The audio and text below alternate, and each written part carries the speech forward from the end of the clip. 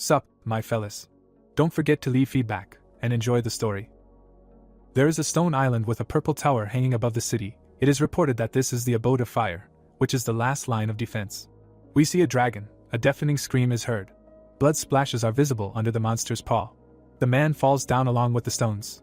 In front of us is a magnificent palace. The system reports that the Lord of Swords Luras has fallen, the team is exterminated, and the 127th stage is failed. A notification appears that the remaining health of the boss of the abode of fire, the dark dragon of death, is 94%. A smiling blonde shows 2 fingers. One of the users writes that even the strongest team was able to take off only 5% of the monster's health. Swords stick out of the stairs. Users discuss the death of the squad. One of them asks if no one can defeat this monster. The second believes that it was not worth going there at all. The third cannot believe that Luras died. The fourth is interested in how it is possible to defeat such a boss. The system issues several messages, the first of which asks to destroy the boss before the end of the allotted time, notifying that there are 32 minutes and 20 seconds left. The second window informs that in case of failure the population of the examined zone will be destroyed. The time is reduced by another 4 seconds. We see the planets. It is reported that the examined zone is the solar system. People are looking at a huge screen at the top of the skyscraper. Users watching the broadcast are discussing the news. One of them asks if the world has really come to an end. The second advises to attack the monster with the whole crowd. The third says that there are very few adventurers left. The fourth decides to order a farewell dinner for himself with all the money he has left. The young man looks up. He really does not want to die. The system announces the arrival of a new contender. A leg appears from the portal. One of the users writes that some team has not yet given up and encourages them. The second simply begs them to win and save humanity. The third asks if there is really anyone left alive. A young man walks between the columns. The system reports that the number of participants in his team is 1. The viewers see this guy from above. One of them writes that he went to say goodbye to his loved ones. The second assumes that this young man decided to just die beautifully. The dragon, grinning angrily, asks the guy why he came to him alone. The young man stands in front of the giant monster. The monster declares that he does not want to prolong the guy's agony and suggests not to defend himself in vain, promising in this case to give him 3 whole minutes of life. It is reported that we are in front of the dark dragon of death. The young man, smiling, thanks the monster for the advice and calls him a vile coward. The opponents stand opposite each other. The man says that the dragon probably knows that the longer he talks, the longer he will live. He asks if this creature really values life so much. The guy smiles. It is reported that in front of us is participant number 128 Indure. He says that he is touched by the monster's behavior to tears. A yellow sphere glows in the monster's mouth. It states that the man seems to have decided to hasten his death. A fiery whirlwind is visible above the monster. The system reports that the dark dragon is using the skills Area Attack and Dragon Flame. A black ball is visible behind Ray. He asks if he understood correctly that the opponent immediately used an area attack. Fire waves spread across the floor of the palace. Ray says that it is very dangerous to attack so suddenly. The dragon looks at the opponent in bewilderment. A green sphere hovers above the guy's hand. The monster does not understand how he repelled this attack. Raising his right hand, Ray says that he did not come here empty-handed, so now the dragon will have to try to survive its own attack. The green sphere emits powerful jets of energy. They swirl around the monster. The system reports that the Dark Death Dragon has 84% of its health left. Ray, who is twirling a black sphere on his index finger, asks in surprise if the great and terrible dragon's main skill really only deals 10% damage. Light lines are visible above the young man's hand. He says that he was preparing in vain. The dragon asks with apprehension what his opponent is going to do. A rhombohedron is visible on the guy's chest. Ray says that after such a pathetic performance, the number of spectators may even decrease, and he is very disappointed. Purple chains appear above the young man's hand. The guy says that the monster should not have opened its mouth. The system reports the use of a unique item, Soul Binding Chain. The artifact is visible above the monster with its wings spread. The monster asks what it is. The monster appears inside a purple crystal. It roars loudly. Ray demands that this creature sit quietly and just watch what is happening. The guy raises his right hand. A flying camera is visible next to the dragon's head. The hero is holding something ghostly in his hand. A wide blue beam is visible in the air.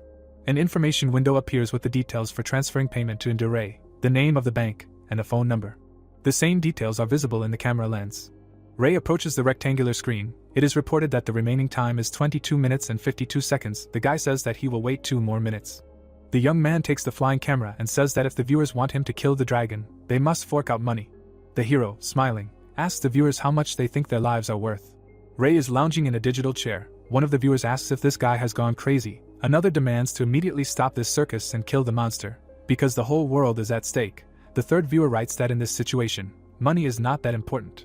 Ray demonstratively yawns. One of the viewers writes that this scoundrel has no conscience at all, and he demands payment in a situation where the existence of humanity is at stake. We see many chains. The dragon, grinning angrily, shouts that the guy will pay for his mockery. The system issues a warning that the Dark Death Dragon has activated the ultimate skill Flame of Great Fury. Ray calmly drinks tea, although a powerful stream of purple energy is moving towards him. The monster's eye glows menacingly. The hero puts the cup on the saucer and says that his opponent does not learn anything. We see the back of a chair where a young man is sitting. Ray reminds us that he asked the dragon to sit quietly, and now it is preventing the viewers from seeing his account details. The dragon screams that it cannot believe what is happening, since even its ultimate ability has stopped working. Ray is looking at the bank account receipts on his phone screen. He states that, "I can't believe it." This is actually his line. The viewers see a young man sitting in a chair. He says that so far they have only transferred 10 billion, and this is simply ridiculous. He expresses doubt that he will be able to do a normal job for such a paltry amount of money. Raising his head, the young man looks at the camera and says goodbye to the viewers. People look at the screen in fear, where a message appears about a disconnection. We see two young men, one of them, clutching his head, asks if all this means that he should transfer all his savings to this guy. The second is interested in why the broadcast was interrupted. The mother, hugging her child, says with disgust that this is not how she imagined the savior of the world. Someone screams hysterically, begging the hero to quickly save everyone. Skyscrapers rise above the river. A fat man walks down the corridor. One of his assistants says that if they pay the full amount, they will suffer huge losses in the future. A stack of paper flies into the assistant's face. The boss calls him a complete idiot and shouts that they will think about the losses later. But for now they can become sponsors of this hero. With his mouth wide open, the man yells that everything they have needs to be transferred to the guy's account. We see a sum consisting of only 9s. The hero rises from his chair and declares that he finally got as much as he wanted and became the richest man in the world. Ray puts his left hand to the side. The system reports that the Soulsmith's side skill has been activated. The guy, snapping his fingers, says that now it's time to save the world. In front of us are icons of the young man's 3 skills: Mage's Soul, Type A, Dragon's Soul, Type B, and God's Soul, Type B. We see a magnificent sword. The system reports the formation of a special equipment called the Holy Sword of the Spirit Craftsman. The dragon trembles with laughter, asking if Ray has gone crazy. The boy calmly stands in front of the monster, who asks if the young man is really going to defeat him with the toothpick he holds in his hands. The monster breaks the chains that bind him and screams that the boy is finished, and he will destroy him with his own hands. The severed paw of the monster falls to the ground. Ray, jumping up, raises his sword to strike. He cuts the monster's neck into many pieces. The hero lands behind the defeated enemy. The sword in his hand glows brightly. There are splashes of blood in front of the guy. We see a number with a decent amount of zeros. Ray, smiling, says that the monster's fate was sealed when enough money came into the bank account. A multi-story building is visible outside the window. Sweat is running down the young man's face. The game's character sees a message that he has completed the entire game. The system congratulates him on successfully passing the last exam. The guy smiles happily and, not believing his luck, says that he really did it.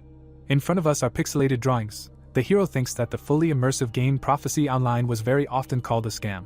In front of us is an evil monster, a silhouette of a man with a shield and a tower resting on the sky. The guy thinks that this action game was distinguished by excellent development of the world, had a resolution of 16K, provided full immersion with a VR device, and the player in it could feel sounds, smells and tactile sensations. Among other things, it was an online RPG with an open world.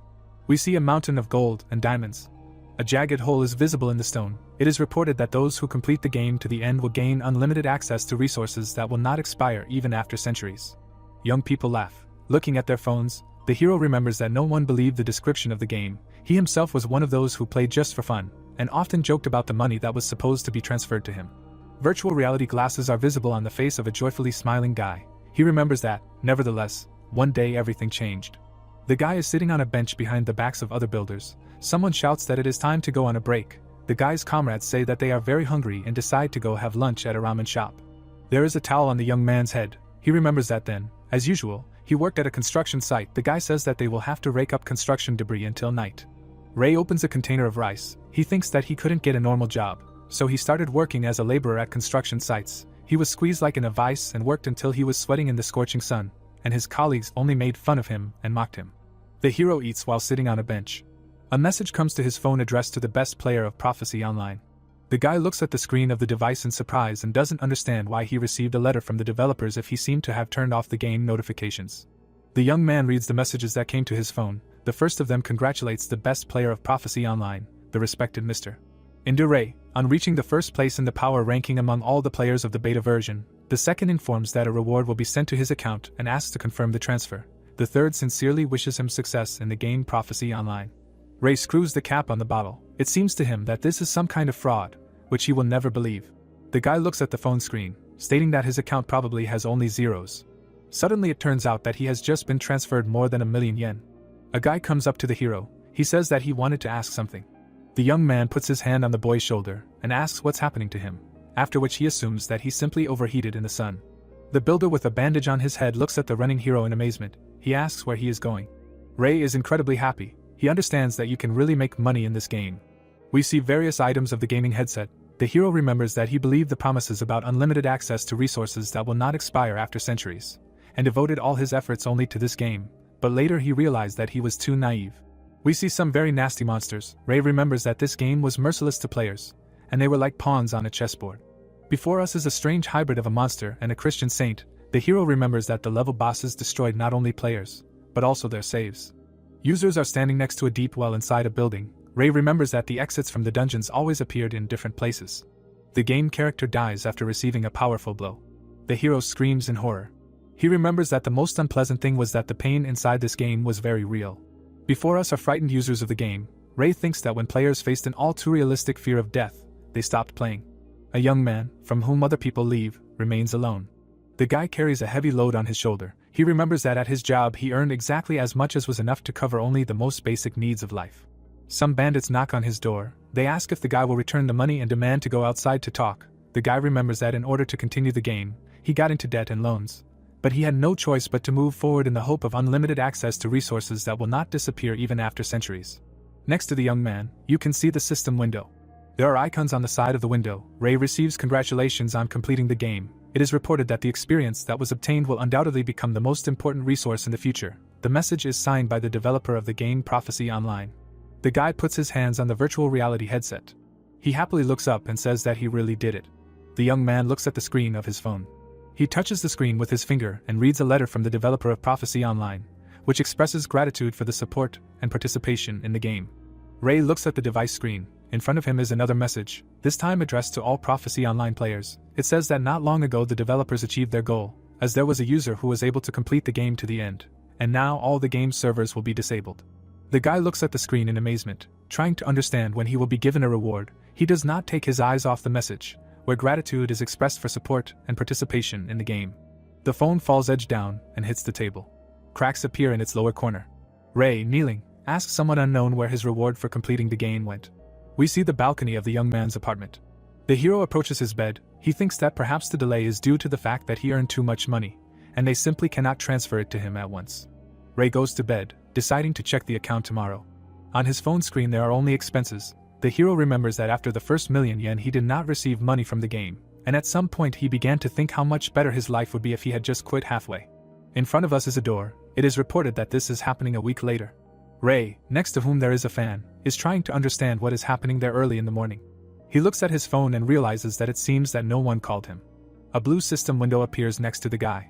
The young man sees many notifications. It is reported that the main quest has failed at the ice test stage, as a result of which Moscow is destroyed. The guy learns that a new main quest begins with the Earth test stage, and the remaining time is 43 days 7 hours and 58 minutes. The system offers to destroy the boss before the countdown expires. It is also reported that in case of failure, the exam zone will be destroyed.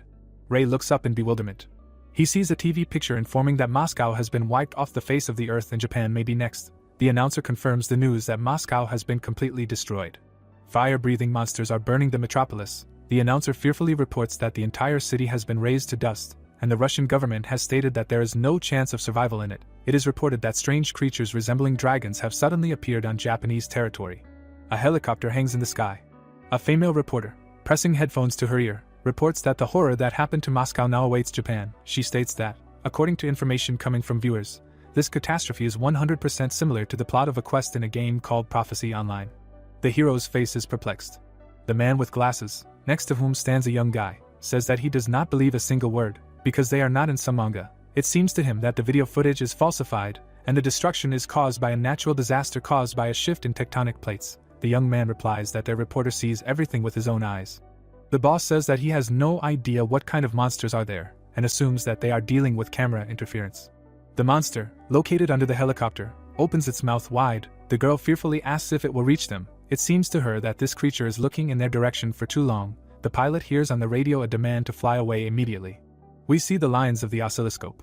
The young man touches his ear and tries to shout to Mrs. Hayes. Ray, looking at the screen, says that he can swear that these are not slabs. He has no doubt that this did happen. The guy jumps up. He remembers that he was absolutely calm when the whole world was in complete ass. The woman looks at the system window in fear. The hero pulls on his jacket. The woman touches the screen with her finger. She selects one of the icons. Ray looks at the window, which says that there are 43 days, 7 hours and 54 minutes left until the end of the main quest, the trial of the Earth. The hero closes his eyes. He remembers that at that moment only words from the game were spinning in his head, that the experience he received will undoubtedly become the most valuable resource in the future. The young man looks at his phone. He thinks that resources here were understood as strategies for completing the game, and he was the only one who completed it to the end, and thus saving the world was in his hands. We see the door handle. The hero leaves his apartment. Ray, smiling, thinks that with this unrivaled power he will be able to earn a lot of money. The hero goes forward. He thinks that since Prophecy Online has become a reality, now among the former players there will be a race for points. Ray runs to the nearest dungeon. He rushes past passers-by. The people whose dark figures we see are incredibly worried. One of them asks if Japan will really end. The second suggests running immediately. The third notes that there is nowhere to run, since no transport is working now. We see the hero's profile. A young man in sunglasses shouts loudly for this bastard to stay put. Ray stops. A blond man with a cigarette in his hands asks why this guy is walking around the city, but ignoring his creditors. The hero frowns at the guy and realizes that in front of him is the collector Takuo. The blond man, throwing away the cigarette but says that he was just going to visit the hero. He demands that he come to him. The cigarette flies straight into the boy's cheek. A blue system window is visible next to Ray, stating that the events took place a year ago. The boy sees messages. The first of them offers everyone who hunts for rewards in the game Prophecy Online, after passing the appropriate selection, interest-free loans in the amount of 200,000 yen. The second promises that users will be able to enjoy the game without concentrating on work. The third contains a condition that players who receive unlimited resources will have to give half. Ray happily reaches out his finger to the screen. He is very attracted by the interest-free loan of as much as 200,000 yen, which can be given after he completes the game. The boy confirms his consent. We see the contract. Ray remembers that in reality everything turned out completely differently. The organization really gave him 200,000 yen, but then, when he had already spent it, a contract arrived, which stated exorbitant interest rates. It also said that the hero had not passed the selection and he must pay 50% of the amount in 10 days. Takuo points a gun at the hero. Ray stands in front of the microfinance institution. He remembers that he had to get into several loans to pay off his debt, but when he was ready to pay the money, the villain stopped answering the calls. Ray hears that the number he dialed does not exist. The guy remembers that his creditors were just waiting for the interest to grow. Takuo looks menacingly at the hero and says that it's time to give the money. Ray, angrily looking at the villain, says that he was not even given a chance to pay off the loan. Takuo stands in front of the guy, hands in his pockets. He says that usually all debtors give some ridiculous excuses, and calls the hero a pathetic piece of shit. The blonde, smiling, says that he is not here to knock out the debt, after which he asks if the guy played the game Prophecy Online. In front of us is the right eye of the young man. We see fire-breathing monsters. Takuo says that the world is now ending just like in that game. The villain grabs the hero by the collar and shouts that he must tell everything he knows about the current situation. Ray, who is being held by the shirt, demands that the bastard take his little hands off him. Takuo looks at the guy in amazement and asks how dare he talk to him like that. Ray says that she will give the villain one very useful piece of advice. The system reports the activation of the novice fist skill. The guy's left hand emits a blue glow. It is reported that the impact force has increased by 50%. Ray deals multiple blows. The villain flies away from him. The hero stands over the defeated enemy and declares that he will be the main one in this world. Blood flows from Takuo's nose. Ray declares that this villain, it seems, cannot even hear his pathetic phrase. The young man runs away. We see young people sitting in a car. A character in a hood asks what is happening outside the window. Then he realizes that he sees a skill from the game. A girl sitting next to him asks again in surprise. The guy, whose face we see under the hood, thinks that he did not expect to meet the initiate so soon. The young man clenches his fist. He thinks that soon all the laws will turn into nothing, the entire foundation of the world will be rewritten, and the situation is becoming more and more curious with each passing hour. The hero approaches the gate. The system reports that he is in front of the goat sanctuary. Ray thinks that he has no doubts left, since this place is exactly the same as in the game. The young man notices something to his left. A car stops next to him. Ray understands that there is already someone inside the sanctuary. Ray goes down the stairs. Something attracts his attention. The hero frowns, thinking that there is a smell of blood here. There are dead monsters lying on the floor. The hunter, who has just plunged his sword into the skull of another monster, looks at the hero and draws the attention of his other comrades to the fact that another fighter has arrived. Leaning on his weapon, this man says that if the guy got here, it means that he is a player. Ray angrily says that he seems to see those who have already managed to dominate here. Hunters stand next to the corpses of killed monsters. The guy says that these high-level monsters are called shining lizards, and if he had not dealt with them, the hero would already be dead. We see the back of the hero's head. Ray understands that in front of him are lizards of one of the lowest ranks. The young man, smiling, takes off his hood and says that, judging by the fact that the hero came alone, he has no friends, after which he offers the hero to become his subordinate. The young man raises his hand and says that the hero will just have to give half of his trophies, and in exchange he, who is much stronger, will protect the weak player. We see the allies of the impudent young man. Ray, rubbing his neck, apologizes, after which he says that he prefers to play this game alone. Raising his index finger, he adds that his interlocutors do not have a single chance against the boss of this dungeon. The young man looks at the hero with a very displeased look. He gathers his allies around him and suggests that they finish off the hero after they deal with the boss. The girl objects, saying that it would be too mean. The guy says that all the other players are just an obstacle in their way.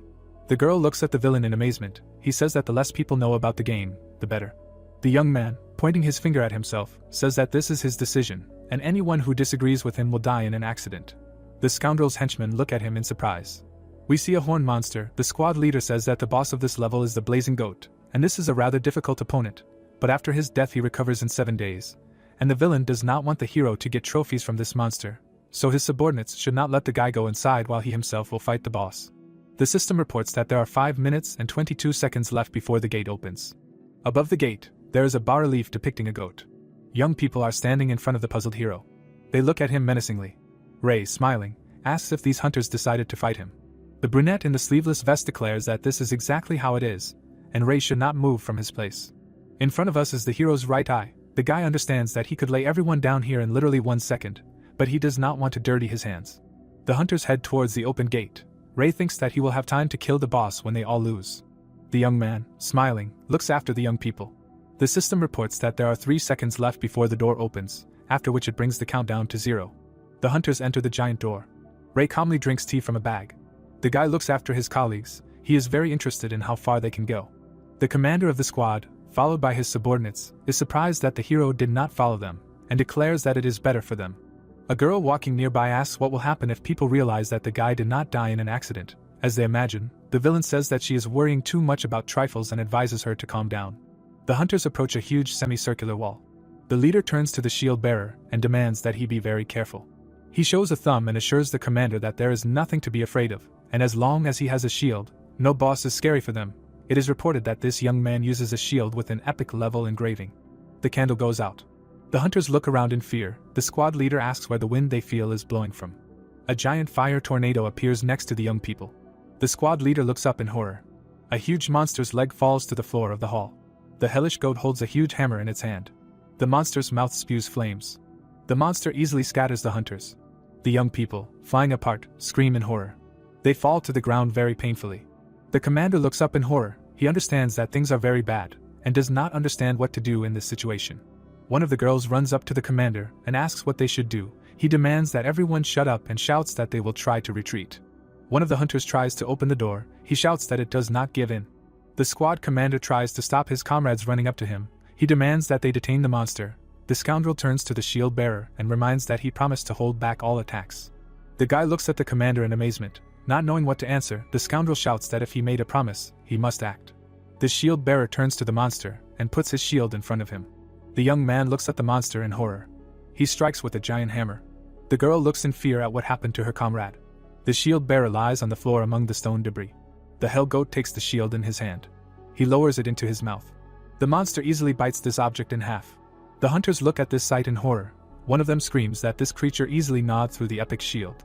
The hunters are ready to give battle to a much less dangerous-looking goat. Some of them think that this should not have happened, because they were preparing to meet a fiery goat that even beginners could defeat, knowing the appropriate strategy. But after the version update, the hell goat appeared, which no one could defeat. The system reports that player 4762 failed in the battle with the boss. The young man remembers the hero who remained behind the gate, and realizes that even if the door does not open from the inside, it can be opened from the outside. The guy bangs his fists on the huge gate and demands that the brunette open it. He promises to give him all the rewards for defeating the monster. Standing in front of the huge gate, The squad leader looks up. He screams desperately that the guy must hear him and demands to open the gate immediately. Someone appears behind the villain. A huge goat throws the hunters in different directions with his hammer. The young people hit the floor of the room painfully. The squad leader, raising his head, declares that this monster is too strong, and at this rate it will destroy them all very soon. Ray appears in the open gate. He declares that it is not proper for a leader to beg for help from other people. The hero smiles. The squad leader, gritting his teeth with anger, looks at the young man and mentally calls him a bastard. He thinks that he can swallow any insult, and is going to use the guy as bait to save his ass. The villain clenches his fist. He shouts for all his comrades to immediately run out of the gate. Since this guy will distract the monster, the hunters make it clear that they understood the order. The hero calmly tells the girl running past him that he does not advise doing this. The huntress falls to the floor behind the guy. He calmly looks at her. The squad leader runs up to the closing door, realizing that he might not have time to slip through. He really does get stuck in the door and screams hysterically that his hand is pinned. The hellish goat comes up to the guy from behind and says that he is being too noisy. Smiling predatorily, the monster swings a giant hammer and says that the sounds it hears are making its ears ache. The young man looks at the monster in horror. Bloody splashes fly up. The hunters, left without a leader, sit under the wall and try to figure out what to do now. We see the tip of a sword. The hero says that now, on the contrary, it is as clear as possible what to do. Ray holds a sword in his hand. He says that although the squad leader was a complete idiot, he had a very good weapon. The hell goat raises its hammer over the hero and states that there seems to be another suicide in front of him. The monster states that it will help him die, of course. The monster strikes. Ray jumps and does a backflip. Hanging upside down, he states that the hell goat is talking some hellish nonsense. The guy calmly cuts the monster into many pieces. A deafening scream is heard. 2 severed horns fall to the floor. Ray stands next to the frightened hunters. They look at the guy in amazement. The hero, smiling, states that he has a great offer for these people, and he is ready to save their asses for only 10 million yen. The girl looks at the hero in shock. Ray, holding his sword with his hand, looks at the hunters. One of them asks why the price is so high. The guy, smiling, states that he needs 10 million from each for sparing their lives. A brunette in a black vest, clenching his fists, asks the hero not to talk nonsense, and says that they simply have no place to get such a huge amount. Putting his sword forward, Ray replies that the hunters can do as they please, but he offers to simply earn the stated amount. Scary monsters are visible behind the guy. He declares that the young people will give him 90% of the trophies from each boss they defeat. He says that he wanted to demand 100% payment, but so be it, he will give the hunters 10%, since he is not a despot, and not a scoundrel. The girl, angrily clenching her fists, asks the young man not to act strangely, and says that even to the previous commander they gave only half of their earnings. Flames appear above the heads of the hunters. Ray says that the young people can disagree if they do not want to. The hell goat appears behind the hero and, calling him a despicable mortal, asks how he dared to deprive him of his pride, namely his horns. The monster shouts that the guy will pay for it now. The monster spews a powerful stream of flame. The girl tries to defend herself with the staff. The hero jumps up, putting his fist in front of him. The hunters fall to the ground. The girl, trembling, looks at the hero. He, smiling, says that the young people almost died, and asks how long their luck will last. The hunters, kneeling, shout that they agree to everything, and ask the guy to destroy this monster. Ray, smiling, declares that they will decide on that. The hero looks at the monster towering next to him and calmly says that he hasn't kicked his ass for a long time. The hell goat asks again in amazement, after which he declares that he does not remember his defeat by some mortal. A guy in a black vest asks the girl in amazement what the hero is talking about. She confirms that after the update, not a single player has managed to defeat the hell goat. Before us is the hero's eye. The young man is sitting on the monster, thrusting his sword into its crown. The guy remembers that in this game there was no update related to this boss, and after his victory over the hell goat, it simply changed its form, as a result of which players fought only against the fire goat. Before us is a clear illustration of the hero's thoughts. The young man strikes the floor with his sword. The monster is amazed. The monster's weapon lies on the ground. The hell goat asks how the guy was able to parry the blow of his hammer, and who he even is. Ray rushes to attack. He says that with such an attack even a veteran of level 50 will surely die, and for him such a blow will also be fatal. But as long as he knows the weakness of the monster, it will not kill him. The hell goat again raises his hammer to strike. Ray is moving actively. Traces of blows are visible next to him. He ends up above the enemy's head. The monster is surprised to note that it cannot hit the guy. The hero's blow lands on the head of the hell goat. The young man says that this monster is true to itself and moves exactly the same as in their last battle. The hunters look at what is happening in amazement. One of them declares that the young man seems to be winning. The young people greet the hero, calling on him to kick this goat's ass. Ray angrily screams for the hunters to shut their mouths. The girl calls him a boor. Large stones fly over the guy's head. The enemy's hammer falls right in front of him. The goat declares that the hero is very agile, but this can be fixed. Ray hits his back against the wall. Finding himself in the corner, the young man says that he seems to be pressed against the wall. With his mouth wide open, the hell goat asks what this mortal wants to say at last. Ray, smiling, sends the goat on an erotic walking journey and declares that he will not hit him even at such an insignificant distance. Streams of fire are visible around the monster's head. The monster declares that everything suits him. A fireball appears in the goat's mouth. The hunters look at the enemy in amazement. The girl says that it is very hot here, after which she asks what their new ally is doing. Burning people are lying on the floor. The hero thinks that the spell called Flame, which destroys everything in its path, easily copes with even professional level 99 players, since it is impossible to hide from this attack. We see a bright flash. Ray understands that this spell is the Hell Goat's main trump card. The young man, smiling predatory, declares that everything suits him, and this is exactly what he was waiting for. The system reports the activation of the novice kick skill. Ray, putting his sword back, rushes to attack. It is reported that the attack power of the kick has increased by 50%. A bright flash occurs. The young man jumps high into the air, thinking that the flame that destroys everything in its path is a very powerful spell, but at the moment when it is prepared for use, the boss is completely defenseless, since he is completely focused on casting a spell and is not even able to move.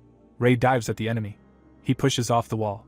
The hero approaches the Hell Goat from above, preparing to plunge his sword into it. The guy thinks that all this means that even a first-level player like him can kill this monster with one precise blow to the head. Ray plunges his weapon into the top of the monster's head.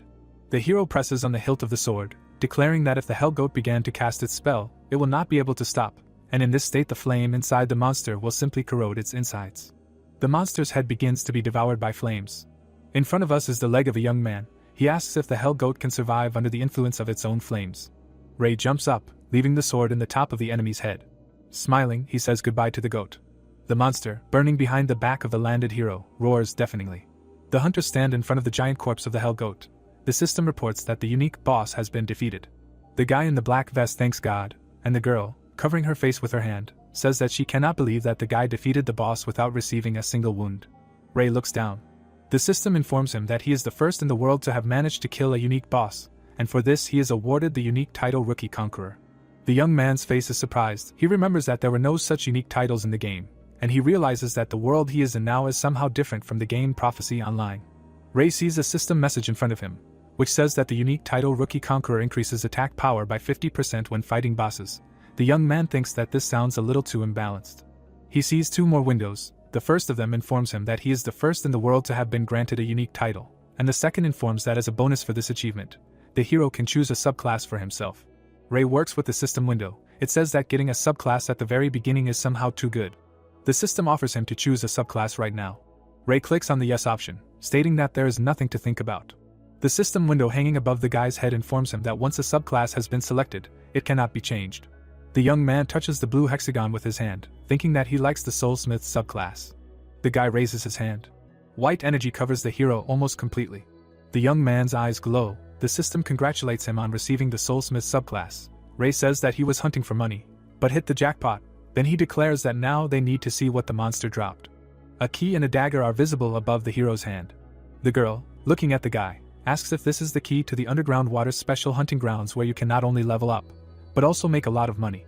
The guy in the black vest sullenly declares that their previous commander brought his squad here only to get this trophy. Ray spins the key on his finger. Looking at the hunters, he calmly states that this is not such a rare thing, and the probability of its drop is 100%. The hunters look at the hero in shock. The girl says that he speaks too self-confidently. The young man asks with displeasure how he even knows all this.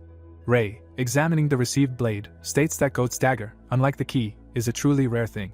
The hero approaches the large stones. He touches the blade to one of them. The dagger easily cuts the stone. The hunters look at what is happening in shock. The girl asks if this blade just cut the boulder like butter. Ray works with the system window. He tells the girl that the result he saw is too weak. The guy decides to test a new subclass on this item, hoping that he will have enough materials for improvement. We see a blue icon. The hero thinks that the subclass, as the name suggests, is an addition to an existing class. Most subclasses are completely useless, but a few rare ones are wonderful exceptions to this rule. We see birds, people, and colorful containers. Ray knows that Soulsmith is a useful subclass, since people who have it are able to extract soul fragments from everything, in particular, from people, animals, plants, and ore. These objects also give various improvements. We see the planets of the solar system. The hero thinks that with the help of this subclass you can beat this damn game. In the guy's eye you can see a hexagon. It says that Eyes of the Soul is activated. Ray holds a dagger in his hand. The system informs him that this item can be awakened using the Soulsmith subclass, and the required item is a fragment of the soul of an F-rank mage. The hero looks at the girl with her arms folded across her chest and thinks that she seems to be a mage. The system informs him that Seto Rumi is level 5, and a fragment of the soul of an F-rank mage can be extracted from her after signing a contract. Ray looks at the girl thoughtfully. He thinks that he wanted to take 90% of the trophies from her, but she can offer him something much more attractive. The dagger is pierced into the floor tiles. The hero shows the young men a key and asks them if they want to become stronger. Ray declares that he is ready to give them this item. The guy in the black vest asks if this is a joke, after which he happily declares that he would not refuse it. Ray shows the hunters a piece of paper and says that they must promise to bring him items from this list, and they can consider receiving the key in advance for the work. A young man catches a key thrown to him and shouts that he can strike it rich with it. The girl enthusiastically thanks the guy. A strange jar hangs over the hero's hand. Ray says that there is no need to thank him, since the richer his allies become, the more money he will have. The system reports that the young man has signed a contract with Rumi, and all the conditions for extracting a fragment of the soul of an F-rank mage have been met. A pointed hat is visible above the jar. The hero learns about receiving a fragment of the soul of an F-rank mage. A whirlwind swirls under the guy's feet. The system reports the activation of the soulsmith skill. Ray shouts that it is time to start forging. The dagger hovers over the young man's head. He orders Goat's dagger to awaken. A powerful white whirlwind appears. The blade glows. Ray holds it in her hand. The system reports that the awakening of Goat's dagger was successful. The attack power of the weapon has been increased, and a new skill, Soul Slash, has become available. The hunters look at the hero. Rumi repeats the name of the skill in amazement. Goat's dagger emits a powerful stream of white energy, from which the girl hides in fear. A bright flash is visible behind the green forest. Rumi, with his mouth open, looks up. Ray looks at the passing clouds. The hunters are shocked to the depths of their souls. The young man expresses doubt that an ordinary person can have such enormous power. The hero, who has a dagger in his hand, says that so far everything is going well. Looking to the right of himself, he declares that he has a weapon and skills, and only some mere trifle remains to be obtained. Ray looks at the girl like a real monster. She hiccups in fear. The guy passes by the terrified Rumi. She sits on her knees behind the hero, not understanding what is happening at all. Ray kneels down on one knee, folding her hands in front of her face. Rumi looks at him in amazement, trying to understand if he really wants to honor the memory of the fallen players. The young man has an object in his hand that looks like a wallet. The guy opens the wallet, and smiling happily, shouts that it seems he has enough for a taxi. The hunters are shocked. The guy declares that this man is even more terrible than the Hell Goat. Rumi thinks that she is facing a monster in human form. Birds are flying above the houses. Ray looks gloomily to the left of himself. He approaches the well.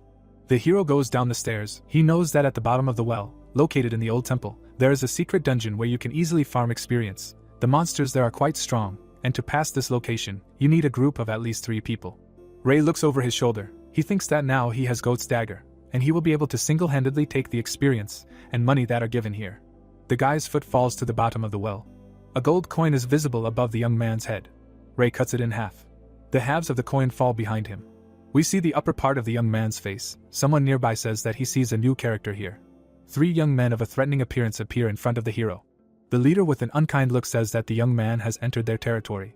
Ray, raising his dagger, asks who said that this is someone's territory. The young man, smiling, states that they came here first, so they can consider themselves the owners of the dungeon. The hero, holding out his dagger, states that if there are 3 guys in the squad, he can show excellent grounds for gaining experience. But of course, for a separate fee. One of the young men says that they are fine here. The second offers to just pay and go further without problems. Ray smiles. He understands that in front of him are the trading elite of the newly emerged world. He asks how much they want for passage. The leader, raising his left hand, voices the amount of 50,000 yen per hour. He states that there are a lot of monsters in the dungeon, and if the hero defeats them, he will easily recoup the money spent. Ray, holding out paper bills, declares that everything suits him, and he will quickly replenish what was spent. The guy taking the money declares that the hero has exactly an hour to stay in the dungeon. Ray steps on a puddle. Blue crystals are visible on the walls around him. The system reports that he is in a wolf den. Hearing a menacing roar, the hero becomes wary. He sees the paws of an animal. It turns out that there are a huge number of wolves on the ledges of the walls around him. The animal grins menacingly. Ray understands that in front of him is a diamond wolf, a monster of average level, but with low health points. The hero has a thoughtful expression on his face. He asks why a whole pack of these monsters ran here. Ray understands that he can, of course, use Soul Slash, but it will be better if he saves his strength. Uneven stones are visible under the guy's feet. We see a trace of a jump. Ray destroys many wolves. The hero sits on a rock surrounded by the monsters he has killed. The guy takes out a bag of tea and says that now he can wet his parched throat.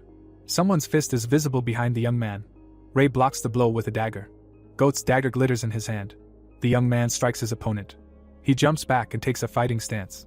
The young man, smiling, says that the hero almost cut him down. Ray looks at his opponent appraisingly and understands that he managed to dodge, which means that this is not the first time he has fought against people. Putting forward his hand with a dagger, Ray says that attacking an opponent when he is distracted by monsters is very low. The scoundrel, smiling, says that, on the contrary, this is the most pleasant thing in this whole matter. The guys are standing opposite each other. Ray says that the bastard just sat in ambush waiting for players with decent loot to vilely kill them while they fight the monsters. He praises the hero for his intelligence. 2 other members of this gang come up. The hero, smiling, says that the wolf's lair is a haven for real hyenas, and now he understands why he was the only one who thought of coming here. Ray says that the bastards needed to recruit a stronger squad, since they are unlikely to be able to do anything against him. The leader looks at the young man in bewilderment. Ray, not far from whom the bastards are standing, thinks that he did not notice this right away, but the heaviest of them has a heavy hand. The guy in question smiles. Brass knuckles are visible on his hand. We see another member of the squad. Ray thinks that this slug with a sword puts amplifying magic on the weapon, as a result of which a fatal blow is almost guaranteed. The gang leader covers his face with his hand. The hero sees a ring on his middle finger. He understands that it can also cause him trouble. The decoration shines brightly on the villain's hand. The gang leader, adjusting his jacket, asks the guy for forgiveness, as well as permission to compensate for his comrade's mistake. The scoundrel throws coins into the air. They fall around the hero. Ray looks at the guy indignantly, thinking that throwing money around is blasphemous, and this scoundrel has just thrown 10,000 yen to the wind. Raising his right hand, the leader says that it seems he gave the hero too much. He asks the young man to pick up the excess and give it to him. Ray, in front of whom the coins are scattered, understands that this is a trap. He tells the scoundrel that he has a very strange method of paying compensation to victims, forcing them to kneel and pick up money from the ground. Ray understands that there is a ring of explosive coin in front of him, and the money that is now lying in front of him detonates on command of the owner of the ring. The hero realizes that the villain decided to play on his greed and ignorance. The hero, throwing a dagger, declares that if the scoundrels give him the money he owes, then he will let them go unharmed. The leader, jumping to the bottom of the cave, asks how long the guy has been out of his mind. He asks not to forget that 3 will fight against him at once. Ray answers that he does not care how many of them are here, and he is ready to fight even 100 scoundrels. Evil energy flows from the young man's eyes. He tells his opponents that their fighting skills are not worth even 1 yen. The leader of the gang looks at the hero in fear. He stretches out his hand and initiates an explosion. Detonation occurs. The villain orders his subordinates to chop the hero into small pieces. He says that at first he thought of just blowing him up, but now he has changed his mind. A fist with brass knuckles approaches the boy's head. Ray dodges, and the blow hits the ground in front of him. The hero looks to his left. Behind him is a bastard in a cap. The bandits surround the hero. Ray stabs him with a dagger and says that he paid the bastards 50,000 yen so that they would leave him alone for just an hour, and in the end they broke the agreement. Ray looks angrily at the enemies and says that now these bastards are not only obliged to return the money they received, but also pay on top. The gang leader, smiling, says that everything suits him, and he will pay interest with his exploding coins. The bandit leader snaps his fingers and uses the coin explosion skill. Yellow coins fly in different directions. Ray tries to dodge them. The villain in the knitted hat raises his sword over his head. The hero blocks the blow with his dagger. The guy looks at the sword blade that flew off in bewilderment. A trace of the blow is visible above the head of the dodging villain. The leader of the bandits, who is watching the fight, cannot believe that the hero broke his henchman's sword. It begins to dawn on him that the young man is armed with an epic weapon. The 2 scoundrels continue to fight the hero. Their leader thinks that they are much higher in level than the enemy and definitely should not lose. Yellow coins are visible around the hero. Numerous explosions are heard near him. Ray, angrily looking at the leader, asks if it is okay to throw money around like that. The bully flies up to the young man from behind and swings to use his rocket strike skill. The guy strikes. The young man in the knitted hat flies away from the point of impact. Goat's dagger spins in the air. The brute joyfully raises his fists and declares that he got a great blow that should have destroyed the enemy. His ally indignantly shouts that the big guy does not think at all about the others who could have been hit. He looks worriedly at the broken sword, declaring that for him it is much more important that now he will have to spend money on repairing the broken weapon. The leader of the bandits takes the goat's dagger from the ground and declares that no matter how rare the weapon is, in the hands of a weakling it is worth nothing. The villain looks up in fear. Where his allies are hanging in chains, Ray uses the soul restraint skill. 2 villains scream hysterically from unbearable pain. The leader, with his mouth wide open, tries to shout to them. In a white cloud behind the villain, the hero is visible. He declares that with the help of the soul restraint skill he literally squeezed the souls of the scoundrels in a vice, and this is torture that is worse than death itself. The young man, gritting his teeth in rage, rushes at his opponent. Ray intercepts his hand. The enemies look at each other angrily. The hero says that his opponent is too slow. He declares that this is not true at all. Taking hold of the flaps of his jacket, the villain throws coins around himself. Smiling, the guy shouts that he is going to blow up the hero now, who instantly activates the soul restraint spell. The chains bind the scoundrel's hands and feet. They strangle him, forcing him to make very strange sounds. The villain tries to understand why the coin explosion did not occur. Ray calmly says that soul restraints can immobilize an enemy and deactivate their skills if the enemy's level is much lower than the one using the skill. The guy says that it feels like he took candy from a child. The villain indignantly shouts that he is level 7, and he is one of the fastest developing players, so the hero's level cannot be higher than his. Ray, looking up at his enemy, says that for a newbie, this is indeed very good progress. Menacingly looking at the immobilized bastards, the hero says that since they are now ready for dialogue, he is ready to consider what they can offer him. We see all three villains. The system informs that the first one, Adrian, can share the soul fragment of an F-rank fighter if he is fed. Ian will part with the soul fragment of an F-rank warrior if he is reunited with his younger sister. And finally Cookie will give up the soul fragment of an F-rank mage if he experiences fear that binds his entire body. Ray, whose eyes emit bluish streams, understands that he can only get the soul fragment from Cookie. The leader of the bandits, hanging upside down, complains that he is in great pain. He asks the hero to let them all go and not kill them. Ray runs his finger along the blade of his dagger and declares that Cookie is talking nonsense, then asks what use they are to him if they are in their living state. Beads of sweat run down the villain's face from bottom to top. The guy asks what Ray means. The hero, holding Goat's dagger, states that he can cut up the villains for parts and sell their eyes, blood and other organs for a profit. Smiling, the boy says that in this case they will return the 50,000 yen due to him, plus interest. Ian, who is also chained up, tells his boss that the hero will not do anything like that to them. Ray looks up thoughtfully, realizing that he is bluffing, since despite the need for money, he will not be able to easily find buyers for human organs.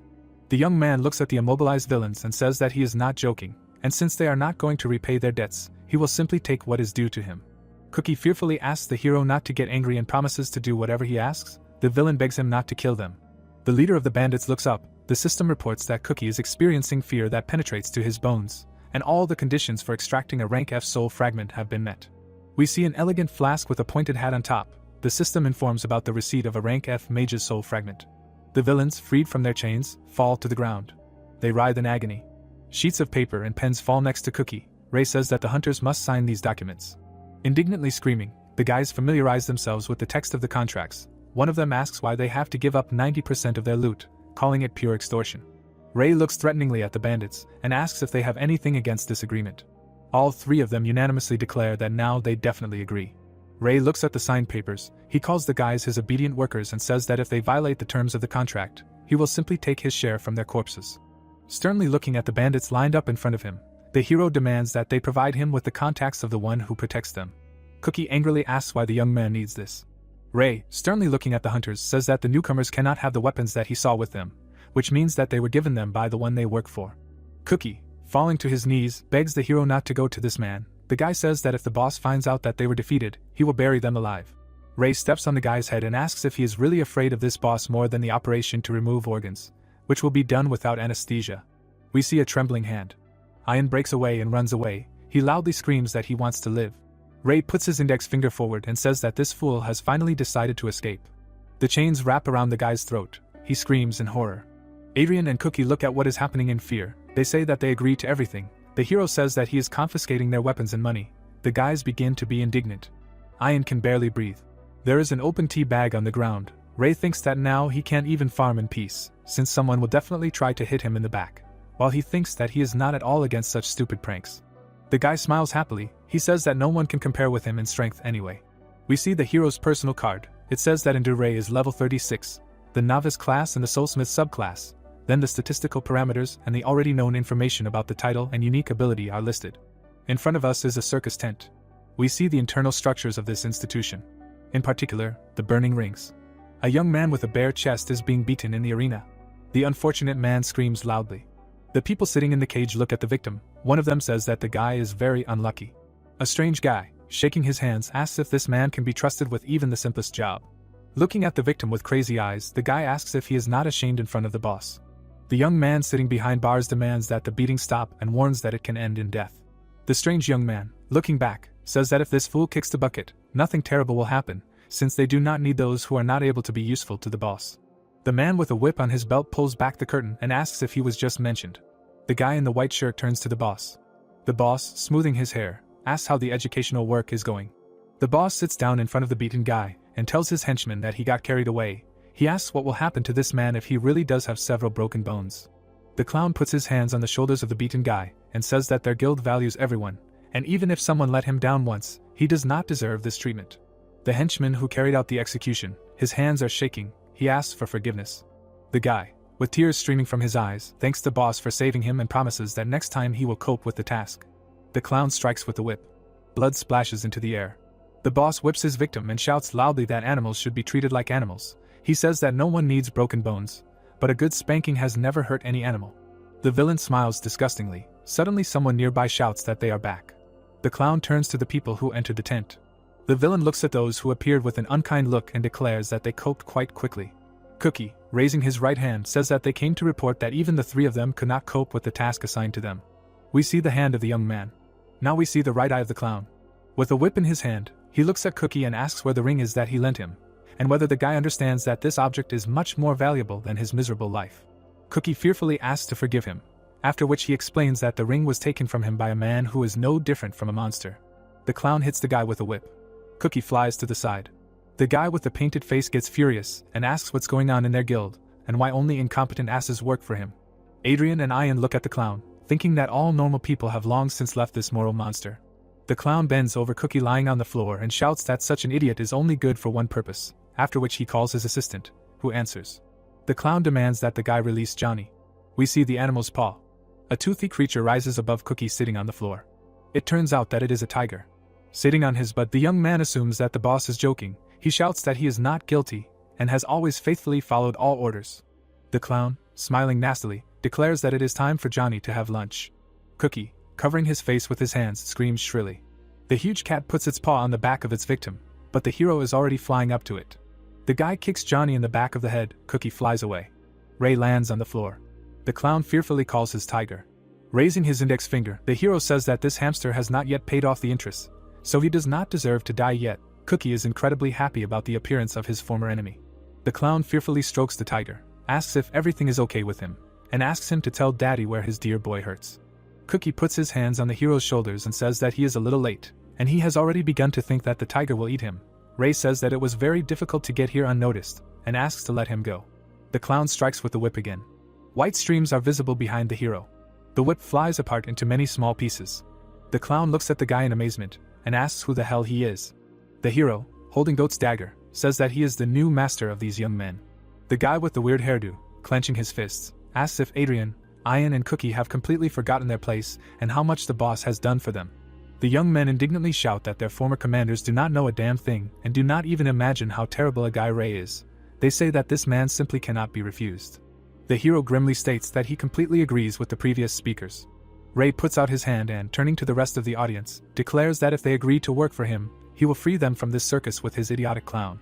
The recently beaten guy, surprised, asks if the hero can really save them from this hell. Ray, smiling, promises to do it. He explains that the young people will only need to give 50% of their loot. In addition, he promises to provide advice on how to complete the game, and says that all this is much more profitable than remaining under the control of this sadist. Adrian, Ian and Cookie are outraged to the depths of their souls. They shout that the hero will take 90% from them. He reminds them that they tried to kill him, and this greatly complicates the matter. The clown, whose back of his head we see, trembles with anger. He says that the hero injured his little Johnny, and now he has decided to take all his workers. The villain, menacingly looking at the young man, declares that he will send his entire company straight to the underworld.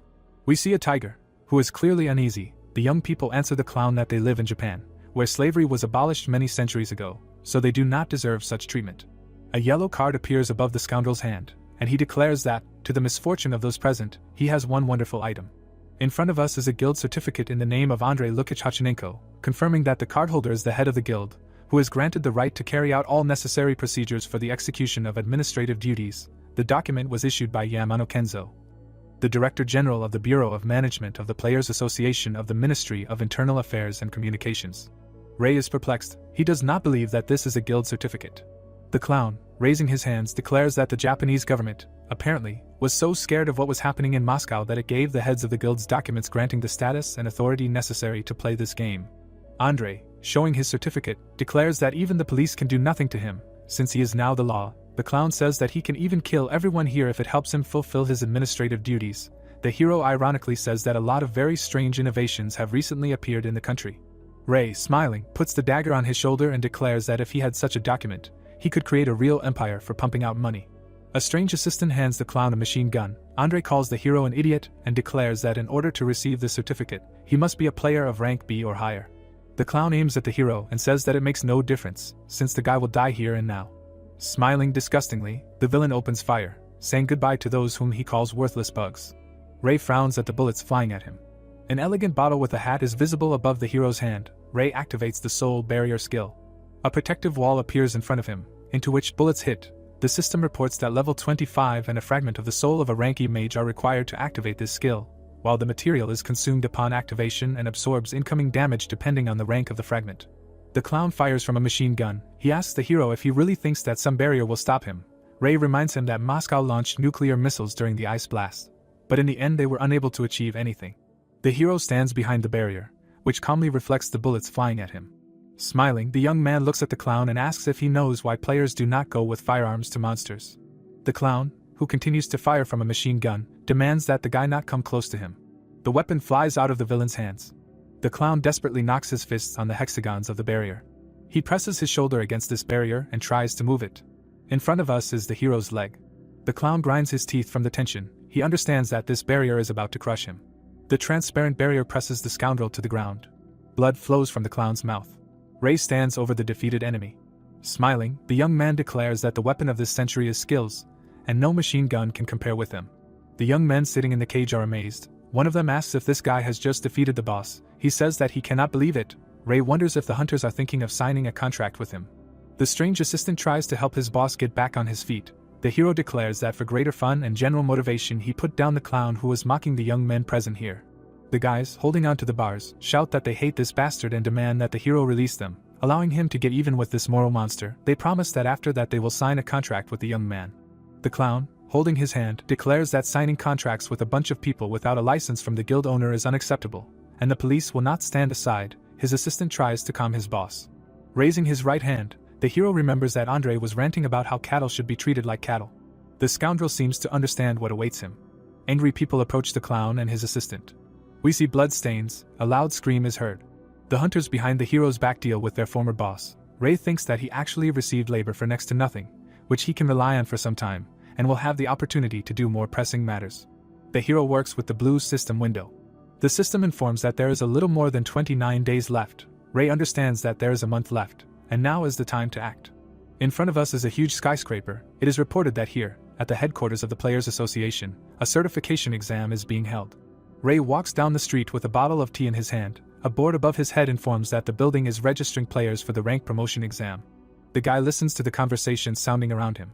One of the young men walking behind the hero says that players with abilities of rank B or higher can be recruited into a guild, after which they can be sponsored well.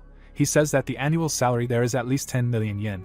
His interlocutor, raising his hand, tells the guy not to get his hopes up, since only 1% of all players have rank B. He says that there are only 9 players of rank A in Japan. His friend promises to become the 10th, and hears that it doesn't hurt to dream.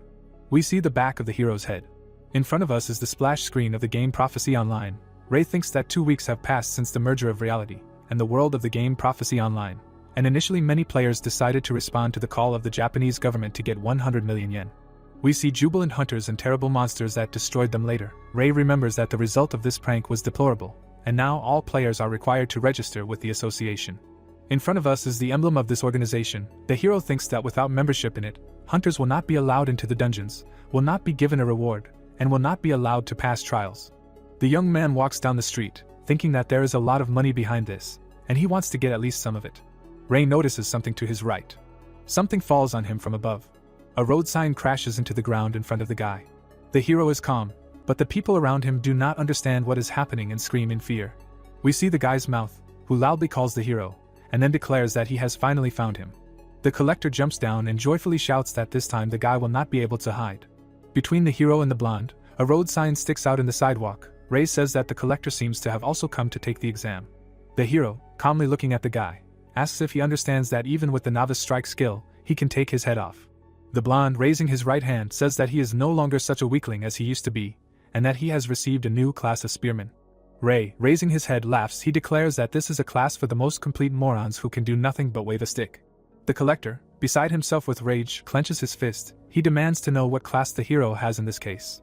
Smiling slyly, the young man declares that he is the owner of the rookie class. The blonde laughs loudly and says that he does not believe that such a class even exists. Closing his eyes, Ray declares that he is not lying, and his main profession is indeed rookie. Taking a road sign in his hand, the blonde says that, well, he will believe the young man, but he wants to demonstrate on him what the spearman is capable of. The collector strikes with the road sign and uses the destruction strike skill. A bright flash is visible near the hero's head. The blonde asks in amazement what is happening. Ray calmly looks him in the eyes and says that he did not want to get involved in trouble right before the exam, but this fool provoked him himself. The collector, whose face is amazed, flies over the passers-by. Letting out a piercing scream, he falls to the ground. People look at the young man lying on the ground in bewilderment. Ray moves away from the blonde, declaring that it was just self-defense.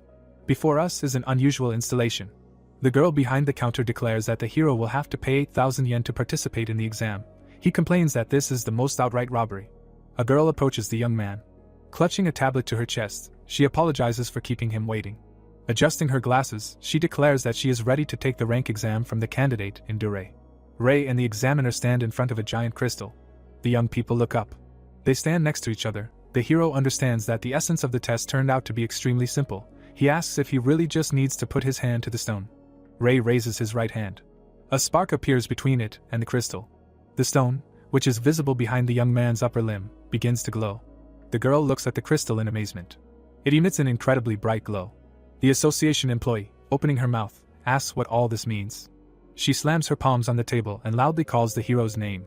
Ray sits calmly on the couch in front of the girl, who says that based on the test results, the association classifies the guy's abilities as rank A. In front of us is an ID card with a photo of the young man. The girl states that Ray probably knows that players can change their class in some cases. She throws up her hands and states that if the hero decides to become a sword master, a great mage or an archbishop, the association will provide him with maximum assistance. Squinting his left eye, the guy replies that he refuses to do this, since he does not see the right one among the list of proposed classes. The interlocutors are shown from under the ceiling of the room. The girl asks what class Ray wants to get. He asks her not to fill her head with unnecessary information. There is a vase of flowers on the table. The girl says that even if the guy wants to get some other class, it will not be possible to do this without a special item, and the association can provide it to the young man. Ray replies that if he needs something, he can get it himself. There are official documents on the table. The hero asks if the girl has any more questions for him. She sadly asks why the young man creates difficulties for himself. The hero, sighing, says that he does not understand what she is talking about. Here is a diagram of the ability change. The girl states that the hero is currently stronger than all other owners of rank A, but if he refuses to sign a contract and change his class, then according to the new law he will receive rank E. Raising both hands, the girl states that players with rank E have many restrictions. For example, they cannot create guilds, that is, by his refusal. Ray is only making things worse for himself. The hero, looking to his left, states that the government is not the first to come up with stupid rules. He thinks that if he needs a certificate of the guild owner, he can register the organization in the name of his subordinate, who has at least rank B.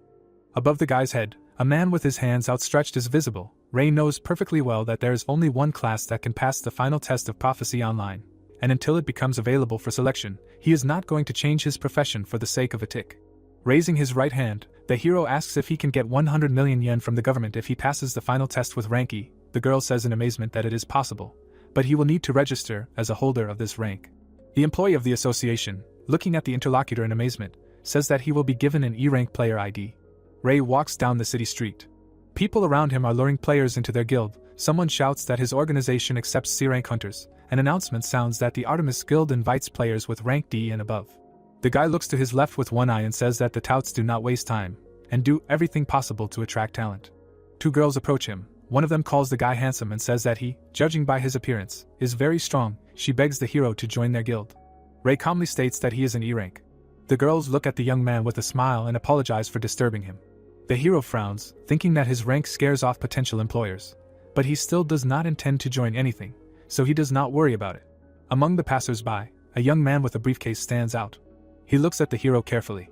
We see the guy's face. He approaches the hero, says hello and asks if this is Indure. The guy holds out his business card. It belongs to Saito Shinji from Wings of Genesis. The hero repeats the name of the organization and the name of his new acquaintance in surprise. The young people standing behind Shinji recognize him. Someone shouts that he is the strongest player from the Wings of Genesis guild, but for some reason he calls the guy Fyodor.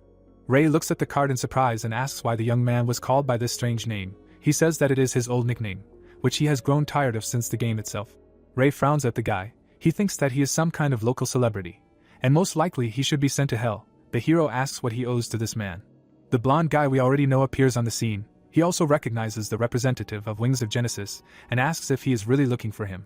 With his arms wide apart, the collector asks if Saito Shinji wants to get the incomparable B-rank player named Takuo. He says that he is ready to join the guild for a decent fee. The hero is not very happy to see this runt again.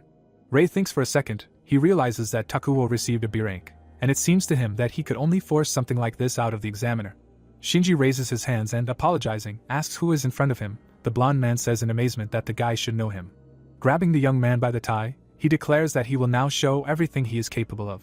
Shinji's hand is visible next to the blonde man's head.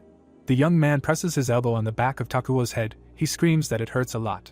Shinji, looking angrily at the moron, declares that he does not want to waste time on every little thing at the moment when the end of existence is quickly approaching. He demands that Takuo immediately disappear from sight. The blonde man discontentedly declares that he will not help the guy, even if he crawls to him on his knees with pleas for help. The premises of the cafe are visible outside the windows. Shinji apologizes to the hero for having to witness such an unpleasant scene. Ray asks not to apologize, since he always likes it when idiots are put in their place. The young men are sitting at a round table. The hero asks what his interlocutor wants from the holder of the E rank, who is of no use anyway. Shinji asks him not to get excited. The guy, smiling, says that he knows perfectly well that the hero did not receive a normal rank only because he refused to change his profession. Ray, sighing, says that the association workers talk too much and give confidential information even to ordinary players.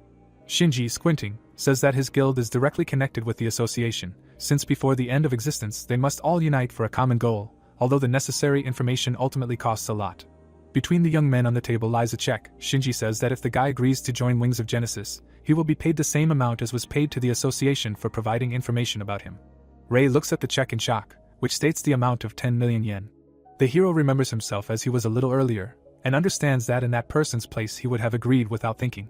Sadly closing his eyes, Ray returns the check to the guy sitting opposite him and, apologizing, says that he is not very interested in joining the guild. Shinji says that offering such a low price to such a talent was a mistake. Folding his hands in front of his face, the young man asks if the hero is interested in receiving information. In front of us is the planet Earth. Shinji says that their guild cooperates with many countries and is considered to have the most extensive database. The guy promises to create all the conditions for the hero and help find everything he wants. Ray sadly looks into his cup and asks if there are any guild sources who managed to complete Prophecy Online. Shinji, smiling, spreads his arms and states that, of course, there are none, since there is no one in the whole world who was able to complete this game. Ray, looking intently at his interlocutor, says that in this case he will definitely refrain from joining the guild. Shinji looks at the guy in bewilderment. He takes the check and says that if Ray changes his mind, he should definitely contact him, after which he declares that he will pay for the coffee. Shinji moves away from the table where the hero continues to sit. The guy tries to understand why he gave up so quickly. It seems to him that he did not want to look annoying and thereby spoil the image of the guild. The girl at the counter says that Shinji owes 2,500 yen. He replies that he will pay by card. Ray, smiling, pours out the contents of the cup. Shinji understands that in fact he was just scared, since all his instincts told him to run away from here and not anger this beast. Ray puts his hand on the guy's shoulder and calls out to him. He hands the guild representative a piece of paper. Smiling, the hero states that if the guild needs help, they can contact him, and if he is satisfied with the fee, he will agree to carry out this or that mission. Shinji looks at the card in amazement and thanks the hero. Ray puts the phone to his ear and starts talking to Cookie. Shinji tries to understand who the hell he just negotiated with. In front of us is the headquarters of the Wings of Genesis Guild. We see someone's leg. In the office of the guild leader, a girl is sitting at the table. Shinji tells her that he has arrived with a report. The girl turns to him in her chair. Smiling, she says that Shinji has done a great job, and then asks if the guy has met the strongest newcomer. He replies that he managed to see this person, and he is just some kind of monster. The guy's hands are still shaking. He says that for the first time he met a player who literally instills fear in those around him. The girl looks menacingly at her subordinate, and asks whose strength scares Shinji more, hers or that young man's. The guy is horrified. He begins to mumble incoherently. The girl raises her personal hero card above her head and demands that Shinji pull himself together and understand that no one is going to kill him here. She adds that the answer should be obvious. Shinji, smiling, apologizes. Before us is a pretentious emblem. The head of the guild declares that Fyodor does not need to apologize since he simply told what he saw with his own eyes. We see the girl's hands. She states that, on top of everything, she is not the most experienced of the 10 transcendents, so it is not surprising that there are people who are much stronger than her. It is reported that in front of us is the leader of the Wings of Genesis Guild, Yamagata Tsukino. We see several players. It is reported that the 10 transcendents are the strongest players of Prophecy Online, who can compete for a reward of 100 million yen. In front of us is a map of the Earth. It is reported that in a world where the game has merged with reality, these are the people who have gained power and directly affect the balance of power between countries. Tsukino states that Shinji returned alone, and this most likely means that Rei rejected the offer. Next to the young man's face is a check. Shinji says that the hero was not interested in either the database or the 10 million yen. Tsukino, with his hands folded in front of his face, says thoughtfully that if Rei Indu is really the 10th, then he can earn much more on his own. There are colored pens on the table. Shinji says that if this guy really is the 10th, then it is completely unclear why he clings to the absolutely useless rookie class, because if he agreed to a rank increase, he would have unlocked items that enhance his parameters. A syringe with microorganisms is visible behind the strongman's back. Shinji reminds that such things are simply not available to ordinary players. Tsukino, smiling, says that Fedor expresses quite sensible thoughts. However, if what he said is true, then Rei is not just one of them. The hero is seen above the girl's head. She says that this person may be the last unknown of the 10 transcendents. Shinji understands that we are talking about number 1. Before us is the system windows. It is reported that American intelligence has found the 9 strongest players and compiled a ranking of their strength. But they have not managed to find the number 1 of this ranking, as a result of which everyone began to assume that he does not exist at all. Tsukino states that, according to rumors, the United States is deliberately hiding the number 1 in order to single-handedly control his strength. Shinji, raising a trembling hand, states that he also thought so, but after meeting Rei, he was convinced that this guy could be number 1. Above the young man's head is visible the hero in question. Tsukino puts his hand on the table and says that if this is the case, then they have every chance of winning. The guild leader looks out the window. She says that Shinji must convey a message to the guild members. Any aggressive actions towards Rei Indu will be severely punished. Raising her left hand, the girl states that they must not cross the dragon. Shinji states that he understands everything and will pass on the message to its destination. We see skyscrapers. In front of us is a vague silhouette. The hero thinks that after a few weeks he was able to rent an office in an apartment complex, and it became the base where his hamsters work. Someone calls out to the hero from behind.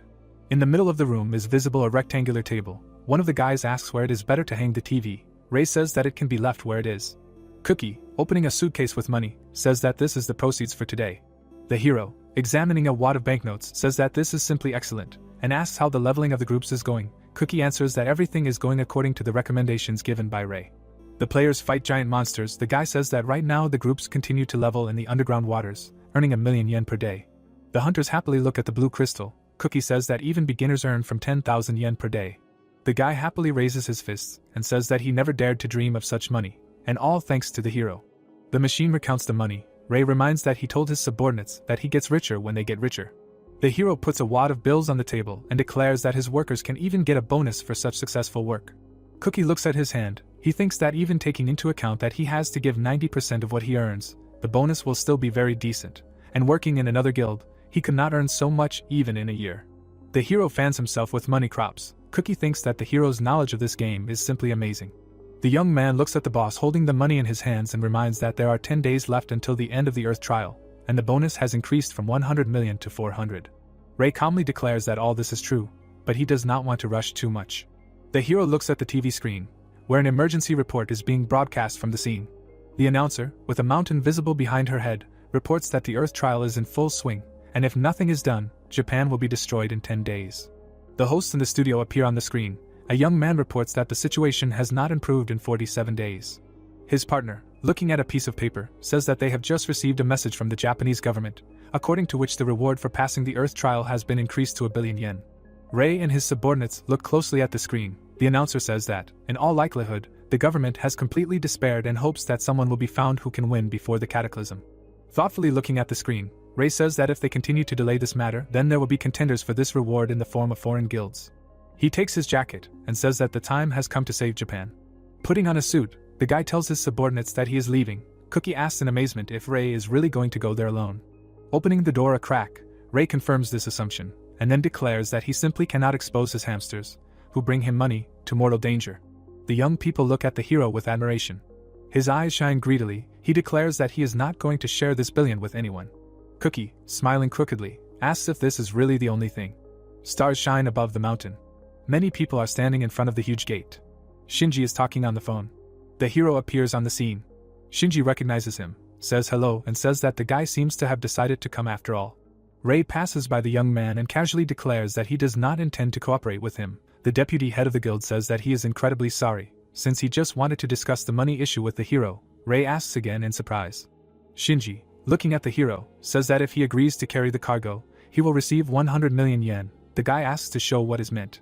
Young people are standing in front of many huge backpacks. Shinji, pointing with his hand at one of them, says that Rei must deliver this cargo to his comrades. The hero, sitting down in front of the backpack, asks what could be in there if they give 100 million for delivery. Shinji answers that it is food. The young man sees drinks and food inside. Rei holds a bar in his hand and asks what it is. Shinji answers that it is chocolate, the favorite food of the head of their guild. Tents are visible behind the young man. He says that their camp is located on the 5th level of the deepest part of the dungeon trial of the earth. But conquering this location is a very long process, and the squad that went there is running out of food. Rei, smiling, states that there must be some ulterior motives, since no one in their right mind would shell out 100 million yen for a simple food delivery, especially since they could have sent someone else there instead of waiting for him. Shinji, smiling, states that at first he wanted to say that Wings of Genesis is just a very generous guild, but in reality, everything is somewhat different, and the guy is absolutely right. We see players fighting monsters. Shinji reports that 39 groups have already been sent to the 5th floor, but none of them have ever reached it. Thoughtfully rubbing his chin, the young man says that it seems that now even the Earth's trial dungeon is different from the one in the game. Shinji stares at the guy. He realizes that he knows something. Raising his right hand, the vice guild leader says that their reconnaissance team has determined that the dungeon's layout is the same as it was in the game, but none of the available players are capable of reaching the depths of the dungeon, while all those who can are already there, waiting for supplies. We see wounded players. Raising both hands, Shinji states that Rei is probably the only one at the moment who can reach the guild leader. The hero takes the backpack and states that this is an unacceptable shortage of labor, but if he is paid, he will only be happy to carry out this task. Looking over his shoulder at the interlocutor, Rei asks if he will be paid extra for speed if he delivers the cargo quickly. Shinji, who has a phone in his hand, asks for some time to clarify this issue. The hero looks at the guy talking on the phone, trying to figure out how much he will ultimately be able to get from this guild. Taking the phone away from his ear, Shinji states that he was told that if Rei delivers the cargo within a day, he will be paid an additional 50 million. The hero says that he is quite satisfied with this. We see the guy's legs. Holding onto the straps of his backpack, the young man states that he will do it not in a day, but in an hour. The young man is fighting a huge monster. It is reported that this is happening on the 3rd level of the dungeon trial of the earth. The guy raises his hands to block the blow. He shouts at the girl standing behind him that she should leave. She asks what will happen to him. The young man, smiling, thanks her for everything, and begs her to leave. The girl stretches out her hand and calls the guy by name. Rei rushes past the insect and destroys it. He screams for people to move out of the way and not interfere with him. The young man flies away and falls to the ground. The guy looks after the hero who ran past them and says that it seems they will live. His girlfriend thanks Rei for saving the life of her dear comrade. The players look at the hero in amazement, who is already disappearing into the distance. A backpack is visible behind Rei. The guy is surprised to notice that the monsters seem to have ended. Making huge jumps, he rushes through the cave. It is reported that this is happening on the 5th level of the dungeon. The young man, looking at his watch, understands that he managed even faster than was agreed upon, and he earned the easiest money in his life. The guy looks to his right in bewilderment. A player appears next to him and asks what the hero is doing on the 5th level. The fighter understands that in front of him, most likely, Rei and Du. The hero puts a huge backpack on the ground and says that the young man seems to be from the Wings of Genesis guild. He confirms this guess.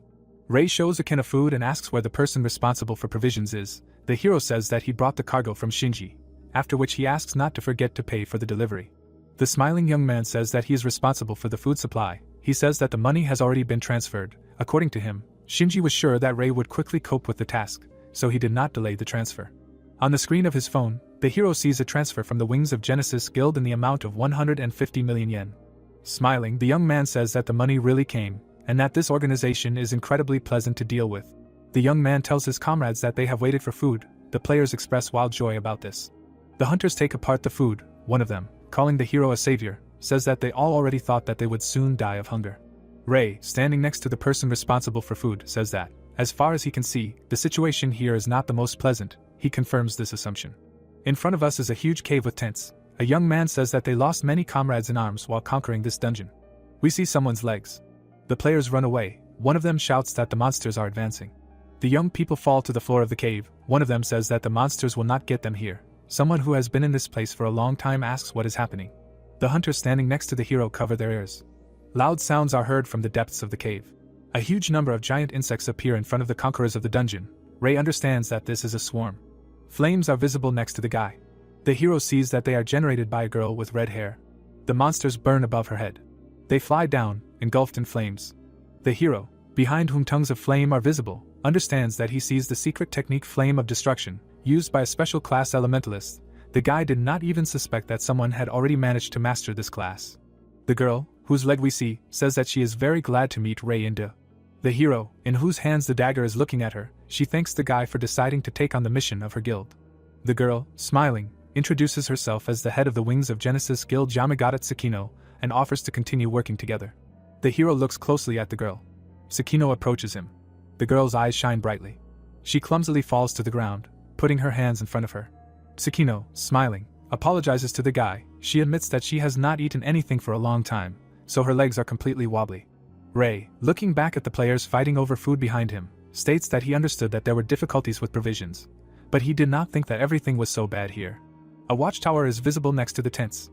Ray and Tsukino are sitting at the table. The hero says that, as far as he understands, Tsukino is the strongest in her entire squad. The girl confirms this. Greedily eating chocolate, Tsukino says that he is a member of 10 Transcendents, although he occupies the last place on this honorable list.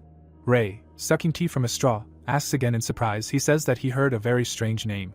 The girl angrily jumps up from her seat and says that she completely disagrees with this statement. She says that this is what the top 10 players of Prophecy Online are called, and this name was given to them by the government. Ray, looking at the girl in surprise, asks how some government managed to calculate the strength of the players. We see men in suits. Tsukino reports that the relevant data was obtained by US intelligence agencies. A man in a cloak stands on a high cliff. The girl says that, nevertheless, the Americans never managed to find the player who occupied the first line of this rating. Tsukino, getting up from her seat, states that 10 Transcendence is sponsored by governments of different countries. Then she asks if the Japanese government was interested in the hero. The guy is very surprised by the information received. Putting a bag of tea on the table, he asks how much governments pay members of this 10. The girl, looking at her interlocutor, says that everything depends on the country of residence, but in Japan it is about 1,000,000 yen. Ray remembers the transfer he received when he played Prophecy Online. The hero is incredibly angry. He thinks that it was because of such people that he became a gamer, almost throwing his whole life to the wind. The guy rubs his chin thoughtfully. He thinks that if he is still the number 1 in the rating, then perhaps he should keep quiet about it further, because if they find out about it, he might get into trouble. Ray puts his right hand to the side and declares that 1,000,000 is not money, and even the reward for passing the Earth trial is much higher. Tsukino, raising his hands, says that the sponsorship may not be the most generous in this case, but the biggest money is now circulating among those who at least know something about passing this game, because no one has yet managed to defeat the boss of this dungeon. In front of us is a multi-eyed monster, which, apparently, is what we are talking about. A guy and a girl are sitting opposite each other. Ray asks if Tsukino is really unable to defeat this monster even when entering 10 Transcendence. The girl answers that no matter how strong she is still just an ordinary person, but perhaps everything would be different if she had the level and equipment of the Prophecy Online game character. The hunters greedily eat the food brought by the hero. Tsukino admits that in the current situation she will hardly be able to defeat the boss. The hero puts his hand on the table and says that everything is clear to him. He gets up from his seat, reminds her that he has completed the assigned mission, and states that if the girl needs any further help, she should just let him know, and if the payment is acceptable, they can come to an agreement. Leaving the girl at the table, Ray heads for the exit. He is going to kick the ass of the boss of this dungeon and earn the billion that was promised for this. Tsukino jumps up from his seat and asks the guy to wait a little. The girl, with her mouth wide open, offers to defeat the boss of this dungeon together. The players immediately appear behind her. They ask the guild leader to come to his senses, assuring that they will cope with this monster even without this strange guy. Tsukino turns to the hunters and says that they seem to have forgotten her order that any aggressive actions towards Ray and Do will be severely punished. One of the guys tries to object. Tsukino states that she understands the discontent of her subordinates, but her main desire now is not to lose any of them. The girl remembers how a huge spider killed one of the fighters. She rushes at the monster, using the Hellfire skill. The hunter, wounded in the arm, screams that the defense is broken through, and his comrades can no longer fight. The girl climbs to the top of the cliff and orders everyone to retreat. She demands that those who can still move, help the wounded get out. The fighters shout to their commander that if they leave her alone, she can get hurt. The girl explains that they must leave to avoid even greater casualties. The brave guy, covering himself with a shield, shouts for Tsukino to leave, and promises to delay the monster. The girl demands that he leave with everyone. The next second, the brave fighter dies. The girl is shocked by this terrible picture. Blood spills all around. Tsukino grinds her teeth in rage. She says that she wants to save each of her fighters. The guild leader sadly says that Rei and Du will help them avoid great losses, and she is sure of it. The fighters look at their commander with displeasure. Clenching his fist, Tsukino shouts that they must clear the Earth's Trial Dungeon and restore the balance of power in Japan to honor the memory of their fallen comrades. One of the guys turns to the girl. The hero, standing with his back to everyone present, declares that it was a heart-rending speech that touched even him, but the guild leader might not have been the most eloquent. The young man, smiling, looks at the girl and declares that he is capable of defeating the local boss even alone. Tsukino looks at the guy in amazement, trying to understand where he got such self-confidence from, if he is not, of course, the very number one in the 10 Transcendence rankings.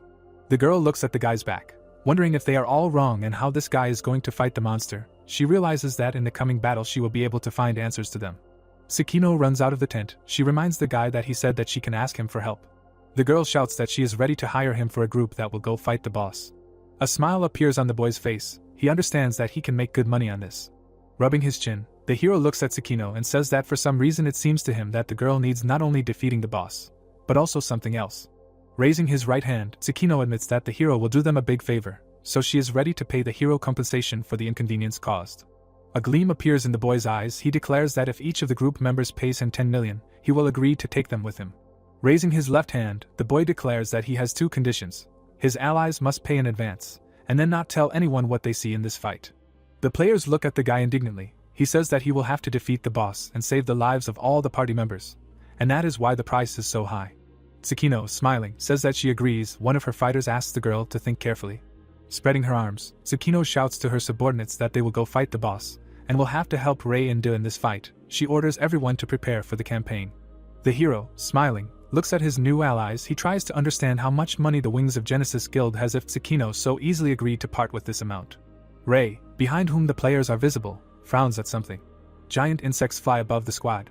The hero and Tsukino are waiting for the fight, smiling. One of the fighters behind them asks how many of these creatures are there. Rei tells the girl that he can kill all of these bugs, especially since he is well paid for it. The guild leader declares that he will cope with them herself. Flames rage around Tsukino. Laughing loudly, she screams that she will not allow these creatures to disrupt her negotiations. A giant insect burns in the fire generated by Tsukino. The hero looks at what is happening with admiration, realizing that the girl is very strong. One of the hunters says that he did not expect anything else from the guild leader. The girl puts her hand on the hilt of her sword. An earring in the shape of a crescent moon dangles from her ear. Tsukino turns to the hero and asks if he is following her. Rei shows his ally the phone screen and says that the advance has already arrived. The guy remembers that this is the same girl who was greedily gobbling up chocolates just 10 minutes ago. The squad members look in the direction they are supposed to go. Rei says that it's time to save Japan. The young people go forward. The hero promises that they will finish this dungeon once and for all. Behind the hero, the players are fighting monsters. One of them, a bald guy, asks Tsukino if she is sure about this guy. The hunters look after Rei, who calmly deals with insects. The bald guy says that, considering how much he was paid, he should demonstrate more serious fighting skills, and now he uses completely ordinary attacks. Tsukino, smiling, advises the young man to look at the monsters defeated by the hero. There are insect corpses on the ground. The girl says that there are no visible injuries on them, but they are definitely dead, and this proves that Rei's skills are incredibly high. The bald hunter is sternly silent. We see Tsukino's profile. She thinks that the hero does not even try to dodge, and his blows really do not shine with originality. The girl looks at the back of the boy's head, trying to understand what he will show in the boss room. Huge stones hang above the heads of the squad members. It is reported that they are on the 5th level in front of the entrance to the boss room. Rei thoughtfully looks up, thinking that he has not seen this door for a long time. The bald player begins to panic. He says that he is shaking. The girl in the yellow robe asks if he needs a little healing. Tsukino calls his subordinates friends and urges them to move forward. Putting forward a sword, the girl declares that they will now avenge their fallen comrades.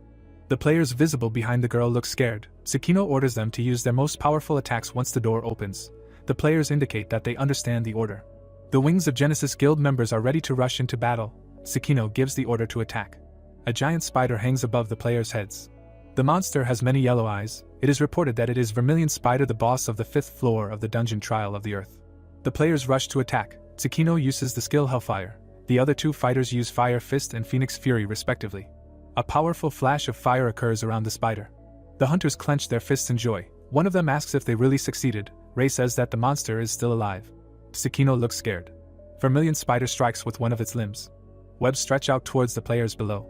Tsukino, who is closest to the monster, asks why this is happening, since insect-like monsters should be vulnerable to fire damage.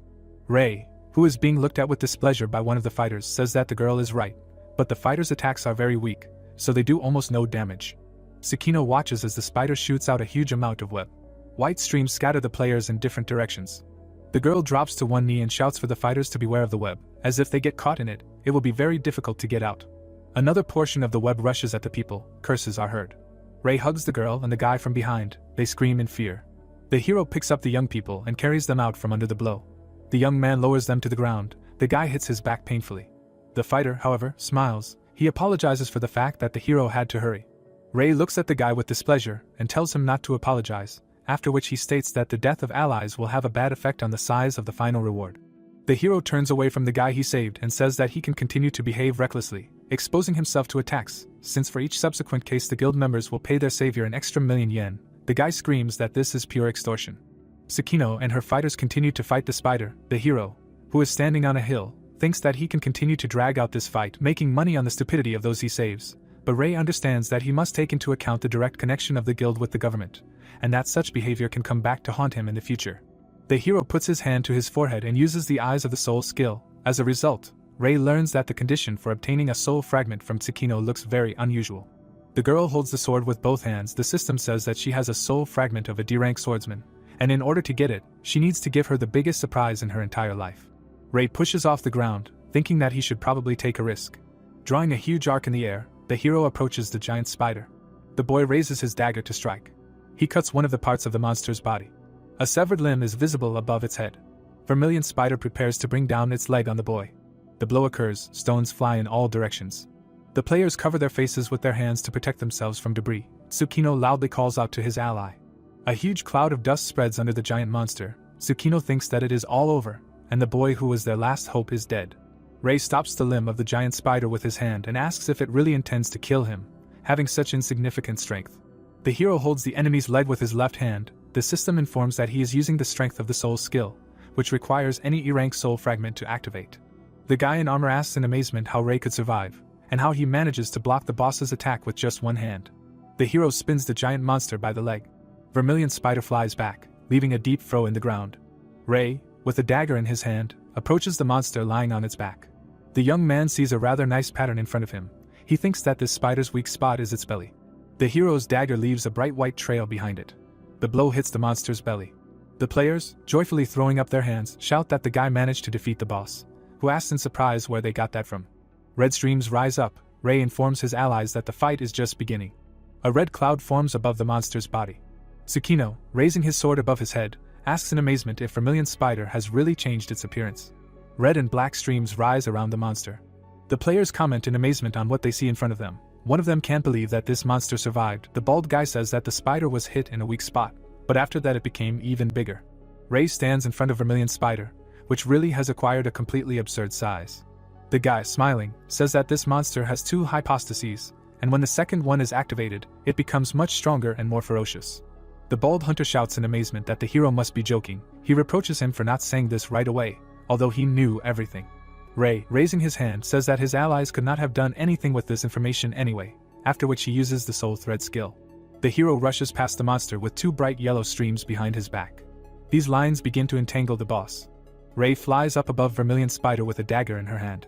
Magic formations are visible around the monster entangled in yellow threads. The system informs that the soul incineration array skill can be activated. It is reported that level 40 is required, and the consumables are fragments of the soul of an E-rank sorcerer, an E-rank fire user, and an E-rank warrior.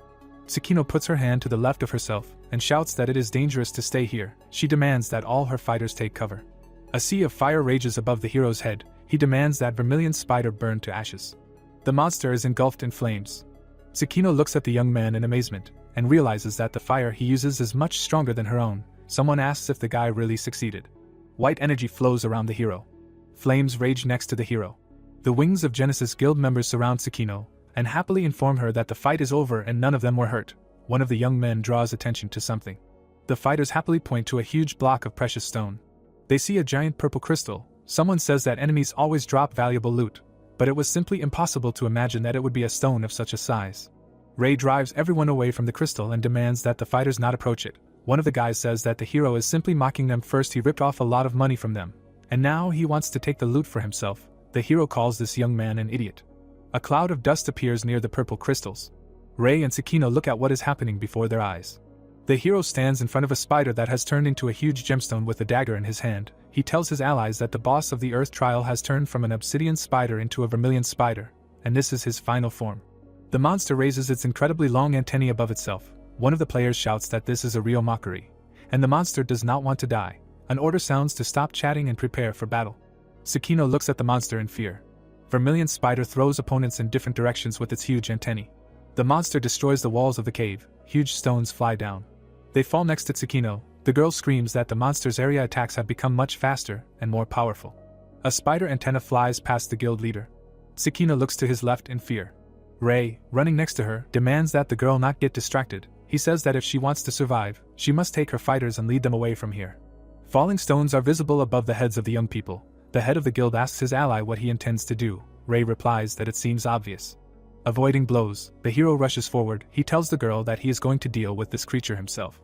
Tsukino asks again, looking at the guy in amazement, while she understands that the young man very easily dodged a whole series of attacks of the monster. Ray, looking at the girl, says that in this form the boss attacks indiscriminately, and will not calm down until all his opponents are killed. He states that while the girl and her subordinates have the opportunity, they need to run away. Purple spider antennae are visible next to the guy. Ray says that it is one thing to dodge the monster's attacks, and quite another to defeat it. The hero strikes one of the monster's tendrils.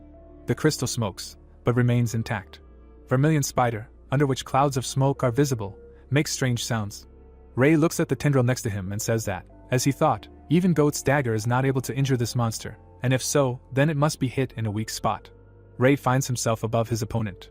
The guy's eyes emit a blue glow. He activates Soul Reserve.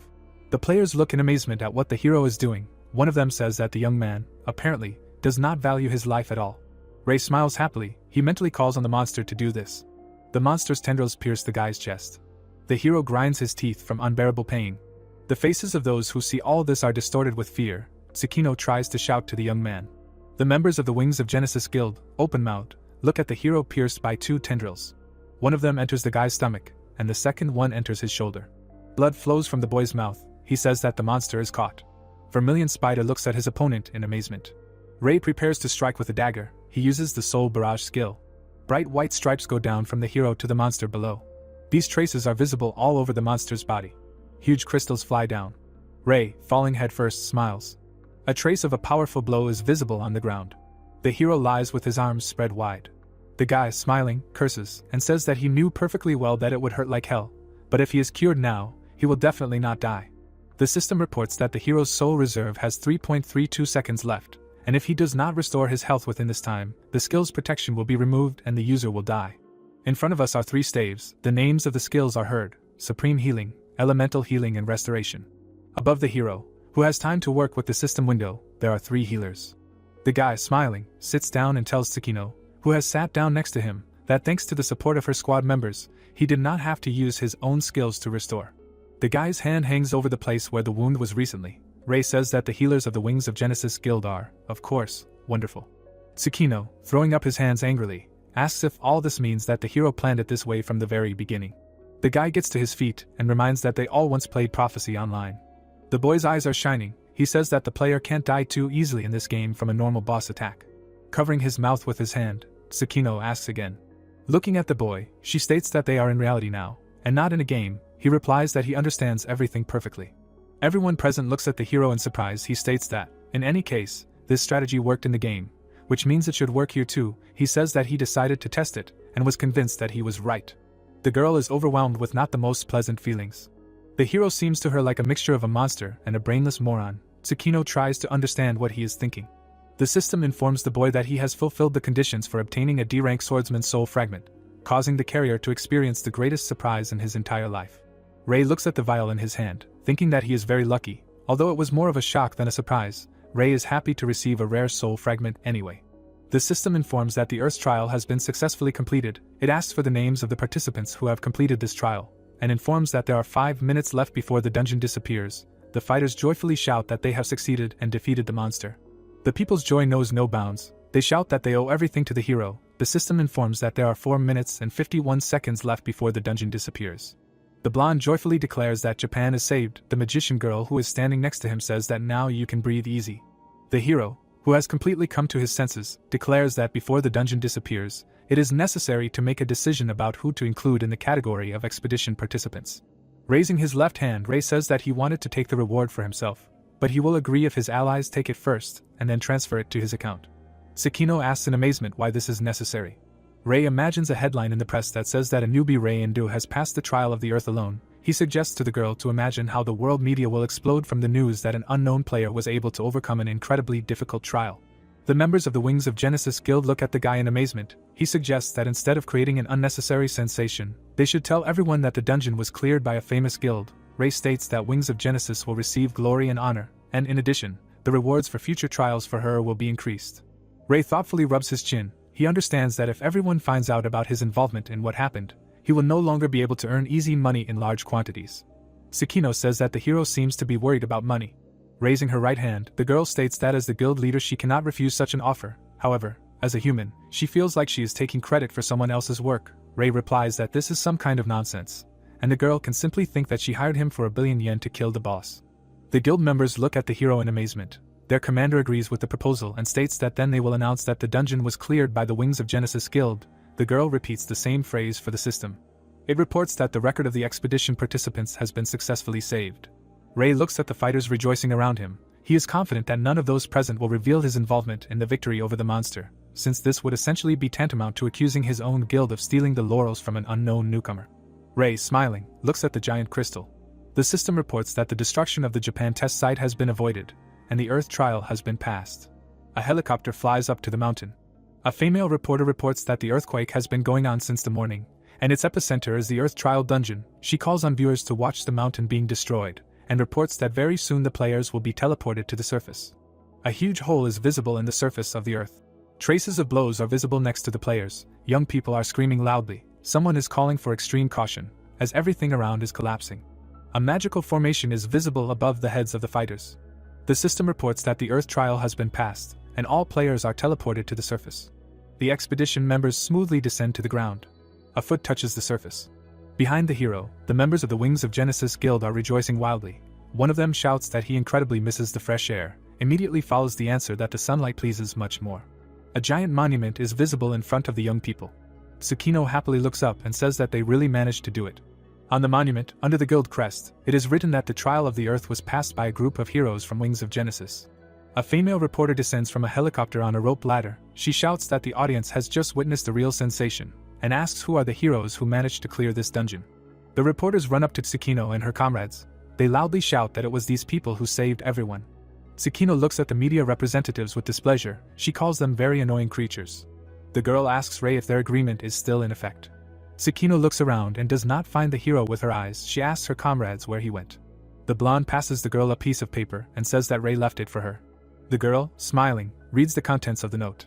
It says that if there are any problems and the money is at hand, Tsukino can contact the hero, and he will try to solve any issue. The girl says that now she understands what kind of person this Ray Inda is. The girl's subordinates raise their hands to prevent journalists from reaching her. One of the reporters recognizes Tsukino from Wings of Genesis. Questions are heard about whether the guild members really destroyed the boss, who dealt the decisive blow, and whether Japan is safe now. The blonde covers the girl with his chest and asks everyone to calm down. Tsukino calms Hiroshi and assures him that she will figure everything out. The girl thoughtfully rubs her chin. Standing in front of the reporters, she addresses the citizens of Japan and states that she is proud to tell them good news. Putting her hand to her chest, she says that the Wings of Genesis Guild members managed to pass the trial of the Earth. The journalists look at Tsukino in admiration. People on the streets watch the report on a huge screen. The girl admits that the victory over the monster was not only the merit of the guild she leads. Her foot steps on a branch. Tsukino says that the conquest of the dungeon was only possible thanks to the joint efforts of all the players. Cookie, spreading his arms out to the sides, happily informs the hero that the car has arrived. Ray replies that his subordinates arrived just in time. A mountain is visible behind the guy. Tsukino, taking the opportunity, expresses gratitude to all those players who took part in passing the trial of the Earth. Bowing low, the girl thanks everyone who was involved in this expedition. One of the reporters admiringly shouts that Tsukino is incredibly modest, and he is simply delighted with the head of the Wings of Genesis Guild. The girl smiles. Raising her clenched fist, Ray thinks that Tsukino got what she wanted. He sits thoughtfully in a torn t-shirt in the back seat of a car. The guy thinks that he does not need popularity, but money. Besides, excessive attention would bring more problems than good. The hero's eyes glow. He thinks that Tsukino is an ideal candidate to serve as his face, which he can hide behind if necessary. The car drives between tall trees. Ray says that he is hungry and asks to stop somewhere. The driver makes it clear that he will do so. We see many pictures depicting members of the Wings of Genesis Guild. A female reporter reports that she has exclusive news and says that Japan is no longer in danger of destruction, since the Earth trial was passed by the Wings of Genesis Guild. The meeting participants frown at the screen. The reporter reports that Japan is only the second country after the United States to pass the test and escape the cataclysm. The people present at the meeting look very unhappy. In front of us is a skyscraper. We see the emblem of the Gold Farm Players Guild. Ray, sitting in a chair, looks at the screen of his phone and is happy about the transfer of 1 billion yen he just received. His subordinates frown among themselves, repeating the amount that was just announced. One of the guys asks his comrade to forget about this money, since they will never see it. There are stacks of coins on the table. Someone asks what they are even doing here. Young people roll money into some white mass. One of them asks why this needs to be done at all. His comrade tells the young man not to ask stupid questions, and if the director said that this is how it should be, then he must silently carry out the order. On the table in front of the hero there is a sign, on which he is designated as a clerk. One of his subordinates says that the orders of this man are absolute. Ray asks Rumi how things are going with the guild registration. The girl standing in front of the table reports that the registration has been successfully completed. Rumi looks at the guy in surprise and asks if he is sure that she should become the head of the guild. It is reported that this girl is listed as the head of Gold Farm. In front of us is a guild certificate in the name of Sito Rumi, which grants her the right to carry out the necessary procedures for the performance of administrative duties. The hero says that only players with rank B or higher can create their own guilds, and he, as you know, has rank E, for whom such a function is not available. Folding his hands in front of his face, Rumi tries to object. We see the faces of the two interlocutors. The girl says that she simply does not understand why she was chosen, because there are people who are better suited for this role. Ray replies that he considers her to be the ideal candidate. Rumi is surrounded by the hero's other subordinates. The guy thinks that thanks to the information he has, the Gold Farm Guild members were able to raise their ranks to B or even higher. Young men, sitting at tables, tell the girl how much they were able to earn today. Ray thinks that each of his wards has their pros and cons, and if Rumi's earnings are bad, then she surpasses everyone in diligence and friendliness. The girl raises 2 fingers and praises the young men, stating that they still have 2,000 yen left to earn. The hero thinks that this is the ideal guild leader. Cookie, showing the screen of his phone, says that they are already being discussed on the internet. We see several screenshots. One of them asks what the Gold Farm Guild is. The second shows an article containing an interview with the head of the new and promising guild, Sito Rumi. Ray, sitting in a chair, asks if all the guild members have really reached rank B, after which he declares that he is very glad that he ended up remaining a simple clerk. In front of us is a sign of the head of the guild, Rumi. The girl asks why the hero needs this organization, because he could earn a lot of money without it. The young man brings a cup to his mouth and declares that their main goal is to participate in trials. In front of us is the planet Earth. The hero says that their world is shaken by cataclysms, some of which affect individual countries, and others entire continents, while there are local trials that are limited to individual cities, prefectures and other territories, and orders for their passage are received only by guilds registered by special bodies of a particular state. The heads of the guilds are visible above the head of the young man. Cookie is surprised that he did not even know this. Rumi replies that the guy is getting smarter every day. The girl, handing the hero a tablet, says that since we are talking about tests, they have compiled a list of the easiest locations that can bring in quite decent money. Ray holds a piece of paper in his hands. He says that first they will figure out another test. The girl asks what is special about it. Rumi looks at the document in surprise. It says that the test in the European-style mansion will bring 5 million yen. The girl says that, given the difficulty of this task, it is not the most profitable, and she can easily find places where they will pay much more for the same work. Cookie, putting his hand to his mouth, whispers that Rumi used to agree to any work, and now she also cares only about money. Ian asks his comrade not to say these words to the girl herself. Rumi, smiling, looks at the piece of paper. She guesses that if Ray and Do himself paid attention to this test, then this mansion, in addition to money, must contain something else. The hero replies that everything is exactly like that. The boy's eyes glow yellow, and he says that there is something there that can't be missed. Rumi, with her mouth wide open, says that she understands everything. We see a piece of paper that the girl was examining. A car is driving along the road. Rumi tells the hero on the phone that their guild has obtained the rights to complete the quest, and has also managed to negotiate an increase in the reward to 5.04 million yen. Ray praises the girl, and then says that she will arrive at the location in 30 minutes. The phone lying on the seat next to the hero rings. The young man, covering his mouth with his hand, says that it is Juji. He says that he arrived at the specified location and noticed that strange people entered the house. The hero anxiously asks how many there were. Juji answers that there were 5. Ray asks if the young man was found. He answers that he has not. The hero says that he will take care of the rest himself, and hangs up. Trees are visible outside the car window. Ray thinks that people who have intruded without permission into a location that another guild has access to clearly cannot be decent. The young man reaches out to the system window. He does not want to be seen in public once again, so he decides to use Mask of Illusions. The system reports that materials are needed to create the Mask of Illusions item. A glowing container is visible above the guy's hand. He remembers that he received a fragment of the soul of a D-rank swordsman from Tsukino. The system reports that the probability of success of automatically creating Mask of Illusions from a fragment of the soul of a D-rank swordsman is 0.23%, after which he asks if the hero wants to create this item. Touching the system window, the hero asks what will happen if he creates the item manually. It is reported that the probability of success of this method is unknown, and if the user fails during the creation of the item, he will experience physical or mental consequences. The system asks if Ray wants to create this item manually. The hero clicks on the yes option. He sees a notification about the beginning of the transition to the soul world. Ray flies down. There is fear on his face. The guy approaches the glowing puzzle pieces. The system informs him that he needs to harmonize the soul with the object, and that the probability of success depends on how he copes with this task. Ray hangs upside down. The system informs that due to the fact that the basic success rate is below 1%, the difficulty will be increased, and the time limit is 60 minutes. Ray rearranges the puzzle pieces. The time gradually decreases to 5 seconds. In front of us is the assembled puzzle. The time for its processing reaches 0. The system informs that the soul is in complete harmony. Ray smiles. He sees that the probability of success has reached 100% and the transition to the material world is performed. A purple mask hangs over the guy's hand. We see this object up close. The system informs that the Mask of Illusions was made thanks to the Soulsmith subclass skill. Ray asks Ian to drop him off here. He replies that he will stop now. The car drives away from the hero. Ray puts a mask on his face. He turns into a blonde. The guy thinks that now people will see him as a different person. The young man approaches a mansion hidden behind trees. He goes through the door. Corpses are visible next to the guy. Ray thinks that they tried to burn them, and the smell of burnt meat still hangs in the air. The hero goes down the stairs, realizing that they are most likely already waiting for him at the bottom. A bright passage is visible in the middle of the bookcases. Books are flying next to the guy. Ray thinks that the secret door is open, and the people who entered are apparently looking for a hidden test. We see a map of the world. The hero thinks that tests, depending on complexity, are divided into large scale and small scale. In the first case, entire states are involved, and in the second, populated areas such as cities or villages. We see banknotes. Ray thinks it is logical to assume that small-scale tests are not so difficult, therefore, it is not possible to make good money on them. However, among them there are exceptions, which are hidden tests. Monsters are visible under the young man entering the glowing passage. Ray thinks that hidden trials only appear in secluded corners of small-scale trials. The difficulty level there is significantly higher and is not at all connected with the difficulty of the main trial, and their main charm is that they often hide unique items. Ray goes down the spiral staircase. He thinks that, in other words, such trials can only be found by those players who have information about prophecy online. The hero, on whose face is a mask, looks carefully ahead. He sees people in black robes in front of him.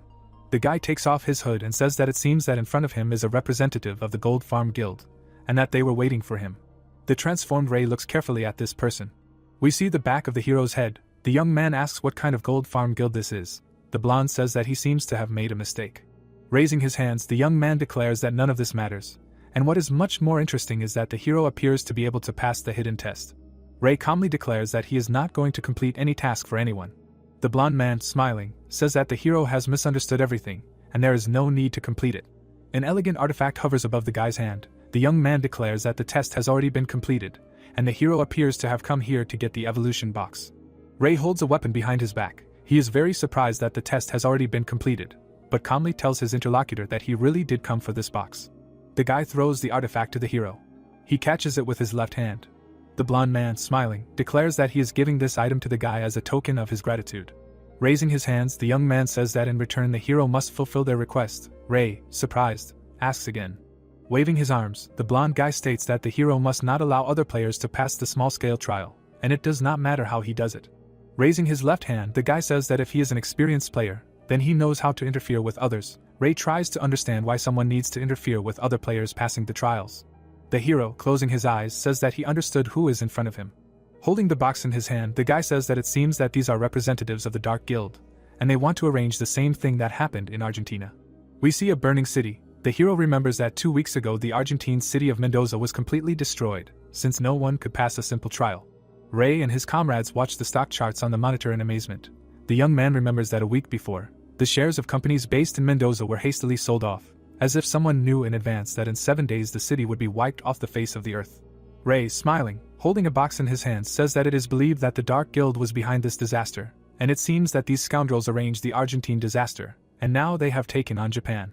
In front of us is the left side of the blonde man's face. He declares that the hero can, of course, continue to fantasize about the reasons for the offer he received, but it would be better to simply answer whether he agrees to it or not. Ray, whose right hand is behind his back, declares that he will probably refuse. The young man states that no matter how tempting this offer may sound, if he decides to destroy the city, he will do it himself, and not for someone else, since it is simply more profitable. The blonde raises his hand and, having declared that he regrets refusing, demands that the box be returned to him.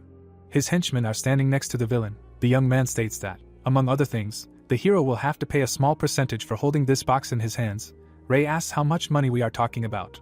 The blonde, whose back of his head we can see, states that it is not about the amount, but about the guy's life. A syringe appears in the villain's hand. He says that after their meeting the hero has a very simple alternative: either obediently cooperate or die. Ray, smiling, holds out his sword in front of him. He asks if his opponents are really going to defeat him. The blonde holding a syringe declares that under other circumstances he would not have succeeded, but unfortunately for the hero, they managed to pass the secret test. The blonde's eyes emit an eerie glow. He injects the contents of the syringe into his neck and declares that the young man will now feel this power on his skin. People in black robes give themselves injections. The blonde says that the player's skills are useless against the power of the Dark Guild. Syringes fall to the floor. The representatives of the Dark Guild begin to twist from the substances they injected into themselves. The blonde, holding his head, giggles. Ray, holding a sword, calmly looks at this circus. Syringes lie on the floor. The hero understands that they contain doping. The villains clench their fists in joy, feeling a surge of strength. Ray looks at them and tries to understand why they are standing still, despite the fact that their physical capabilities should have noticeably increased. A smile appears on the guy's face. He understands what the scoundrels are up to and decides to play along with them a little. The blonde stands with his hands in his pockets. He presses the red button. A powerful explosion occurs. The members of the Dark Guild laugh happily. Their commander goes forward, declaring that all the players are some kind of simpletons and fall for the simplest tricks. He says that these people believe that thanks to the game mechanics they have become almost gods, so they remain mostly too naive. We see the scoundrel's leg. He says that all they needed was to distract attention and then blow up the box. The blonde, above whose head a chandelier is visible, says that they do not need useless tools. The bastard's face shows surprise. He sees the box lying on the ground and asks where the hero's body went. Ray, remaining invisible, strikes at the heads of his opponents. The blonde spews a powerful stream of flame from his right hand. His subordinates scream hysterically, asking Ridge why he is doing this to them. The bastard puts his right hand forward and screams at the hero that he will burn him alive. A purple mask stands out on Ray's face. The scoundrel understands that he is dealing with an illusion. The hero puts a dagger to the bastard's neck and says that it is over. The blade shines brightly. Ridge is wrapped in blue chains. Ray uses the soul restraint skill. The bastard, who is shaking all over from tension, screams that this simply cannot be, and asks how the hero managed to survive the explosion. Ray, with his hands in his pockets, calmly states that he was well aware of the value of this box, and did not believe that the villains gave it to him out of the kindness of their hearts. The hero takes the item in his hand and states that he understood from the very beginning that it was mined. Ridge, looking at the young man with pain, asks why he took the box in his hands if he knew that it could explode. Ray, smiling, replies that the bastard underestimates high-level players, and for them, the explosion of such a small bomb is something like a mosquito bite. The young man looks at the screen of his phone, where Rumi is designated as Golden Hamster number 1. He declares that for the ruined clothes he will take money from the blonde's wallet. The bastard, handcuffed hand and foot, fearfully asks if the hero is going to contact the police. He replies that he is calling about a much more important matter. Rumi, smiling, asks if Ray has finished the test yet. He, standing over the immobilized enemy, asks the girl to look if there are regions in Japan where shares are currently being actively bought up. He states that perhaps the Dark Guild is doing the same thing in their country that was done in Argentina. Rumi fearfully presses the phone to her ear. Ray tells her that they must not allow the tragedy to repeat itself. The head of the Gold Farm Guild replies that she understands everything. Ridge, smiling nastily, states that it seems that he is an incredibly noble guy trying to restore justice. Ray smiles mockingly and asks what kind of nonsense the blonde is talking. Blue chains are visible near the guy's head. He states that the Dark Guild is deliberately collapsing the sales of shares of local companies, which are now being sold cheaply, and if his people buy them up, he will make a ton of money out of thin air. Ridge, disgust written on his face, tries to look behind himself, where the hero is standing. He asks if the guy is really going to go to war against the Dark Guild. He, smiling, replies that if there is a lot of money at stake, then he will enter this conflict with great pleasure. Then he says that, in principle, they can cooperate. The villains begin to come to their senses. Ridge irritably asks who in their right mind would agree to cooperate with such a person. Ray, in front of whom is an open box, asks Rumi if the re-education course is prepared, the one that will require characters with the ability to recover. Medieval torture instruments are visible above the head of the astonished girl. Rumi says that everything is ready, but they have not yet conducted experiments, and do not know how effective and humane such methods will be. Ray, smiling, looks at the immobilized Ridge and tells the girl that he will soon deliver her lab rats, so she needs to get ready. We see a vial with a pointy hat. The system informs that, thanks to the evolution box item, the soul fragment of an F-rank mage has turned into a soul fragment of an E-rank mage. We see the building of the Museum of Modern Art. The transformed hero, smiling, looks up and asks Rumi if she is sure that this is the Dark Guild's target. The girl, above whose head the villains are seen hanging by their feet, answers that it is true, since Ridge and his subordinates confess to it. The bastards are hanging upside down. Ray, pressing the phone to her ear, hears from Rumi that, unfortunately, the bastards who fell into their hands do not know how many enemies will be in this area, and she suggests that the hero should not have gone there alone. The guy states that this is none of the girl's business. We see a lot of people. Ray says that Rumi should continue monitoring stock prices for now. She replies that she understood the order. We see a message on one of the social networks, the user of which is looking for a group to conquer the location. He says that rewards are not given out, but everyone who cares about their city should take part in the expedition. The author writes that he is looking forward to seeing everyone at the Museum of Modern Art. A young man in a green jacket, standing on a dais, shouts that it is time to pass the museum test. It is reported that in front of us is the leader of the Association for the Protection of Humanity, Takahisa. This man asks those interested in participating in this expedition to approach him. Ray looks around, thinking that there are quite a lot of people here. The guy smiles. He counted more than 100 participants. Takahisa, spreading his arms wide, shouts that it is difficult for him to convey the feeling of admiration and pride from how many people came today to protect their city, and that he is grateful to each of them. Ray looks around the crowd. He can't believe that so many people have decided to participate in a test that doesn't have any reward. The hero realizes that a spy could easily sneak in among such a crowd. The hero's left eye emits a bright red glow. Ray thinks that he should find the villain before they all go inside. Raising his left hand, Takahisa shouts that the test will begin soon, and the participants should not be afraid to call for help if they meet a strong enemy. The guy promises that the association workers will help the players. Ray, smiling, thinks that Takahisa is not offering any strategy, and this is extremely stupid. However, such freedom even plays into his hands. Takahisa puts his hand to his head. The hero thinks that he seems to guess who the spy is here, and tries to figure out what would be the best way to deal with these people. Behind the hero, silhouettes with glowing eyes are visible. The young man thinks that out of 107 players, 106 turned out to be spies of the Dark Guild, and the only exception was himself. Ray walks next to other young people. Takahisa, standing next to him, points somewhere with his finger and asks everyone to be careful. The players find themselves inside an exhibition hall. We see a sculpture depicting an angel. Ray, looking at the exhibit, says that it looks expensive and rich. The young people standing around are holding spray cans in their hands. One of them, smiling, is preparing to press the sprayer. Flames rage in the exhibition hall. Ray jumps over the young people trying to kill him. Taking out his sword, he inflicts many blows. Raising his right hand, the hero smiles. He says that his opponents are blindly rushing into battle, spitting on the complete superiority of the opponent. He calls them obedient and fearless dogs. Takahisa appears in the exhibition hall, asking in fear what is going on. Ray looks at the guy running up to him and says that some idiots suddenly attacked him, and he had to calm them down. Takahisa says that this is some kind of nightmare, and expresses hope that the hero is not injured. A curved knife is visible in his hand. Ray grabs this weapon with 2 fingers. Takahisa, whose hand is shaking badly, is completely at a loss. He says that he cannot move his knife and tries to understand what kind of force is preventing him from doing this. The bastard does a somersault in the air and rests his hand on the floor. Ray, who took the weapon from the enemy, says that this knife is not an item from the game, and Takahisa will not even be able to scratch any player with it. The hero, standing in front of the enemies ready to pounce on him, offers to stop this farce and states that he is well aware that everyone in front of him is associated with the Dark Guild. Raising his hands, Takahisa states that if the hero knows everything, then it will be even easier. One of the guys holding his hand asks what kind of Dark Guild is this. He says that the order for this test came from the Environmental Protection Group. Takahisa, smiling disgustingly, says that everything is correct, and the Environmental Protection Group is a business partner of the Dark Guild. The villain raises his hands and suggests that the hero calmly discuss everything. The interlocutors stand opposite each other. Takahisa says that his priority is not to kill the hero, but to protect this place. He states that he does not want to be hostile to the young man. Grinning, the villain looks at the hero and says that if he agrees to cooperate, he will be paid an allowance of 50 or even 100,000 yen. The young men are indignant. The brunette asks why Takahisa was going to pay this guy 100,000 if they are only supposed to get 30. The guy standing next to him asks if the Dark Guild really promised someone a fee of 30,000 yen. The indignant young men surround Takahisa.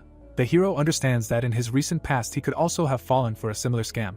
The guy's eyes shine brightly. He says that he has to refuse. Thoughtfully rubbing the back of his head, Takahisa says that he is very sorry. Menacingly looking at the hero, he says that in this case he will have to finish him off.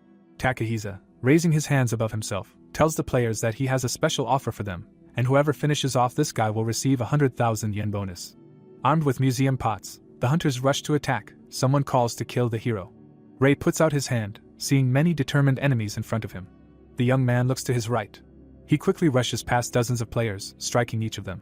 Takahisa, looking at the guy, cries out in amazement. He advises the guy not to underestimate the former head of the judo club. Ray hits the villain with his knee in the nose. Takahisa is bound with many blue chains. Ray uses the soul restraint skill. The hero hits the scoundrel on the neck with the corner of his palm. Shaking his hands, the guy asks if the attack on him ended there. Two young men are sitting by the wall. One of them says that they surrender and asks not to kill. Ray thinks that these people still know something about the Dark Guild, and not to take advantage of this is a sin. The young man brings the phone to his ear and tells everyone that he will not kill anyone if they cooperate. Ray, standing next to the defeated enemies, tells Rumi that he has great news, and they will have a whole 100 new guild members.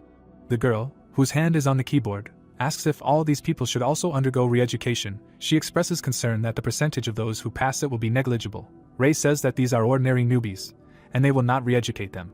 Takahisa, who has chains wrapped around his neck, chokes. The hero says that the only one who definitely needs re-education is the head of the Association for the Protection of Humanity. In front of us is a purple sword. The people present in the exhibition hall fly in different directions. Ray, who has a phone in his hand, flies back. A young man in a white shirt is standing on the balcony. The hero, smiling, looks up and says that his real opponent has finally shown himself. The guy, whose face is hidden by a black spot, asks how long ago the young man noticed him. He, smiling, replies that as soon as he entered this hall. Ray says that all the players who came, as far as he understands, were ordinary extras. The hero's opponent is visible behind him. Ray states that among all these weaklings there was one rather worthy opponent, and no matter how hard he tried to hide his powers, all the others simply faded in comparison. The guy in the shirt holds lightsabers in his hands. He states that, therefore, he really was too noticeable, so it is not surprising that the hero quickly understood everything. The young man rushes to attack, asking if Ray can survive a direct clash with him. The hero puts out a dagger and blocks the attack. The guy's weapon moves very quickly. A powerful flash occurs above the hero's head. The opponent rushes to attack again. He says that Ray parries blows with just one dagger, after which he states that the hero has become much stronger than he was in the game. The young man, trying to look into the eyes of his enemy, asks again about the game. Ray strikes. The mask flies off his opponent's face. It splits into two parts. The hero, taking a defensive stance, declares that he recognized his enemy. He admits that he could not even imagine that he would meet the person with whom he spent time in the game before the disaster. The young man covers his face with the hilt of his weapon. Ray calls him by name Yuto. In his hand, this guy has a lightsaber. He declares that he is also glad to meet his old acquaintance, and at the same time regrets that their meeting happened under such circumstances. Yuto raises the weapon above his head. He says that he is forced to end the hero's life. The hero takes off his mask. He asks if the enemy really intended to end his life. The true appearance of the young man appears in front of Yuto. Ray asks if he has enough strength. Purple discharges sparkle around Yuto. The guy activates the dual blade skill. With his mouth wide open, the young man screams that the hero leaves him no choice, after which he uses the super speed skill. Yuto rushes to attack. He hits Ray on the shoulder. Traces of a huge number of blows are visible around the hero. The young man admits that this skill is really good. The guy's eyes emit a dark glow. He activates the eyes of the soul skill. Yuto moves quickly with swords in his hands. Ray understands that his opponent, who is not the highest level, will not be able to maintain super speed for long. The system gives information about Yuto Maeda. It is reported that he is level 38. The main class is a swordsman with 2 swords and there is no subclass. Ray blocks the enemy's blow, protecting his back with a dagger. He says that Yuto seems to be about to run out of steam. The weapon that Yuto uses trembles. Ray kicks. His opponent flies far away and crashes his back into the wall. Blood gushes from the guy's mouth. The hero approaches the knockdown enemy and says that the guy is very strong, but uses a very weak weapon, and will not be able to end his life with such swords. Ray uses the soul restraint skill with his hand outstretched. Yuto, bound by chains, says that he can't move and that the hero's skill shouldn't work since there isn't a huge level gap between them. Ray, whose eyes are glowing dimly, says that the guy is wrong and there really is a huge level gap between them. The hero, looking closely at his immobilized opponent, says that he is one of the best players he has ever known. He asks why the guy needs a dark guild and offers to join him. Sweat runs down Yuto's face. Rei tells him that the guy will make millions with him. We see the lower part of the young man's face. He states that he simply cannot accept this offer. Rei, with his hands in his pockets, asks him to explain his refusal. Yuto says that he can't do that either. Snapping his fingers, the hero increases the pressure of the chains. Yuto lets out a piercing scream and says that he still can't tell, because if he spills the beans, he might do something terrible. Rei looks at the guy and asks who he is and where, by the way, Hisashi is. The hero, looking at his opponent, asks if Hisashi is really being held hostage. Sweat pours down Yuto's face. The guy says that the hero can see right through him. The chains squeeze the guy's body. Rei says that Yuto hasn't changed at all. A monster engulfed in flames stands in front of the three young people. The hero remembers that Prophecy Online repelled potential players with its difficulty, and it was simply impossible for casuals to survive in it, especially when it came to dungeons. Two players are visible next to the hero. The young man thinks that for this reason it was important to have strong comrades in the game. We see two smiling guys. Rei remembers that his comrades were Yuto and his younger brother Hisashi. The young men fight a giant monster. The hero thinks that the bosses he could easily kill alone, they destroyed together, but when the difference in levels became too great, they stopped playing together. The comrades' paths diverge. Rei remembers that he still has their contacts in the game. Rei and Yuto are sitting on neighboring benches. The hero says that he never expected to meet his former comrade under such circumstances. Raising his head, the young man asks Yuto where the attackers are keeping Hisashi. He, sadly lowering his head, says that he has no idea, since these scoundrels do not even let him see his brother. Yuto kneels in front of the hero and shouts that he has a soulsmith subclass, which means that he can find out where the villains are keeping his brother. Rei, closing his eyes, lowers his head. He says that he has such a skill, but now they are not in the game, but in the real world. A boy approaches a magnificent painting and asks how much it can be sold for. He tells his former comrade that now he is only motivated by money. Raising his hand, the young man declares that if Yuto wants to save his brother, he will have to give up the entire contents of his wallet. The boy kneels and, shaking all over, begs the hero to save Hisashi. Rei asks if the boy has his brother's things with him. Yuto hands the hero a cap and declares that it belongs to Hisashi. Rei says that this item will do just fine. Next to Rei, a cap and a bottle are visible. He uses the soul search skill and sets Hisashi Maeda as the target. The system first reports that the target is not found, and then that it is already dead. Yuto looks at the blue window in shock. We see the faces of two young people. Both of them are shocked that Hisashi has died. In front of us is a character with glowing eyes. The system informs that the young man was killed by Raven. Yuto's hands are shaking. He calls the one who killed his brother a bastard. Rei, standing in front of the guy, asks if he knows this person. Yuto says that it was this bastard who forced him to work for the Dark Guild and took his brother hostage. The young man's face is distorted with rage. He promises to kill this scum with his own hands. Kneeling, Yuto reaches out to the hero. He says that if he needs money, he will earn as much for him as needed, and in response he asks only one thing to help avenge his brother's death. Before us is the hero's face. We see a portrait. Rei says that it is also very painful for him to hear that the guy died, because Hisashi was like a younger brother to him. Yuto looks at the young man with pleading eyes. He asks him to go to Raven with him and destroy this scum. Rei apologizes, moves away from the young man. The hero says that he simply does not have enough time, since money will not earn itself. Yuto begs the guy to stop. He pays attention to the sound coming from the phone. The hero sees two messages from Tsukino. The girl asks if it is true that the hero fought in the museum trial against the Dark Guild, how he agreed to it, and who paid him. Rei is amazed. He cannot understand where the girl gets information about him from. Before us is a correspondence between two young people. Rei writes that it was his personal initiative, after which he asks why the girl is interested in his affairs, and is it connected with the fact that she has an order for him. Tsukino says that the government is looking for people to destroy the Dark Guild base and is ready to pay 1 billion yen. The guy, looking at the phone screen in amazement, repeats the announced amount. He cannot believe that an ordinary order for elimination is estimated at 1 billion. Tsukino looks at the phone screen. The hero asks her how she knows about this order. The girl writes that the government asked the Wings of Genesis Guild for help, so the hero must keep information about this mission a secret. We see the faces of two young men. Rei asks why the girl is sharing this information with him. She states that he is not a stranger to her.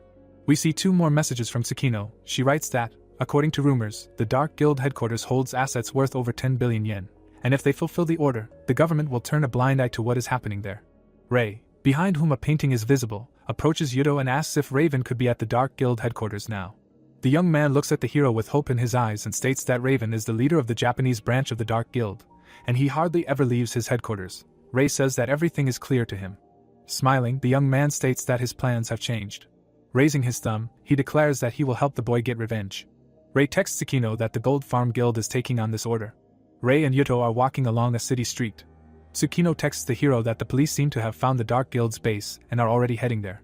The guy, next to whom his new ally is visible, asks the girl if this base is on the 12th floor of the building.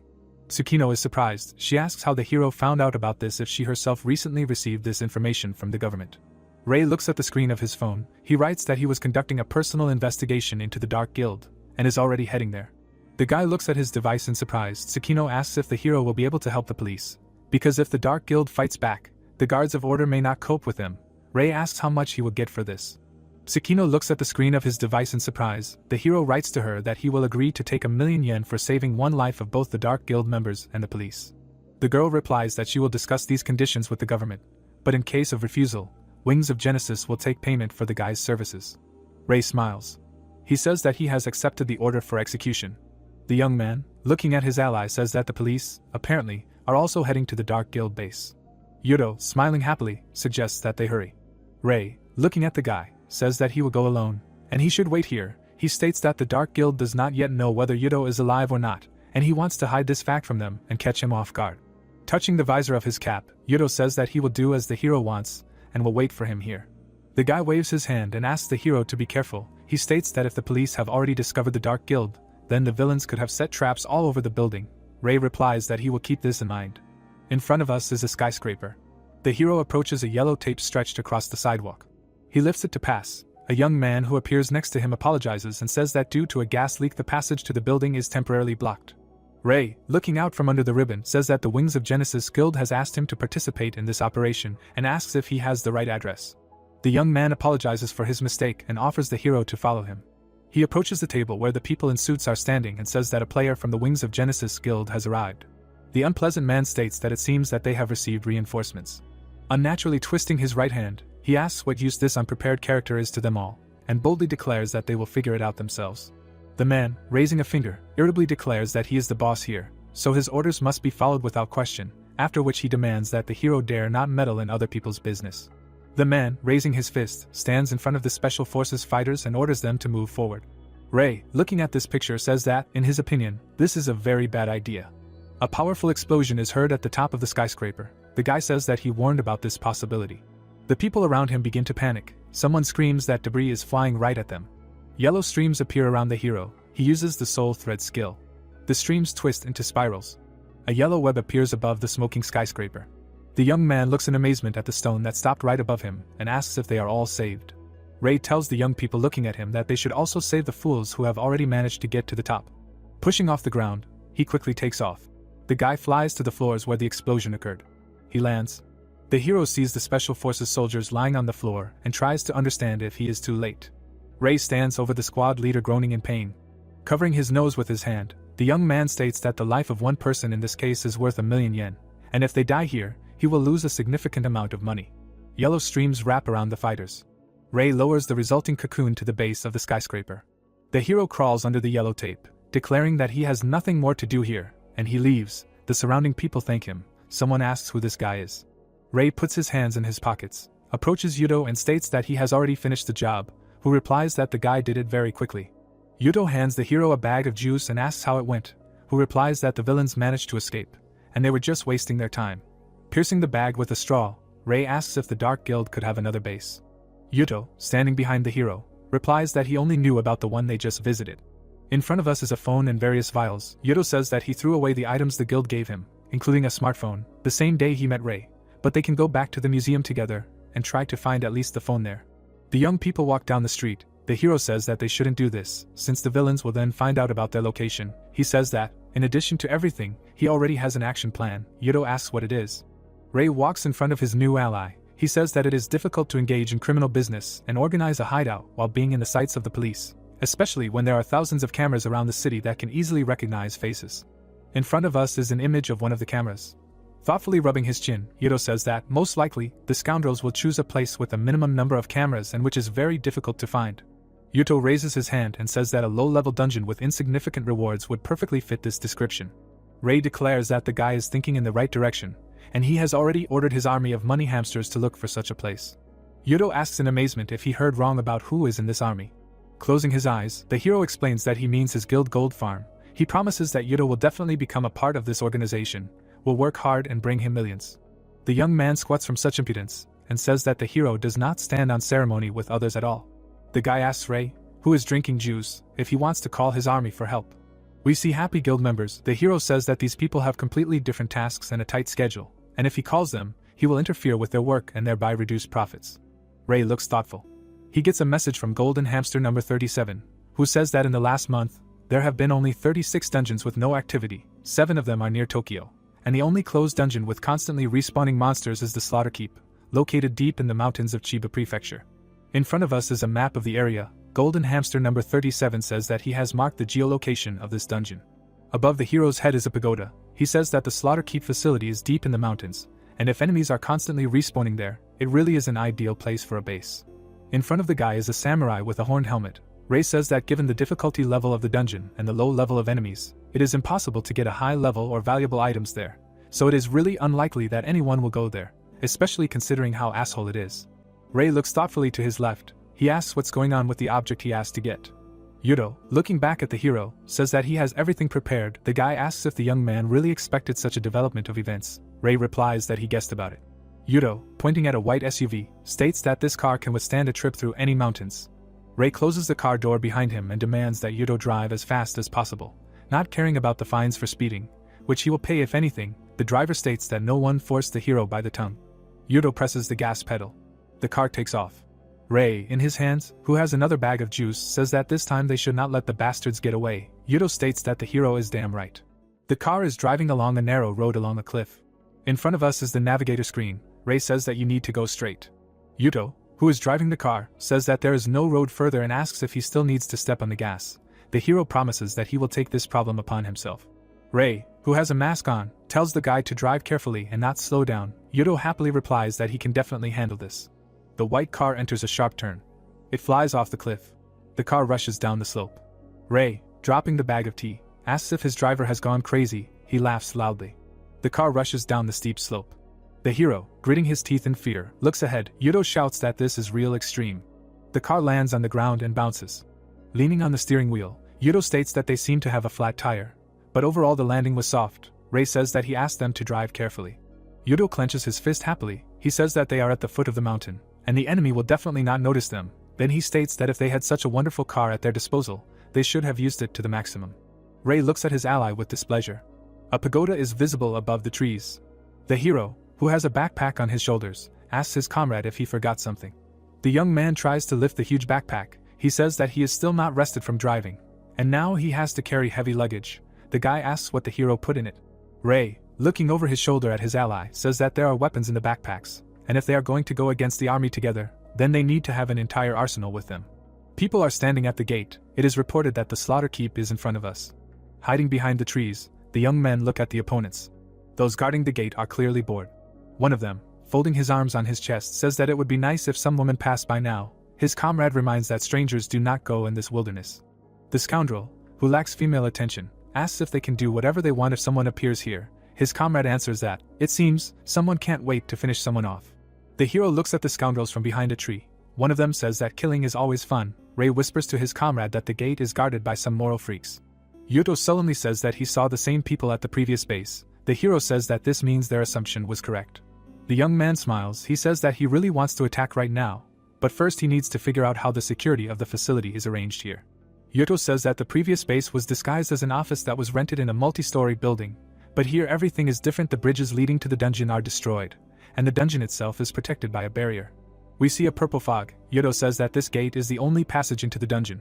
Ray, whose eyes we see, says that the villains are concentrating their forces on a narrow area, so they are completely safe as long as they control the entry point. The approach to the gate is blocked. Yuto says that you should not relax, since the guards can be not only at the gate, but also in other places. In front of us are many members of the Dark Guild. Yuto says that a separate unit consisting of 30 people worked at the previous base. Ray looks closely at the guy and asks how strong these fighters were. Yuto replies that they cannot compare with the two of them. However, as far as he knows, there are 3 players in the Dark Guild who are on the same level with him, or even surpass him. Fighters with glowing eyes are visible above the guy's head. Yuto says that they are Jack, Croaky and Raven, and these are the people who will be the hardest to deal with. Ray, smiling, says that if 3 players are equal to his comrade in strength, it will be a lot of fun. Yuto happily declares that his ally is an optimist, on whom he will rely in the future. In front of us is one of the villains. The hero says that it will be a shame if the named trio escapes while they are dealing with small fry. According to him, 1,000,000 yen is given for one member of the Dark Guild, so now it is advisable to block the exit so as not to lose profit. Yuto disappointingly says that the hero seems to have come here only for the money. He replies that everything is exactly like that. Guards are standing at the gate. Ray declares that it is not only about money, since if they do not close the exit, the criminals can escape. The hero, looking at his upset ally, says that Raven, who he is looking for, might also have disappeared. Yuto squeezes the strap of his backpack. His eyes fill with rage. He says that they need to block the exit so that no creature can jump out. We see many characters we already know. The hero says that in order to securely close the exit, they can contact the Wings of Genesis Guild, which will send reinforcements. But in this case there is a chance that some spy will reveal their intentions to the Dark Guild. We see nasty guys guarding the entrance to the dungeon. Yuto asks if this means that they need to protect this gate until reinforcements from Wings of Genesis arrive. Ray replies that they will most likely have to do just that. Yuto looks at the hero with fear and asks if they can handle this task together. Ray says that the guy seems to doubt their abilities. The hero writes a message to Tsukino, informing him that he has discovered the second base of the Dark Guild, asking him to urgently send the strongest players who can assist in the blockade. He also warns that there may be a spy inside the Wings of Genesis Guild, so the girl should send only those she trusts as herself. Ray looks at her ally and says that they will start after sending the message. Yuto says that he understands everything. We see the eyes of a young man. The number 5 is heard. In front of us is the lower part of the face of a scoundrel smoking a cigarette. The hero calls out the number 4. We see Ray's eye. The young man calls out the number 3. In front of us is someone's shoes. The number 2 is heard. The hero puts his finger to the send option. The number 1 is heard. Yuto, who has 2 swords in his hands, activates the super speed skill. He rushes across the bridge incredibly quickly. Unexpectedly for the Dark Guild members, the guy starts to strike. One of the bastards manages to ask what kind of sound that was. Purple discharges sparkle around the guy. He pierces the back of the head of one of the enemies with a lightsaber. Ray looks at his ally, standing at the open gate. He says that this backpack only prevented him from developing normal speed. Smiling, the guy asks his comrade not to blame him for being slow. Ray puts a huge backpack on the ground. He says that it's time to get a weapon.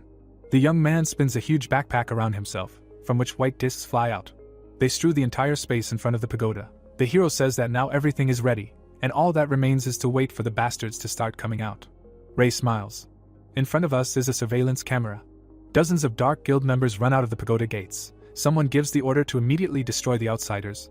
Ray says that his millions are running straight into his hands.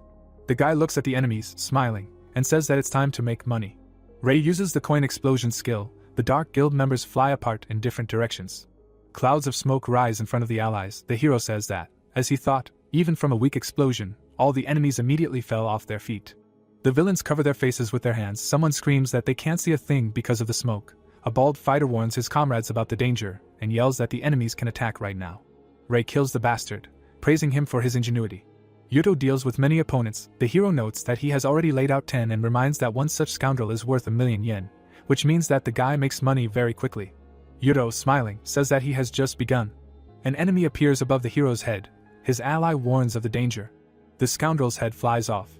Ray and his comrades stand opposite each other. Yuto says that the hero definitely saw this enemy, but stood there and waited for his ally to do the job for him. Ray asks how the guy figured it out. The hero points a dagger at the camera hanging behind him, and says that he does not want to reveal all his trump cards to those who installed this device. We see the video camera up close. Ray asks Yuto not to call him by name, since even if the device does not have a microphone, words can be easily read on the lips. Corpses are lying around the young people. The hero declares that enough has been done, and now it is time to deprive the enemies of their eyes. Ray, smiling, kneels down on one knee. He demolishes the camera along with the roof to which it was attached. The participants of the meeting look at the image coming from this device. In front of us is Raven, the head of the Japanese branch of the Dark Guild. He declares that they have come to visit. A girl in a business suit reports that one of the attackers is Yuto Maeda, nicknamed Mouse, who is a traitor to their organization, and the identity of the second has not been established. The blonde man sitting at the table says that they are currently checking the identity of the second character in the databases of the Japanese Adventurers Association, but have not found any matches yet. Raven thoughtfully rubs his chin. He says that if Mouse betrayed them, it was most likely because he learned of the death of his younger brother, who, like him, was always in the way. In front of us is a skyscraper. A young man in a green jacket runs up to Raven, looking out the window, shouting that he wants to ask about the next mission. Raven, without looking back at him, declares that Rat is capable of doing this job. It turns out that we see Yuto's younger brother, Hisashi, who is a member of the Dark Guild and is nicknamed Rat. The guy says that it is not the complexity of the mission, but its essence. The interlocutors are shown from under the ceiling of the room. Hisashi says that the client wants to eliminate the target, against whom he allegedly harbors a terrible grudge, but the guy thinks that this is complete nonsense. Raven, whose reflection is visible in the window, asks in surprise why Hisashi calls this nonsense, and whether he is sure of his accusations. The scoundrel says that the guy just needs to eliminate the target, and then receive a worthy reward, and he does not see any problems in this. In front of us is the emblem of the organization. Hisashi says that the client wants to destroy the Wings of Genesis Guild. Raven, looking out the window, says that the joke turned out to be very funny. Hisashi angrily shouts that the specific target of the assassination is his old friend, whom he met in the game. This is an ordinary healer with a friendly disposition, against whom no one could harbor a grudge. The guy says that the only motive he sees for this murder is causing harm to the Wings of Genesis Guild. Hisashi looks at the back of the scoundrel. The guy says that healers are very valuable personnel for each guild. They are very weak alone, but if one of them dies, it will greatly harm the organization. Raven, smiling, says that the guy has a very rich imagination, after which he asks why they, the Dark Guild, which already has a lot of things to do, would kill healers from other such organizations. Hisashi says that the goal may be to prevent passing the trials, because currently in Japan only Wings of Genesis is able to clear very dangerous dungeons. Representatives of 2 guilds are visible above Hisashi's head. The guy says that if the power of such an organization is undermined, then it will be impossible to counter the impending chaos, and the Dark Guild will be able to benefit if attempts to pass the trials end in failure time after time. Raven, standing with his back to the boy, says that he is, of course, right, but there is some inaccuracy in his statements. The bastard can be seen with collapsing buildings above his head, and says that it would be much faster to destroy an entire country. With his arms spread wide, the bastard declares that if the Wings of Genesis Guild disappears, Japan will simply disappear if the large-scale test is repeated. Purple streams wrap around Hisashi's leg, and Raven says that the guy has gone far beyond his competence. Black energy stretches from the bastard towards the guy, and Raven says that the young man's life will end here and now. Hisashi screams in horror, and the bastard uses the Shadowbind skill. Streams of purple energy lift Hisashi into the air. The guy smiles happily, and he screams for Raven to kill him, as this will finally free his brother. The young man, bound by black streams, screams that Yuto only worked for the Dark Guild because his brother was held hostage, and if Raven kills Hisashi, Yuto will no longer obey this bastard. The bastard, smiling, asks if the young man really thinks that there is no other leverage over Mouse. Hisashi joyfully screams that no one can make his brother obey. Raven asks the guy why. In his opinion, Yuto never communicated with him. A huge spear appears in the hands of the bastard. The villain's eyes glow. He screams that if Hisashi dies, Yuto will not even know about it. Raven plunges his weapon into the guy's chest. He flies far back and crashes into the organization's emblem. Blood gushes from the guy's mouth. Raven says that he is very sorry, and if Hisashi had minded his own business, he would have lived longer. The gray-haired old man sitting at the table thoughtfully says that this is why he suggested simply cutting off a couple of the guy's limbs, making him a cripple, in which case Hisashi would simply become his new toy. The old bastard twirls his mustache, and it is announced that before us is a member of the Dark Guild Croaky. Raven, raising his left hand, states that if he left the person alive who knows about their plans, information could leak, and he simply could not allow this. The old man states that the branch head is right. Croaky, folding his hands in front of himself, happily says that if their plan is carried out, and Japan disappears, he will be able to warm his bones in a luxurious resort in Hawaii, the Maldives, or even Dubai. The child sitting opposite the old man says that Croaky has some old man's plans for life in his head. He demands that the little bastard repeat his words. The boy, smiling, declares that a vacation at the resort gets boring after just one day, and the old man is more suited to playing with his stupid toys. It is reported that in front of us is a member of the Dark Guild, Jack. The old man gets up from his seat to reach the impudent fellow. He once again demands that he repeat his words. Raven orders Jack and Croaky to stop arguing. The big guy sitting next to the old man asks him if he has considered the possibility of transferring to work at headquarters, because if they destroy Japan, then a place in the main office will be guaranteed for him. Croaky declares that he is not attracted to working with papers, and is more accustomed to working on the front lines. A weapon appears in the old man's hand. He says that he likes killing people more than sitting in a stuffy office, and besides, constant movement is much healthier. Raven, raising his right hand, says that the old man is in his repertoire, after which he asks what is happening downstairs at the gate. The girl says in fear that they sent soldiers there, but it seems they all died. Raven, standing up, says that if weak mercenaries were sent there, they simply could not cope with Mouse. The bastard declares that he will personally deal with those who dared to challenge them. The villain takes a weapon from the rack and declares that Croaky is going with him. Just like Jack, the child happily declares that he is always ready for such things. The old man walking next to the boy says that Raven is very serious, then asks if the branch manager is throwing too much force against 2 rats. Raven, looking over his shoulder at Croaky, replies that rodents should not be taken too lightly, since a cornered rat can bite out a cat's throat. The bastard remembers the hero looking at the camera. He says that the guy who is with Yuto is a complete mystery to them, and it seems to him that he should be killed as soon as possible, so as not to run into any surprises. Raven spins a huge spear. He lowers its shaft to the floor. The villain confidently declares that these two will taste the tip of his spear. Rei and Yuto are standing next to the corpses of the defeated enemies. The hero, surprised, declares that they easily dealt with the opponents, and asks how many bastards they laid down. Yuto, smiling, declares that he did not count, but is sure that they have already dealt with half of the enemies. Rei says that if there are still half left, then this is very good, since they will be able to earn a little more. The owner of very elegant shoes comes forward. Yuto, looking back, sees Raven behind him. The guy grinds his teeth in rage. The hero asks what is happening to him. The young man answers that it is Raven, the head of the branch. In the bastard's hand is a spear with a very strange tip. He spreads his arms out to the sides and says that he has not seen Mouse for a long time, and if the guy is here, then it means he knows the truth about his brother. Yuto gloomily declares that Raven will answer for the death of Hisashi. Light swords appear in the hands of the young man. He says the name of the skill's super speed. The system reports that this skill cannot be activated, and the time until reuse is 3 hours 25 minutes and 52 seconds. Yuto grinds his teeth in anger. He jumps high, leaving a bright trail behind him. Yuto approaches the enemy. Rei calmly looks at his ally. He thinks that the guy has completely lost his head, but he can allow him to commit one reckless act today. We see a very unusual weapon. Jack is seen above Yuto's head, next to which a powerful explosion occurs. The skill wide slash is used. The hero's ally sticks both of his swords into the ground. Electric discharges sparkle next to the guy's head. The young man sees two more opponents in front of him. Jack, smiling, says that Yuto has come a long way, and only to have this idiot finished off here, he asks the old man if he agrees with his assessment. Croaky licks his dagger, telling the boy that it is very impolite to laugh at Yuto, as such a fool should be pitted, because risking one's life for the sake of a dead body is the height of stupidity. Yuto, frowning at Jack and Croaky, says that if Raven took them with him, he took the threat very seriously. Rei asks the boy who they are, and states that if they are in his way, they can simply be blown up with coins. Yuto, holding out one of his swords, asks Raven why he took his younger brother's life.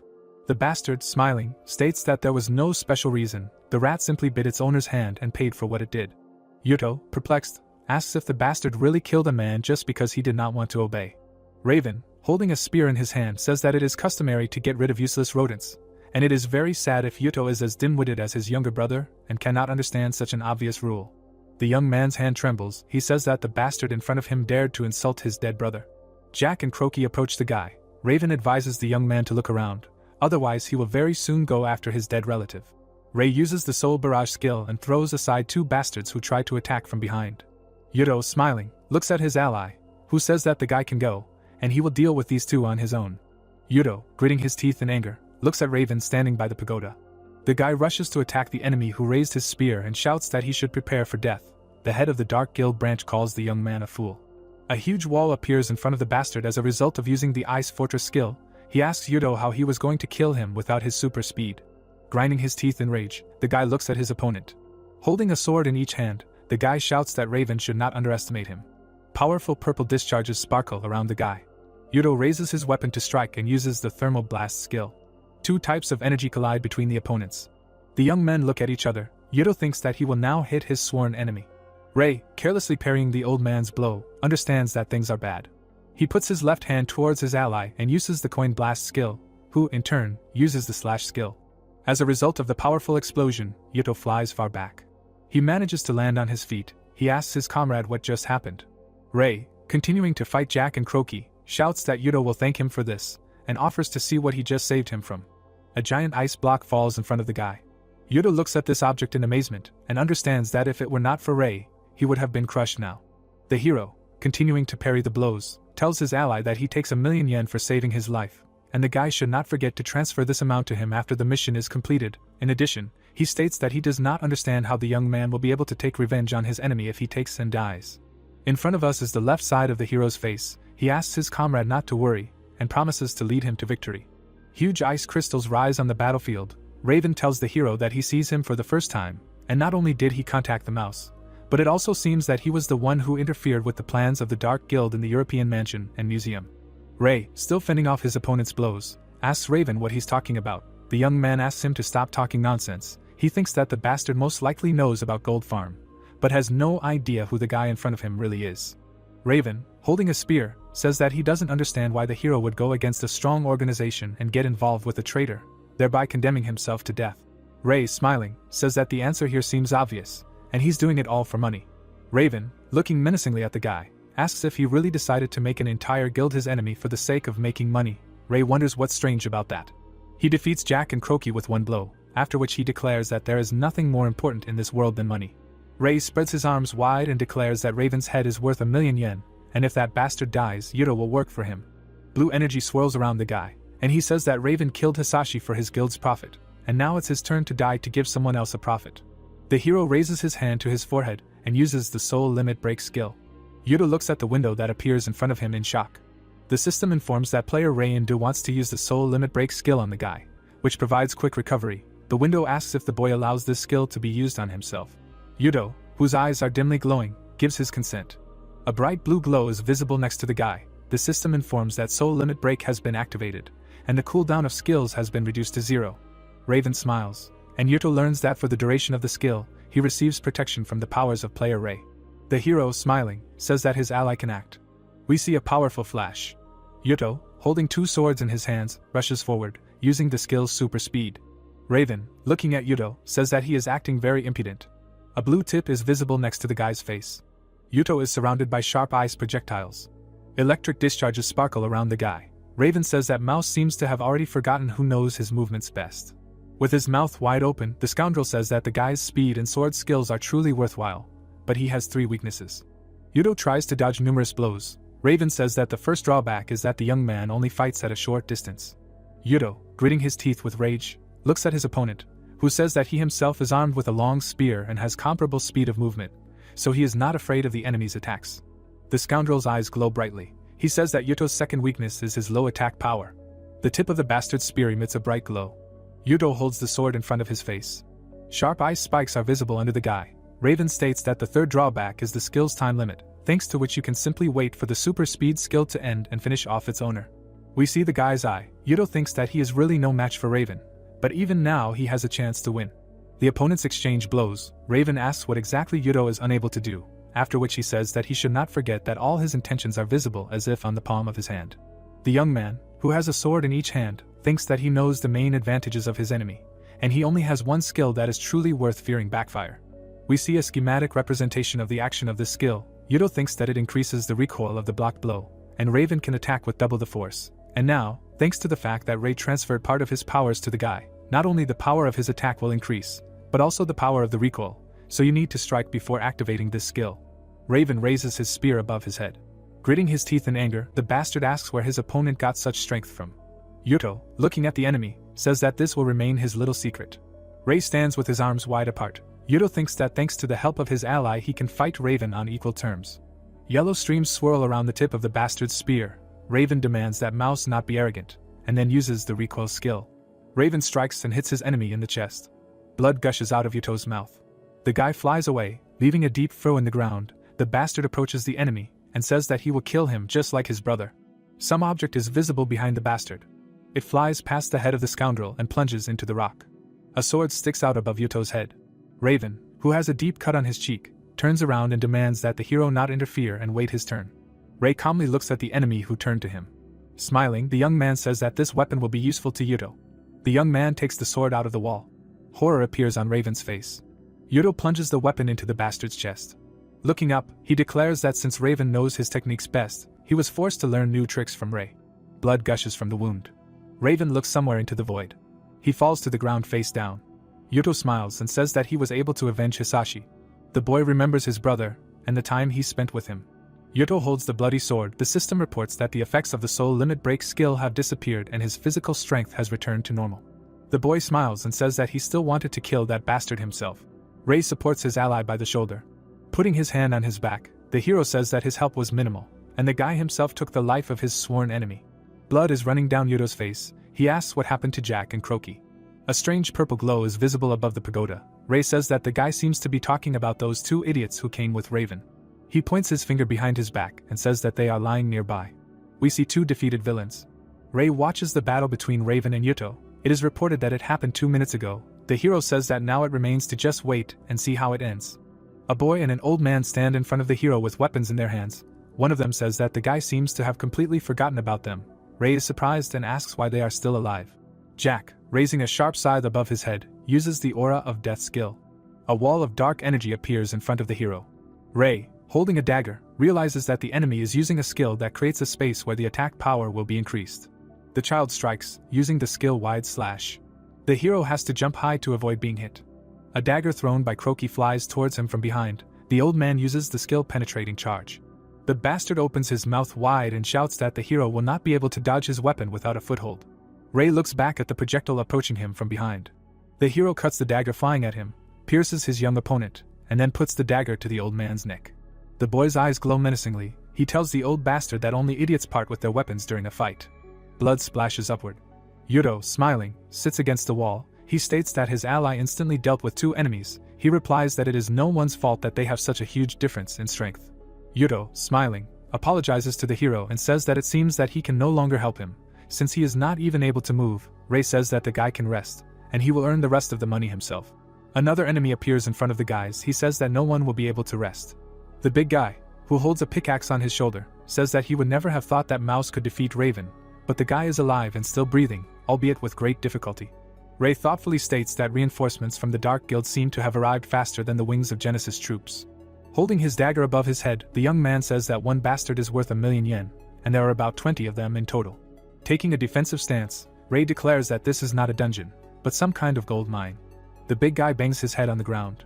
Ray holds a dagger over him and says that the opponents look formidable, but in reality they are nothing special. The guy, however, does not care about all this, since he will still get his money for them. Cars drive through the gate. The guild emblem is visible on the hood of one of them. Ray takes off his mask and says that Wings of Genesis have arrived, so they can get rid of the disguise for now. Yamagata Tsukino, holding his sword, says that the hero worked hard.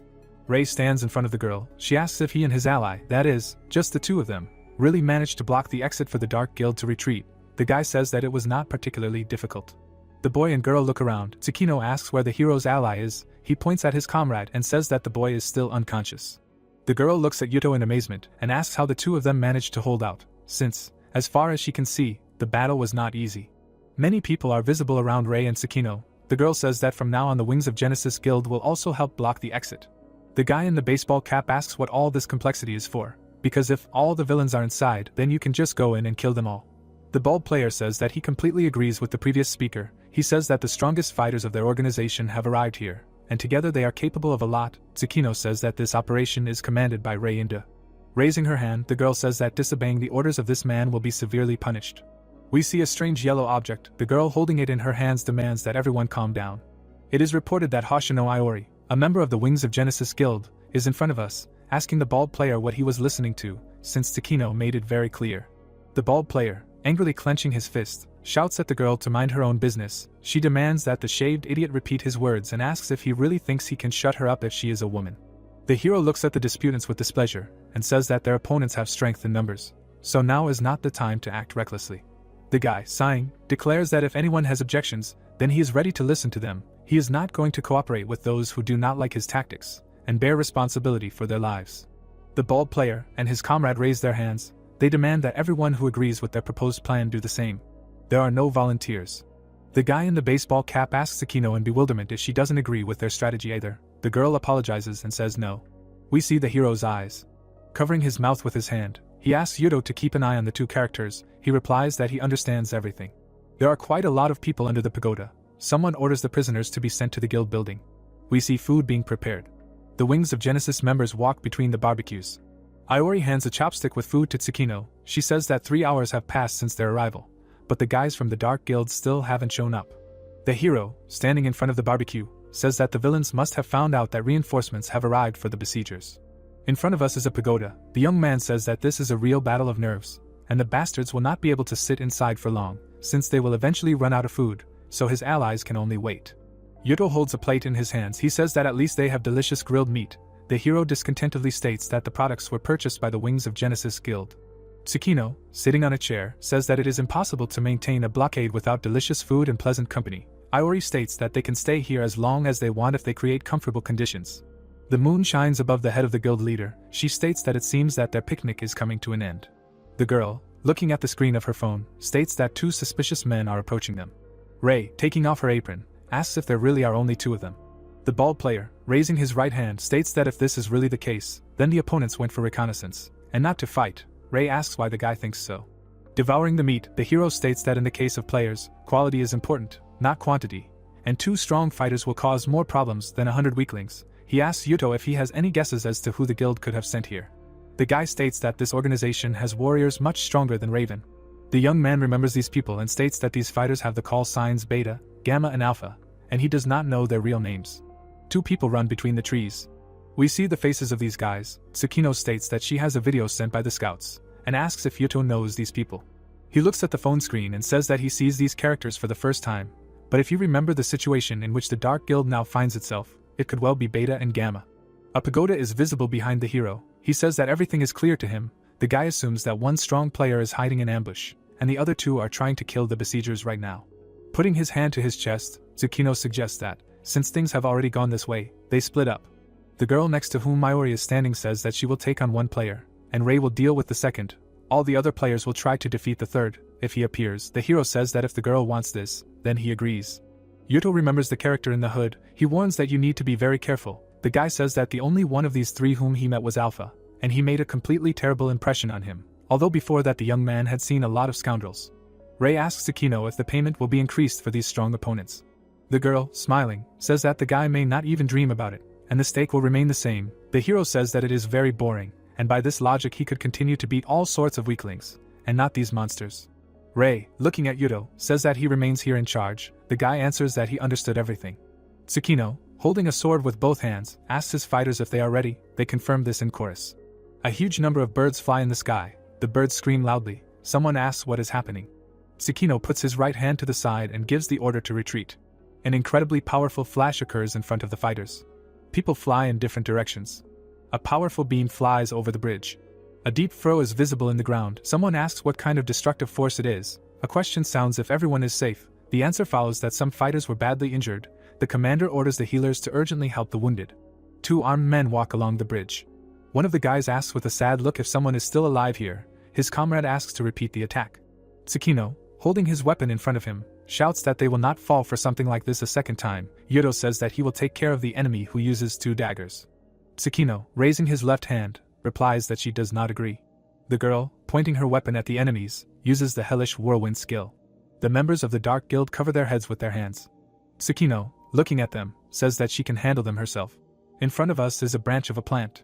A young man lies on the roof, asking in surprise why they are making noise in someone else's house, especially at night. He calls the uninvited guests very rude people. The young man's eye glows brightly. He says that they are preventing him from admiring the moon. A powerful pillar of fire is visible in place of the destroyed wall. One of the guys looks up in amazement, and says that this is simply incredible. Tsukino, holding a sword, offers the boys to speak the language of strength. One of the scoundrels falls to the ground and rushes at the girl. He strikes, but Tsukino blocks it with her sword. Both members of the Dark Guild attack the girl. One of them says that the head of the Wings of Genesis Guild is very good. Iori blocks a blow from one of the enemies. Tsukino calls out to her in bewilderment. The young man looks at the beauty with loving eyes and asks if there are many strong female fighters in the Wings of Genesis Guild. The girls block the blows of their opponents. The bastard who attacks Tsukino says that if it weren't for Iori, the guild leader would have lost her head. He asks if all of the 10 transcendents are that weak. The young man continues to grin disgustingly. He states that when it comes to monsters, the members of Wings of Genesis look great, but in real combat, they clearly lack experience. Tsukino, looking at the enemy, says that he should not underestimate the 10 transcendents, and she has more than enough experience. The Dark Guild member shows sharp teeth. He states that the girl seems to have misunderstood something, because he is talking about experience fighting not against monsters, but against people. The guy hovers over Tsukino and gives the order to activate the skill. He blows his nose. What flies out of his nose hits the girl's shoulder. Tsukino falls to one knee. The girl looks at her bloody shoulder in amazement. The enemy blurs before Tsukino's eyes. She does not understand why she cannot see normally. The system reports that Yamagata Tsukino has been inflicted with the fatal poisoning status. The healers look at their commander in fear and call out to her. They raise their staffs and use the mass healing skill. Yellow stripes are visible near the girl's face.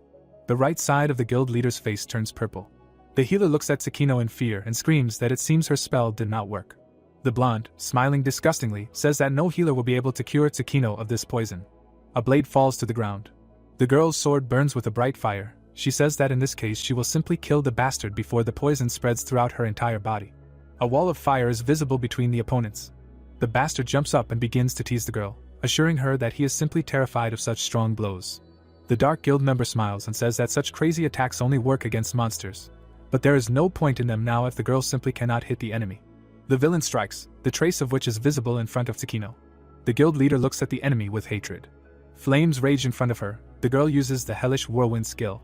The bastard laughs mockingly and shouts that he already said that all this is useless, and there is no point in these attacks if they do not hit anyone. Behind the villain, a fighter with a giant hammer is visible. He strikes and hits the Dark Guild member right on the back. A trace of an incredibly powerful blow is visible on the ground. The guy uses the destruction hammer skill. The blonde holds his bloody hand, calls his unexpected opponent a bastard, and says that he hit him right on the hand. Bright stripes are visible behind the guy's back. The Wings of Genesis Guild members attack the enemy. One of the girls uses the ramming strike skill, the second uses the precise arrow skill, and the young man uses the circular slash. A powerful explosion occurs. Tsukino, smiling, says that area of effect skills are only effective against weak and inexperienced targets. A fire element magic attack can disorient the enemy, but he can easily dodge it, and in this case, you should use the numerical advantage to drive the enemy into a corner. Tsukino falls to the ground. Healers run up to her. The guild leader asks the defeated enemy if he really thinks that she is an idiot who is not prepared for battle. The dead villain lies on the ground. The system reports that the player Cho Firen has died, due to which the fatal poisoning status will be removed from Tsukino.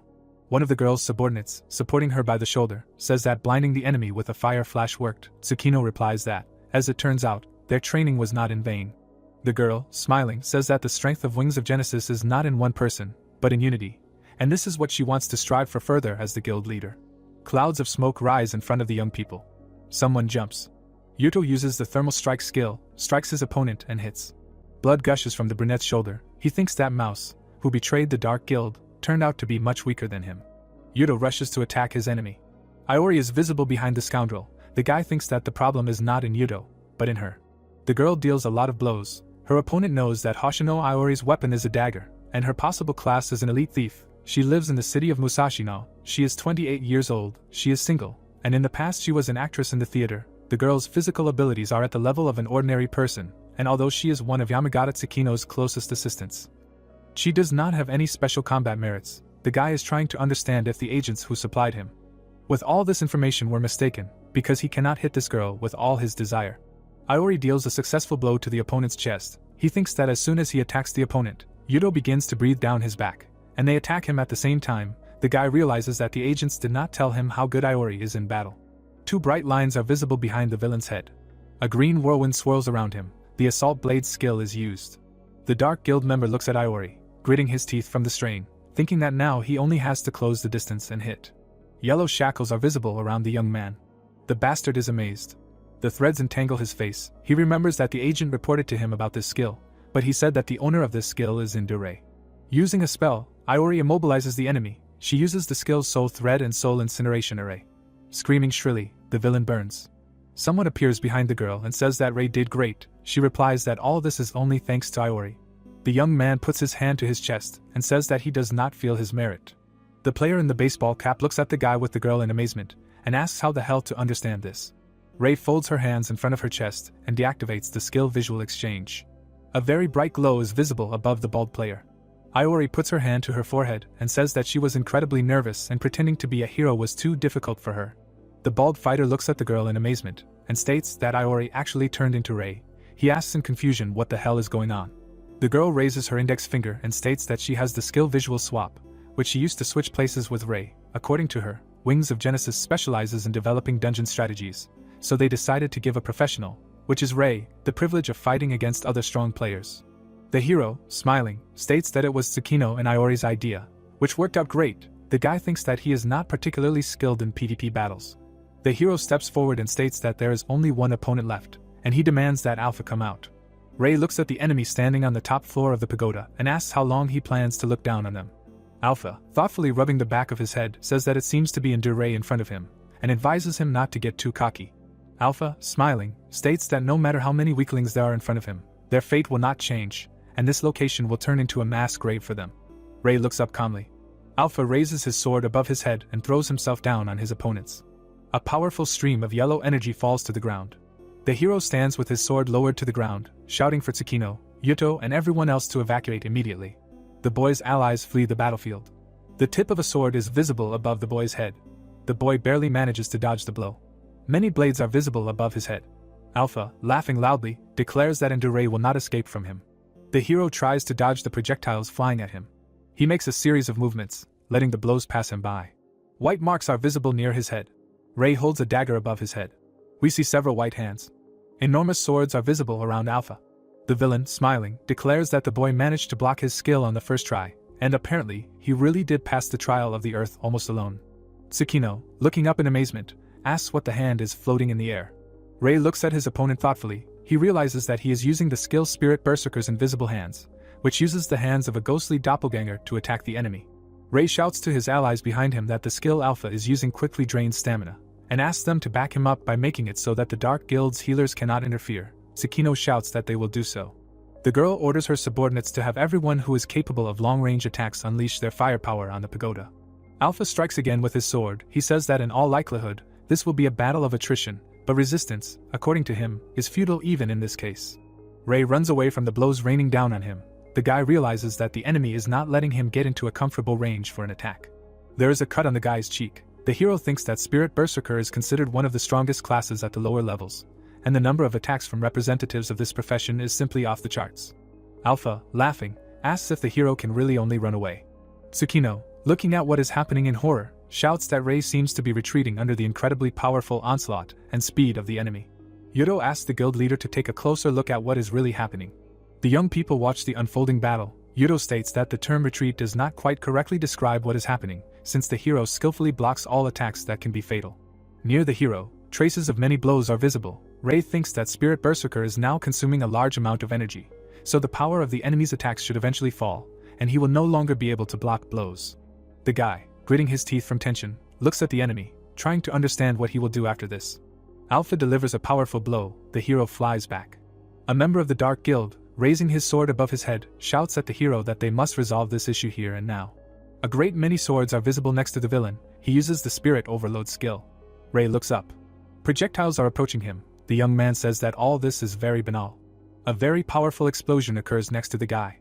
We see a ghostly dragon. In front of us is someone's eye. Tsukino and Iori look up in fear. The hero shouts that the soul serpent can rejoice. Ray, standing on the head of a ghostly creature, tells him that there is a huge amount of food here. Alpha puts his left hand to the side and shouts that this does not mean anything, and one snake cannot do anything to him. White streams are visible next to the hero. The healers use their skills to damage recovery, elemental cure and advanced call. One of them, clenching his fist, shouts that the healers are not able to recharge the hero in time, as he is taking too much damage. Alpha, putting his left hand forward, shouts that this is the true power of Spirit Berserker. Ray covers his face with his hands. The opponent asks him how a newbie who has not even chosen his main class can resist him. Tsukino, running up to the healers, asks them to hold on for at least a little longer. One of these specialists states that Ray's health has not decreased at all. The guy looks down in fear, trying to understand what it is. We see the head of a ghostly snake. Many snake heads appear above Alpha. The villain, looking up in fear, shouts that the snake seems to have multiplied. Ray, whose eyes are glowing, states that Alpha has provided the reptile with a huge amount of food, and it would be strange if it did not begin to multiply. The hero calmly stands on one of the heads of the ghostly monster. Stroking the reptile, he says that it looks like the food is gone for now. White streams are visible near the villain's body. Ray asks the snake not to worry. He points at something and advises the reptile to look at the main dish of this feast, which is still alive and moving quite quickly. Alpha looks angrily at his enemy. Ray is standing on the head of a ghostly snake. The guy's eyes are glowing. Alpha, who has a sword in his hands, asks if the hero really called him food. He rushes at the enemy, warning that Ray will regret these words in his afterlife. A member of the Dark Guild cuts off the heads of the snakes, using the Spirit Territory skill. Ray looks at the enemy in surprise. He smiles. Many pink projectiles rush towards the hero. The guy looks at the swords approaching him and realizes that the enemy is using a skill that increases the speed and power of weapon generation at the cost of reducing the range of use. Pink streams are visible next to the guy. He thinks that this fighting style eats up health points very quickly, and the enemy will not be able to hold out long enough to defeat all the snakes. Some kind of projectile is visible above the hero standing on the snake. Ray understands how he should act. Yuto, who came from nowhere, cuts the spear falling on the hero from above. We see the eyes of the young man. A bald player and his comrade in a baseball cap stand out on the ground. They look up in fear. Yuto rushes after them and says that they have revealed themselves, and it is time to be punished. The young man strikes both traitors with his swords. We see the faces of these people. A bright trace is visible in the air. Alpha appears behind the hero. He strikes, but misses. Ray plunges his dagger into the enemy's chest. He, with his mouth open, cries out in pain. Alpha falls on his back. He hits the ground. The bastard asks with a trembling voice how the enemy managed to block his blow, when it was supposed to be a perfect sneak attack. Ray says that it was far from perfect, and he knew the identities of the spies from the start. We are reminded of how the hero whispered in Yuto's ear to keep an eye on these two people. Alpha, with blood pouring from his mouth, curses into Ray, asking if the boy really thinks he can survive after turning the Dark Guild against himself. The hero, standing on the head of his dragon, says that now that the main forces of the Dark Guild have been destroyed, they can begin collecting the trophies. Many people are standing near the trucks. The Dark Guild members are connected to each other. Ray receives a statement for 452 million yen, a million for each of the defeated. We see a box filled with gold. The loot is loaded onto trucks. Cookie, smiling happily, says that the loading is complete. The hero praises him for the work done. Ray tells Tsukino that the Wings of Genesis Guild can take everything that is left inside the pagoda. The girl says that she strongly doubts that there will be anything to take after the guys from Gold Farm were there. Ray shows the girl a bag and says that he found some strange white powder at the Dark Guild base. The girl says that she does not need it. In front of us is a multi-story building. It is reported that the office of the Gold Farm Guild is located here. Rumi, who is sitting in front of the computer, says that a transfer from the government has arrived to their account. The guy says that it paid very quickly. The girl tells the hero that as a sign of gratitude for the contribution to the common cause of the Gold Farm Guild, or rather, its employee in Ray, the government sent a consultant. The guy is holding a cup. He says thoughtfully that he doesn't want the government to know what he's doing. Rumi says that she suspected that Ray would say exactly that. The guild members are standing in front of boxes filled with gold, on one of which there is a piece of paper warning that thieves will be killed on the spot. Rumi asks how the hero is going to convert this metal into money. Ray, taking the gold in his hands, asks if it is possible to sell it at a normal price on the stock exchange. Rumi says fearfully that given the dubious origin of this metal, most likely no one will buy it, since the gold originally belonged to a criminal organization. A girl comes up to the hero from behind, apologizes. She asks if she can see into Ray. The guy, looking at her in surprise, asks who he is dealing with. The girl points at herself and asks if the hero doesn't remember her. She reminds that they met during the certification exam to obtain a rank in the Players Association. The hero looks at the girl sullenly and, apologizing, states that he usually does not remember things that do not help him make money. Raising her right hand, the girl asks him to remember her anyway, and introduces herself as Misaki Sakuma. Rumi remembers himself during the exam and says that this is the girl who was at the reception desk. Ray states that it seems that she looked completely different at that time. The guy looks at Sakuma and asks if she will bring him money. She answers that, of course, yes. Behind the girl's back, a government building is visible. She says that the Japanese government has appointed her as a consultant to endure Ray, and in other words, she is an employee that the guy can use as he pleases, while the salary will be paid not by him, but by the state. Ray points a finger behind himself and states that he already has enough employees, and they also work almost for free. Sakuma asks offendedly if she really can't do anything. The girl promises to do whatever she is ordered. The guild members look at her with displeasure, as they are very confused by the end of the phrase. The girl has a mop in her hands. She says that she can clean the office, call a taxi, launder money of dubious origin, buy explosives and weapons, and even cover up illegal activities, that is, do everything that can be useful to the young man. We see the hero's eyes. He is trying to understand whether he needs such cooperation with the state. In front of us is a mountain of gold bars. Ray asks what Sakuma will do if he asks her to sell a huge amount of gold of dubious origin. The girl, smiling happily, says that she will ask customs to confiscate this cargo as contraband, then sell it and give the money to the young man under the guise of a special commission from the Players Association. She assures that this should not cause any special questions from anyone. The girl, smiling, assumes that it is about the gold from the Tachijai Mountains, and suggests that they do with it exactly as she suggested. Ray, looking at Sakuma with displeasure, says that he does not trust her. Showing a high five, the girl says that she can transfer 5 billion yen to the Gold Farm Guild account as an advance payment. Then she states that the value of the gold should be much higher, and she will transfer the difference a little later. The hero looks at Sakuma in surprise and expresses doubt that this can be done at all. She replies that she has the authority to dispose of funds in the amount of 5 billion yen, and she only needs 10 minutes to carry out this operation. Ray starts the timer on her phone and says that Sakuma has 10 minutes. The girl leaves, stating that she understands everything. The specified time has passed. Rumi looks up from her tablet and says in amazement that a payment of 5 billion yen just came in from the Players Association. Sakuma approaches the guild members and asks if the hero now understands who he is dealing with. The girl folds her hands in front of her face and states that she can be very useful. In front of us is a multi-story building and a request is made to send an invoice. Sakuma smiles and says that the gold from the Tachijai Mountains has been exchanged. The girl shows the hero the tablet screen and states that the difference of 127205600 yen has been transferred to the guild's account, and shows a full report of the transaction. Ray, taking the tablet in his hands, says that everything is clear to him and that the girl really is quite useful, apparently. The guy hands the tablet to Rumi and says that before he welcomes Sakuma to the guild, he wants to ask her one question. Looking at the girl carefully, Ray asks what exactly the government's purpose is in sending her here. Sakuma spreads her arms and says that it will soon become obvious anyway, so she will be honest. According to her, the whole thing is that the government wants to prevent the hero from working for other countries. In front of us are players around whom banknotes fall. Sakuma says that talented fighters are a desirable target for many countries.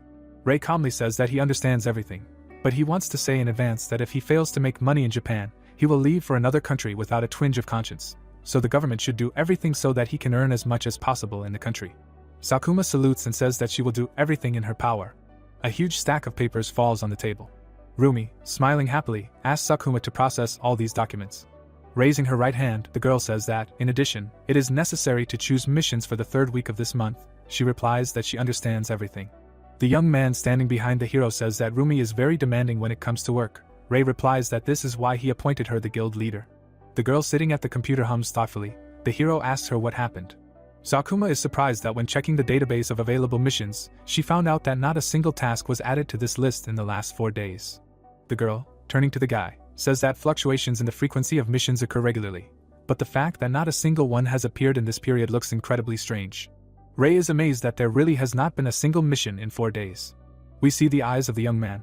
He approaches the girl and tells her to quickly check this information with the government. Putting aside all her other work, Sakuma replies that she understands everything. The girl opens the drawer of the table. She takes out a staff, lifts it and activates the remote telepathy skill. A powerful flash occurs over the city. The girl's eyes turn yellow.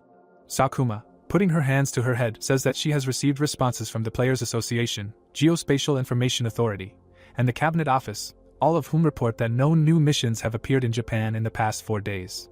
There is a satellite hovering above the Earth. The girl says that even Rikuji 4, which monitors the entire Earth, has not detected a single new dungeon. Sakuma, looking at the hero, says that according to information from the Ministry of Foreign Affairs, the same phenomenon has been observed in other countries. Ray, turning away from the girl, states that all of this is a prelude to the appearance of a new large-scale mission. The guy points to the right of himself and says that now they need to prioritize the currently available high-paying missions, since they will not be able to complete the normal missions they have been doing for some time. The people stand in front of a skyscraper. The system announces the start of a new large-scale mission, Waterfall Trial. We see the natural object in question. The system informs us that this event will last 90 days and within its framework we need to destroy a boss. The mission territory covers all of Asia, and failure in its completion will mean the destruction of the entire designated region. Ray, looking at the system window, states that what they have been waiting for has begun. Rumi asks what the plan is and what to do with the small-scale missions that the guild is currently working on. Ray, lounging on the couch, says that for now they will complete the small missions they have already accepted. Because if the waterfall trial covers all of Asia with all its countries, it will take some time for decent rewards and good sponsors to appear. We see some not very happy players. The hero says that until the rewards are increased, Gold Farm will not do anything. Besides, large-scale missions like this one usually appear in all parts of the world at the same time, and if the rewards in some part of the world are higher than in Asia, the guild can focus its attention on other areas of the planet. Rumi sadly says that if they leave Asia, Japan might disappear. The girl asks if they can afford to let that happen. Ray, smiling, says that it depends on the size of the reward. The guy tells Sakuma to start preparing contracts for participation in a large-scale mission, since he is going to compete with the world's major guilds. Raising his right hand, the guy says that the girl should also start looking for potential partners, since Gold Farm alone cannot cope. According to him, Wings of Genesis is a rather attractive option, but there may be other organizations worthy of attention. Sakuma says that she understands her boss. In front of us is the Gold Farm emblem. It is reported that this is happening a week later. Sakuma approaches the hero sitting in a chair and says that information about the missions has appeared. For completing each of them they give 500 million yen, and in total you can earn 70 billion. A world map is visible behind the girl. She says that missions are available on 5 continents, namely America, Africa, Europe, Asia and Australia. However, only in Asia and Australia is it possible for private guilds to participate. The hero rubs his chin thoughtfully. He says that 70 billion is incredibly cool, and as he expected, large-scale missions are not comparable in profitability to regular tasks. He states that the reward is fixed, so receiving a contract will depend on the reputation of the guild. Sakuma, smiling, says that she is very glad that they decided to take Wings of Genesis as partners. Rumi and Tsukino are sitting at the table. The girls and another guy are heatedly discussing the details of the agreement. Sakuma says that as an ally of Tsukino from 10 Transcendence this is a huge advantage, and in addition, Wings of Genesis offered the most reasonable price for their help. Tsukino secretly looks at the hero. Sakuma says that according to the agreement, Gold Farm will receive 70%, and Wings of Genesis 30%, and these are very good conditions. The girl, smiling, waves her hand to the boy. Rei, sitting in a chair, asks Sakuma if she thinks they can get at least one contract. The girl replies that to be honest, she finds it difficult to answer. Raising her hand, Sakuma says that if we consider the competition, Wings of Genesis and Gold Farm together are around the 100th place in the world rankings, and if we consider the number of members, they are not comparable to the large Chinese and American guilds at all. There are many players in front of us. The girl says that most of the large guilds prioritize numbers, and clear low-level dungeons one after another through massive invasions. According to her, guilds like Wings of Genesis and Gold Farm, which focus on elite fighters, are much rarer. We see a player standing on a cliff. Sakuma informs us that the identity of the number 1 rank 10 Transcendence is still unknown, while there are rumors of a player from Thailand who cleared a national-level dungeon single-handedly. Sakuma throws his hands up in joy and says that in 2 weeks there will be an international conference to determine the teams that will participate in the missions, and until then they will gather information and prepare. In front of us are magnificent skyscrapers, and it is reported that the action takes place 2 weeks later in an international conference hall. Representatives from Japan stand out among the crowd. Sakuma shows the hero a tablet, who says that means only 4 teams are allowed to participate. The hero, looking at the girl, asks if the large international guilds did not want to receive a reward of 70 billion yen. Sakuma explains that initially more than 10 organizations expressed interest in participating, but they were unable to gather enough fighters. We see a meeting room. The girl states that for large-scale missions the number of worthy players is limited. The Japanese delegation takes their seats at the tables. Sakuma says that high-level players can earn gigantic amounts of money without taking part in such risky operations. Tsukino, sitting next to the hero, says that all this is clear, and her guild also had to work hard to gather volunteers. The girl, looking at the hero, asks how many fighters Gold Farm will put forward. Rei answers that all those available. Tsukino says that she understands. The hero, raising his right hand, looks at Sakuma and asks if they have any chance against the teams that have applied to participate, and more specifically, against Blaui Vogel and Black Dragon. Sakuma, under whom people in suits are visible, states that Blaui Vogel is a world-famous large guild, and she announced that she will take on the Australian mission, which she will almost certainly be given. The girl, behind whom the conference participants are visible, states that if we talk about the Asian mission, then most likely they will have to compete with Black Dragon. People in traditional Asian costumes are visible above Rumi's head. Sakuma says that Black Dragon, however, does not have any completed missions of a national scale to its credit. Rumi says that, as it seems to her, if Wings of Genesis unites with Gold Farm, they should easily win this competition together. Sakuma, looking over her shoulder, says that he really hopes so. The hero turns his attention to a guy sitting down in an empty seat. In front of us is a man covering his mouth with a fan. The conference participants are sitting at tables. An old man shakes hands with a blonde man in a suit. An announcement is made that the contract for work in Australia has been received by the guild Blaui Vogel. The man, raising his left hand, thanks everyone for their trust. The girl says into the microphone that the winner of the contract for the mission in Asia will be announced next, and the team from Japan will be the first to present their strategy. Tsukino, standing up, declares that it is her turn. Rei says that she is counting on the girl. Sakuma wishes her luck. Tsukino, standing behind the podium, finishes her speech by saying that this is why she thinks that the combined efforts of Gold Farm and Wings of Genesis will be enough to pass the waterfall trial. The audience applauds the girl. The hero sits with his arms folded across his chest. Sakuma, looking at the guy, says that the audience's reaction looks encouraging. Rei agrees with her. The hero looks at his competitor, who is standing up from his seat. He understands that a lot will depend on how he performs. The young man, smiling, thanks Tsukino Yamagata for what he claims is an incredibly boring presentation. The girl looks at this man in bewilderment. The competitor, with his arms folded across his chest, says that in order not to completely lull the audience, he suggests turning to a more interesting question. A young man with shining eyes raises his hand and declares that we need to talk about the dead weight that most guilds have nowadays, namely healers, who have poor defense, limited mobility, and virtually no attack power. A girl who is a representative of this profession looks at the speaker in amazement. The audience whispers. The speaker says that a team of researchers from his guild has found that in 70% of cases, the death of squads occurs due to healers. Yudo looks angrily at the speaker, who declares that in this regard, representatives of this profession must be gotten rid of. The young man, above whose head a frustrated girl can be seen, declares that their guild has completely gotten rid of healers and those weak classes that heavily depend on them. In front of us are 3 fighters. The representative of the rival guild declares that their squads consist of sword and staff masters, as well as fist fighters. The guy has his subordinates behind him. He states that the above-mentioned classes can protect themselves with the aura that surrounds them, and while they have it, they are invulnerable and do not need healers. That is, squads consisting of them have no weaknesses. We see terrible monsters. The speaker says that during the Prophecy Online game, the same composition was used to clear continental-level missions: Trial of Storms, Trial of the Abyss, and Trial of the Eastern Lands. The young man states that although his guild has no experience in passing the Trial of the Waterfall, he sincerely believes that it can be passed using the above-described method. Those present, smiling, look at the speaker. Ray puts 2 fingers to his lips. With a heavy sigh, he says that they are finished. Tsukino, looking irritably at the young man who spoke, states that she cannot imagine a strategy that will not use healers when passing a continental-level mission. She asks the hero what he thinks about this. Ray, smiling, says that it all depends on the mission, and this strategy has its place, especially for something like the Abyss Trial, where it might even be the best. Then he states that it is completely unsuitable for the Waterfall Trial, and that a squad that tries to use it will most likely be destroyed. Tsukino thoughtfully repeats the hero's phrase about destruction. The speaker speaking to the assembled group says that he has finished his explanation, and expresses his hope that those present will realize that the side he represents is the most suitable choice. The girl who is hosting the ceremony announces that both teams have presented their strategies, and now a meeting of the competition committee will take place, which will announce the results a little later. She says that the details of the discussion will not be presented. The respectable-looking people begin to discuss the reports with each other. The girl who is following the hero asks if there is any hope for victory. Rumi, looking at the guy excitedly, says that the selection committee has collected a huge amount of information about continental-level missions, and it simply cannot be that they chose a squad that cannot pass this dungeon. Ray replies that he is not sure of anything, but any outcome of the vote will be beneficial for them.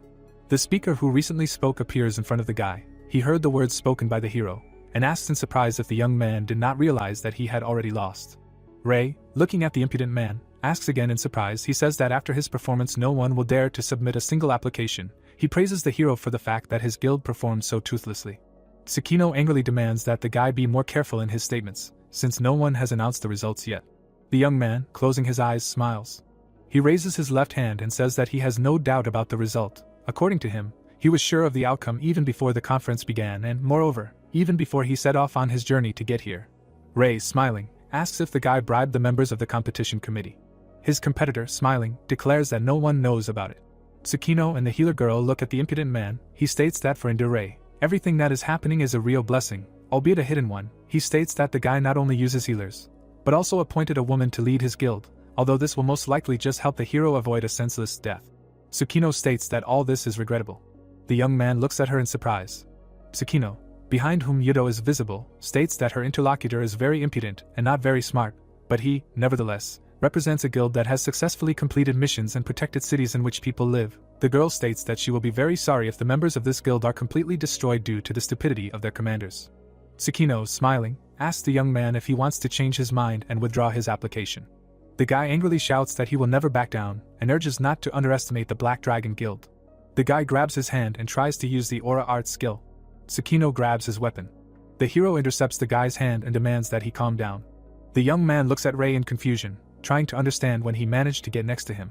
Without letting go of the Black Dragon Guild representative's hand, the hero apologizes for the behavior of his guild member, and asks the guy to withdraw his application for participation in the mission.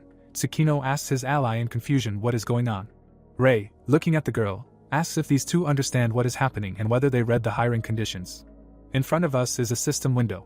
There are dead people lying on the ground. Under them you can see a knight with a shield and sword. The hero reminds his interlocutors that if the party that entered into the contract loses the ability to complete the mission due to losses incurred or for other reasons, the guild that took second place according to the results of the competitive selection will begin to fulfill the contract. And in this case the reward will be increased proportionally to the time remaining until the end of the mission.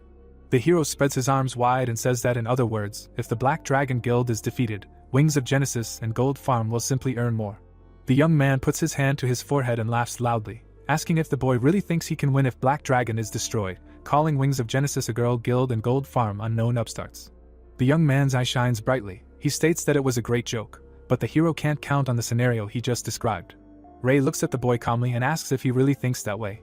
The representative of the Black Dragon Guild, whose teeth we can see, states that the competition committee has already made a decision, and he will be the one to receive the contract. The guy admits that he is very sorry, and it was necessary to allow the victory to be given to his competitors, since he wants to see how they are destroyed. The guy states that in this case he would have received a much larger reward and, in addition, he would have seen how worthless Japanese people die.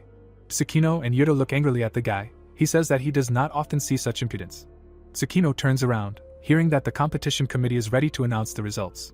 The young people listen attentively to the announcer's announcement. She says that the winner of the competition for the right to pass the waterfall test was the Black Dragon Guild. The representative of this organization smiles happily. Applause is heard, the guy is congratulated. It turns out that Ray is the one clapping. He says that the young man should not rush to die, since the less time remains until the end of the test, the greater the reward for passing it will be. The guy looks at the hero over his shoulder, says that he is talking nonsense, and orders his subordinates to follow him. One of them bows to his commander.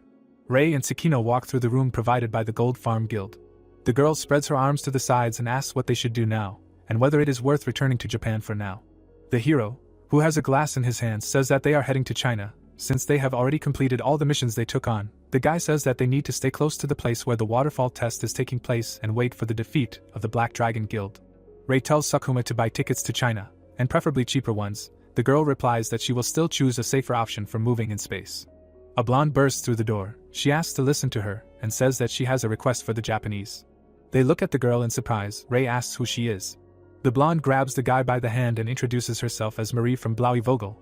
Ray asks her to let him go, since he is very hungry. Tsukino, smiling, says that Marie has the language skill, so she does not need to force herself to speak in Japanese, and if she broadcasts even in her native language, everyone here will understand her. Marie blows her nose into a handkerchief and, thanking everyone present, declares that from now on she will speak in German. The girl says that her guild would like to convey its mission. Sakuma whispers to the hero that Blaui Vogel has 3 representatives of the 10 Transcendents, and given their strength, passing the continental difficulty trial should not be much of a problem for this guild. Ray says that this was the situation when they applied. He asks the girl if anything happened after the contract was signed. Marie, with her hands folded in front of her, says that the guy is absolutely right, and now they are in a bit of a difficult situation. Ray, raising his right hand, states that from what he sees, Blaui Vogel is indeed in trouble, so he suggests that the girl, who is learning Japanese, learn a proverb from that country that helps to overcome difficult times. Sakuma, grabbing the hero's hand, asks what the saying goes. On the guy's head, a traditional headdress is visible. He states that the Japanese believe that even in hell, decisions depend on money. The guy assures that this is the most famous Japanese proverb, and the girl should remember it. The hero's comrades smile. Marie, with her hand on her chest, asks the hero if this means that if they pay him, he will take the job. The girl approaches the door. She opens it and shouts to her brother that she has brought people from the Japanese team. The blonde, with his arms outstretched, states that he is pleased to see these guests and introduces himself as Daniel Keller, the guild master of Blaui Vogel. Ray and Tsukino approach the young man and introduce themselves as the guild master of Gold Farm and Wings of Genesis respectively. Daniel, smiling, says that it seems that Tsukino is one of the 10 Transcendents. He states that it is a pleasure to meet her. Rubbing the back of his head, the young man says that, as Marie mentioned, they want the Japanese to take over the continental mission in Australia. He states that of course they will notify the UN that they are refusing this task. The hero asks why Blaui Vogel decided to dump their work on them. An American flag is seen above the 2 players. Daniel states that this will soon be revealed anyway, so he will be brutally honest. The guy says that there were 3 10 Transcendence members in his guild, and 2 of them were lured away by the United States. Daniel, clutching his head, says that he has long known that the Americans are up to such vile deeds, but this time it all happened at the wrong time. Ray, smiling, looks at the guy and says that, apparently, he decided that one 10 Transcendence representative would not be enough for him. Daniel, looking at Tsukino, says that, according to his calculations, at least 2 10 Transcendence members are needed for this mission. He states that, in principle, one can handle it, but he does not want to thoughtlessly risk such valuable resources. In front of us is the left side of the young man's face. He says that Daniel seems very cautious, after which he states that everything is fine with him as long as he receives billions of yen as a reward. The hero, looking at Tsukino, says that he thinks this job is doable and asks the girl to give her opinion. Spreading her arms wide, Tsukino apologizes and states that her guild will not be able to participate in this matter. The girl puts her hand to her chest and states that the Wings of Genesis members are afraid to participate in continental-level trials, and in the case of the Earth trial, she begged them to protect Japan, her homeland, and they reluctantly agreed. The girl apologizes to the people of Australia and states that she will hardly be able to gain understanding from her guild members if she asks them to participate in missions outside of Asia. Daniel looks at the girl silently. The hero's face becomes concerned. He says that the Gold Farm Guild would like to take on this trial, but they alone do not have enough people for the continental level quest. A blue portal is seen above the desert. Ray states that this is somewhat related to the desert trial, where the number of troops is of great importance. The guy says that he will need at least 200 B-rank players, but his guild cannot even field half of that number. Smiling, the guy asks if Blaui Vogel has mercenaries and if Daniel can provide him with about 150 B-rank players for 10% of the reward amount. We see very gloomy men in front of us. The blonde one, apologizing, says that they do not give away their players left and right. The fighters fight monsters. Daniel states that their squads always include commanders who monitor possible risks and promptly withdraw fighters from threats, as well as support personnel who deal with logistics. The blonde one assures that in the case of a continental-level test, all this will be extremely expensive. Ray, looking askance at the interlocutor, asks if this means that he refuses. Daniel raises 2 fingers and says that he needs 400 million yen, and if he does not have that kind of money, then half of that amount. This will allow him to mobilize a decent army, and then we will talk about a joint operation. The hero declares that it is too expensive. Rumi whispers to Sakuma that when Ray allied with Wings of Genesis, he gave the guild a whopping 30%. She replies that this is exactly what happened. Daniel and Ray look at each other. The blonde states that missions cost money, and the hero should understand this. He asks if the boy is sure of his words. The boy's eyes emit a glow. He states that the equipment completely pays for itself. The fighters' salaries are only 10 to 30% of the budget, and even the transportation costs will be easily covered by the amount he offers. Ray states that he does not understand the guild leader, who, in his opinion, does not need such a huge army.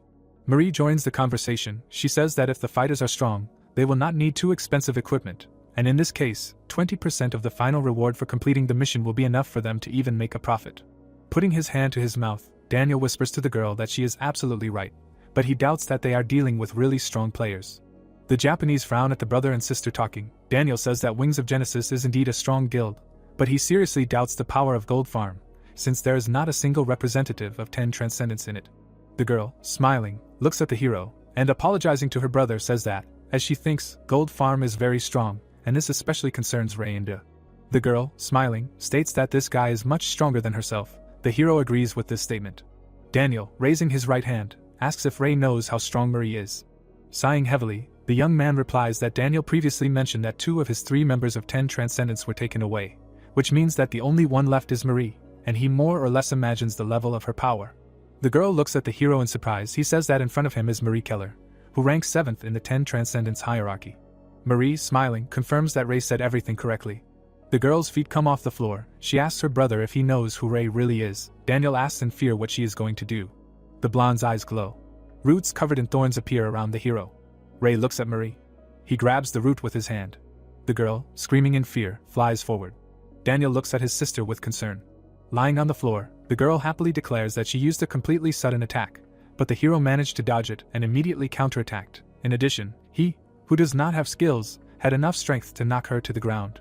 Daniel, standing behind his sister, asks her why she decided to attack such an important guest. Marie replies that the guy was not hurt at all.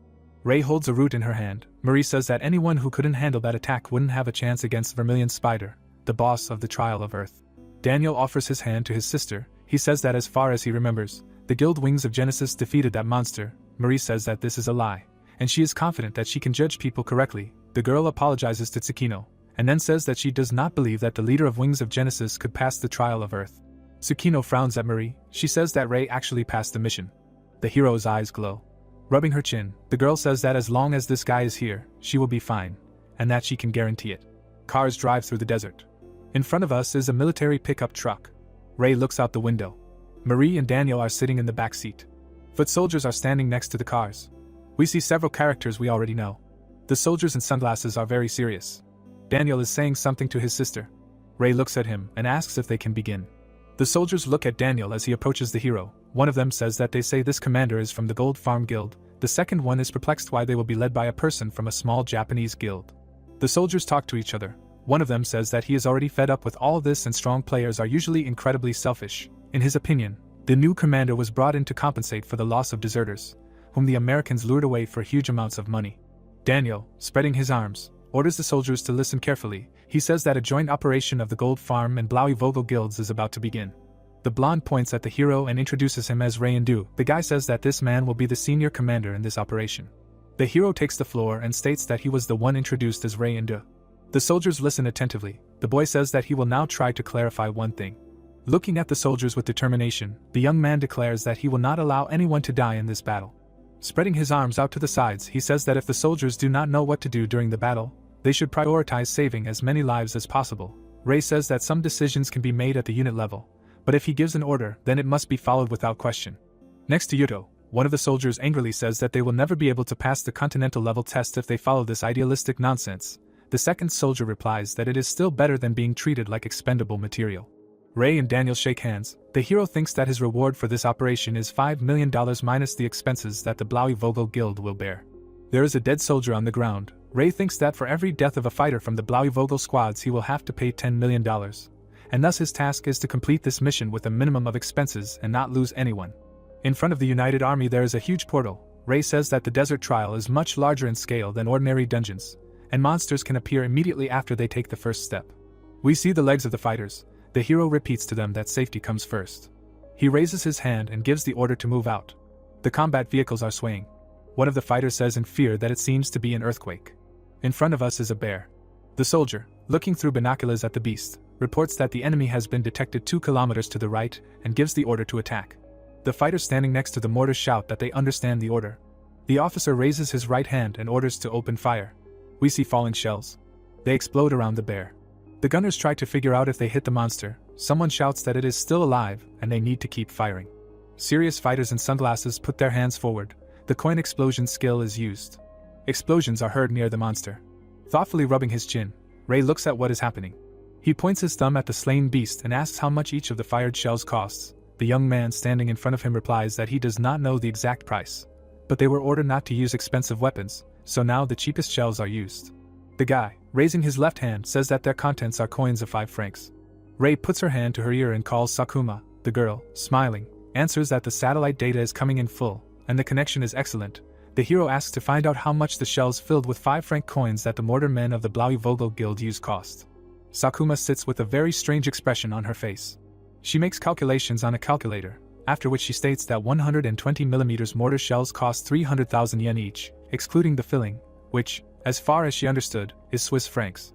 The girl states that the final price of one shell is 1,000,000 yen. Ray almost faints. He is amazed at the cost of one shot. The young man tries to understand how many of them were made to kill such a small monster. Yuto calls out to his commander.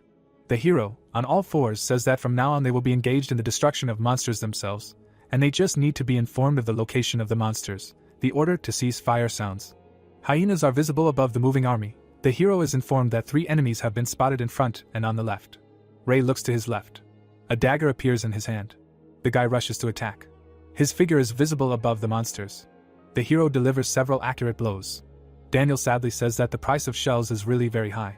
Looking ahead with displeasure, he says that money is, of course, good, but using skills is fraught with long recharge periods. He asks if the main players should not save their skills for fighting really strong enemies. Marie, winking at her brother, says that the hero does not use skills. The blonde, looking at the girl in surprise, asks if the hero really dealt with the huge monsters without using skills. Marie replies that she is tired of repeating it. Ray's eyes, who is standing on a huge monster, glow. The girl declares that this guy is much stronger than all the other players. Daniel tells the young man that one enemy is approaching from the front and from the right. He immediately realizes that his ally is at a decent distance, and will not have time to intercept the monster in time. The hero gives the order to the second squad to act. Adrian, Ian and Cookie, smiling happily, confirm receipt of the order. Ian strikes. Cookie uses the icicle knife skill, and Adrian uses the rocket punch knuckle skill. Marie, holding binoculars, says that the rest of the Gold Farm Guild are the real elite. Daniel says that he also sees that these fighters are very strong in their own right, and that he could not even imagine that an unknown guild from the Far East could be so strong. Hyenas are approaching the fighters. In front of us are binoculars. Marie says that as long as these fighters are fighting monsters, there is nothing to be afraid of. The girl turns to her brother and tells him not to worry, as his turn will come soon enough. The players fight giant hyenas. Marie says that the desert trial is only now truly beginning. A powerful sandstorm rages in the desert. Someone says that the core of the trial is already in sight. The hero, covering his face with his hand, says that he sees the target. One of the fighters shouts that the equipment to combat sandstorms is ready. Ray, with Daniel visible behind him, orders them to prepare to enter the portal. The guild leader of Blauwe-Vogel reports that he understands the order. Daniel, with his fighters visible behind him, orders them to form a line to enter the portal. He states that they practiced this during training and they need to remember how to do it. Ray informs his subordinates that from now on visibility will be very poor and they will not be able to see their commander to receive instructions, so they must protect the members of Blauwe-Vogel, using their own discretion. He says that none of those they protect should die. Ray, covering his head with a dagger, asks them to be very careful. He says that the players have strong enough defenses, so the sandstorm should not cause them serious damage. The hero, holding his weapon forward, orders them to enter. His fighters confirm receipt of the order. The fighters from Blauwe-Vogel look on in fear as the players from Gold Farm hide behind the dust flows. The soldiers look at each other in fear. One of them asks if they really need to enter this hell. a braver fighter says that if a small squad from the Far East is not afraid of anything, then they don't need to do it either. The soldiers line up one after another. One of them, covering his face with his hand, says that nothing can be seen here. His comrade suggests that the sand is blocking all the light. The fighters from the Blaue Vogel Guild slowly move forward. 2 dim balls are visible above them. The soldiers look up in fear. A huge lion appears above them. One of the fighters shouts that he sees an enemy and orders all his comrades to join the fight. The fighters look around in bewilderment. It turns out that they are left alone against a huge monster. One of the soldiers suggests that they have been cut off from the main forces. The players rush to attack. One of them shouts that they have no choice but to give battle. He advises to aim at the weak point of the monster, namely the eyes. The guy puts both hands forward and uses the iron needle skill. Sharp projectiles are stuck into the lion's muzzle. The second fighter jumps up and uses the power/skill. We see the monster's paw.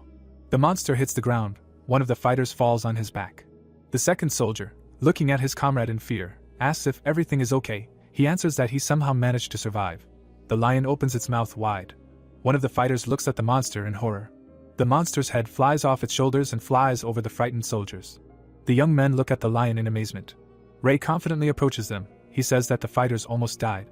The hero orders his subordinates not to allow gaps in the defensive formation.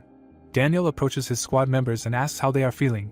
Ray, meanwhile, orders the fighters of his guild to protect the representatives of Blaue Vogel, who, unlike them, die very easily. He suggests perceiving these people as wads of $10 million bills and guarding them accordingly. The young men, having apologized, promise to do exactly that in the future. Daniel stretches out his left hand and orders them to regroup so that those who cannot protect themselves are in one place and form a tight formation. Marie shouts that under no circumstances should they lose sight of their comrades who are nearby. Clenching her fist, she loudly explains that if the monsters manage to separate the fighters, they will quickly die. A bright glow is visible in front of the army of players. The young men rejoice. One of them says that it is getting lighter around. The second guesses that they are almost out of the sandstorm. Daniel and Marie cover their heads with their hands. Someone shouts that they only have to endure a little while longer, and all this will soon be over. There is a bright flash. The expedition members approach a megalithic structure. There is a column in front of us. The system reports that the test core has 100% health points, and the same indicator is for the final defense protective barrier. We see a yellow vortex. It is reported that the test sun is indestructible. Someone's voice greets the stupid expedition members.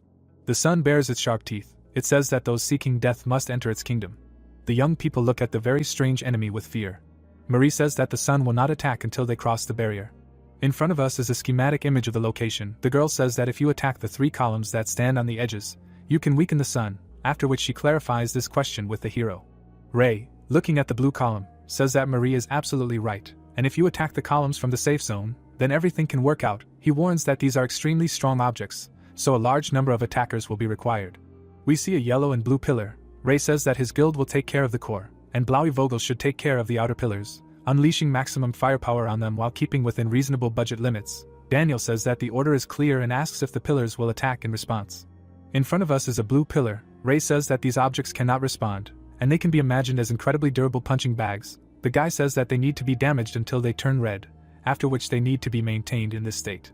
We see someone's leg. Its owner says that she expected to be assigned this role, but she finds it incredibly boring. The girl, smiling, raises her right hand and asks if she can join the fight against the core. She says that Blaue Vogel originally had their own plan, and she wants to test how it works at the continental trial level. The hero, lightly tossing his dagger, apologizes to Marie and refuses her. The guy puts the weapon on his shoulder and states that according to calculations, the entire firepower of Blaue Vogel is only enough to inflict the necessary damage on the outer columns, and if the guild loses its only Class A player, it will be difficult to maintain the color of the columns in the required condition. Marie, smiling, asks if Ray can take her place in this case. The hero points his dagger at the girl's forehead and says that it will cost 10 billion. He reminds her that he is the senior commander in this expedition. Marie looks at the weapon pointed at her in amazement. Ray says that if she does not comply, she will have to pay a fine of $10 billion. The girl is incredibly upset. The hero tells her that according to the terms of the contract, she can pay the said amount to join the Gold Farm Guild squad, but in this case, he cannot guarantee her life. The blade is visible against the background of a thorny root. Marie sadly says that she does not have that kind of money. Ray smiles and says that the girl is very unlucky. The fighters line up next to the columns. The hero, whose weapon is glowing brightly, says that if everyone is ready, then they can begin the attack. The players attack the blue column. Yuto happily shouts that their column has turned red. The representative of the guild Blaue Vogel informs that they are in the same situation. Ray smiles and says that this is all very good. He points his dagger to the side and orders the gold farm squad to stop attacking the column. The guy says that after the color of the object stabilizes, they will begin to carry out the next step outlined in the strategy. Yudo makes it clear that the order has been accepted. The son smiles happily. Marie turns to her brother and asks him to reconsider. She begs him to do what she suggested the day before. Daniel, looking at his sister with displeasure, says that this is a bit too much. Black branches wrap around the guy. The girl asks if her brother is really going to refuse her. Daniel, clutching his throat, tells the hero that he has something he wants to ask of him. Ray asks what it is. The young man points at the son and states that he would like his guild to handle this boss. The hero, confused, says that it seems that Daniel recently begged him to participate in the operation because he believed that he could not pass this test.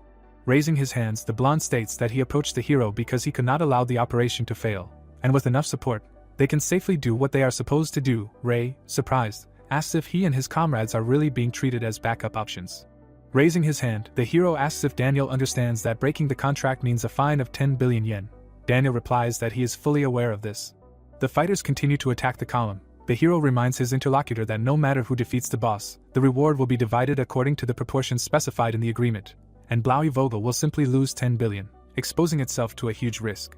Daniel, looking down sadly, says that he understands everything, and the question of financial gain is not the main thing here.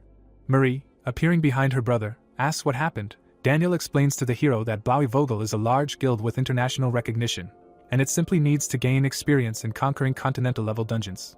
Before us are the fighters representing this organization. Daniel declares that the players who have gathered here are the best that Blaui Vogel has, and they are putting their lives on the line in reality, not in the game. According to him, all this will bring great benefit to the guild in the future. Marie raises her left arm, which is wrapped in roots. She tells her brother that there is no need to complicate the situation with such reasoning. The girl states that they are just players, and when there are unfinished high-level challenges, it is natural to feel the desire to overcome them. Marie, smiling, looks at the hero, who turned away from her. She says that the fact that the game has become reality does not mean that she and her guild members will cowardly hesitate in passing the challenges. Marie expresses confidence that Ray understands everything perfectly. The hero says that she is wrong. The girl asks again in amazement.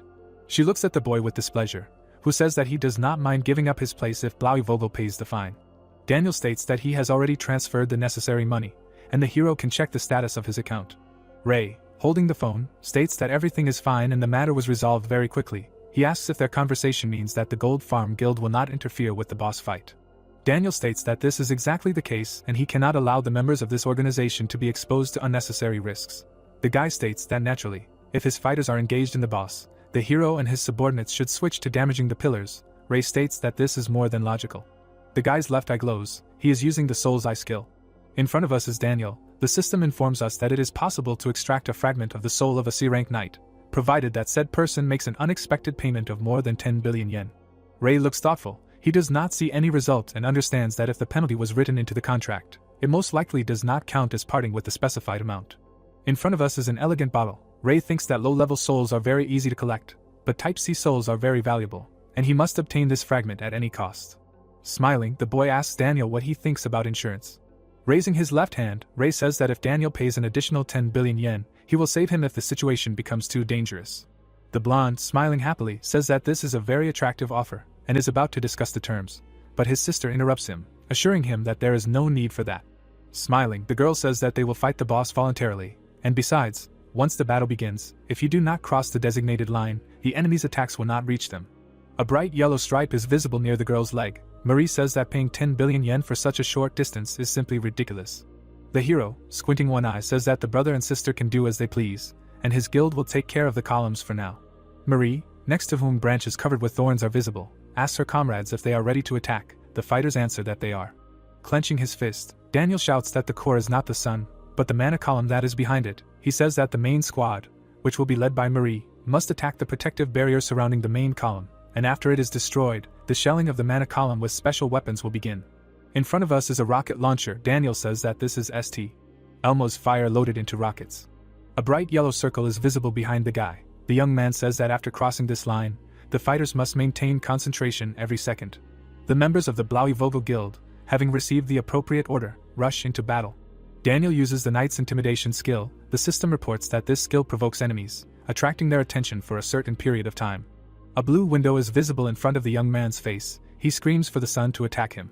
The monster, baring its sharp teeth, declares that it will bring down the blessing of the sun on foolish people, which is a quiet death. The sun erupts a powerful stream of energy. Daniel covers himself with a shield. Judging by the expression on the young man's face, he can barely withstand this pressure. A blue sphere is visible around the guy. He is using the water enchant skill. Puffs of white steam are visible near the fighters. Daniel, peeking out from behind the shield, says that if the enemy is solar energy, the water attribute works perfectly. Marie, smiling happily, declares that her brother's provocation is working very effectively, and if they can keep the columns weakened, they can defeat the boss. The girl, next to whom intertwined roots are visible, orders her fighters to attack. One of them uses the Knight's Rally skill. The system informs that this skill increases the attack power of allies. Marie, shooting projectiles at the enemy, uses the Gatling Needle skill. In front of us are two more fighters. One uses the Crash Throw skill, and the other Obsidian Crack. Traces of powerful blows are visible on the column. Marie, behind whom Daniel is visible, says that we need to prepare for the decisive blow. In front of us is the right eye of the sun. Yellow triangles are visible next to the monster. The sun calls on foolish people to prepare for death.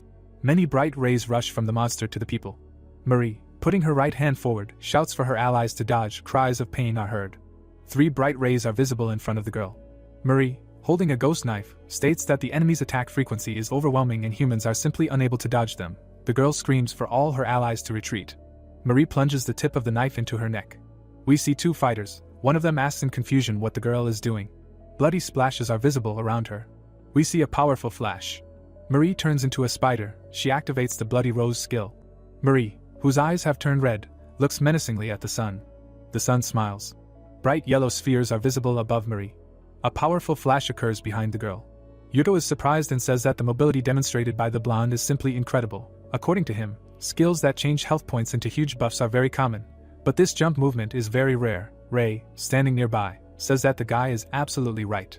Looking down, the hero states that the real value of this skill is in its offensive power. Bright yellow beams fly past Marie.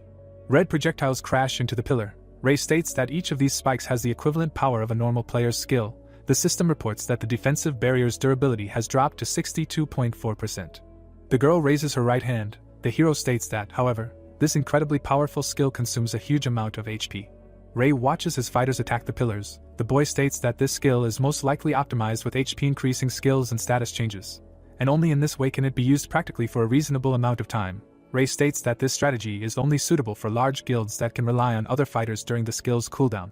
Daniel, who hears the hero's reasoning, says that the guy is very informed. The head of the guild Blauvogel says that it is rare to meet players who know something like this. The hero replies that he knows places where you can get useful information. One of the fighters asks the hero if they need St. Elmo's fire in this situation. Ray replies that they do not. He explains that the sun's attacks intensify as the barrier's durability decreases and reach their maximum after this barrier is destroyed.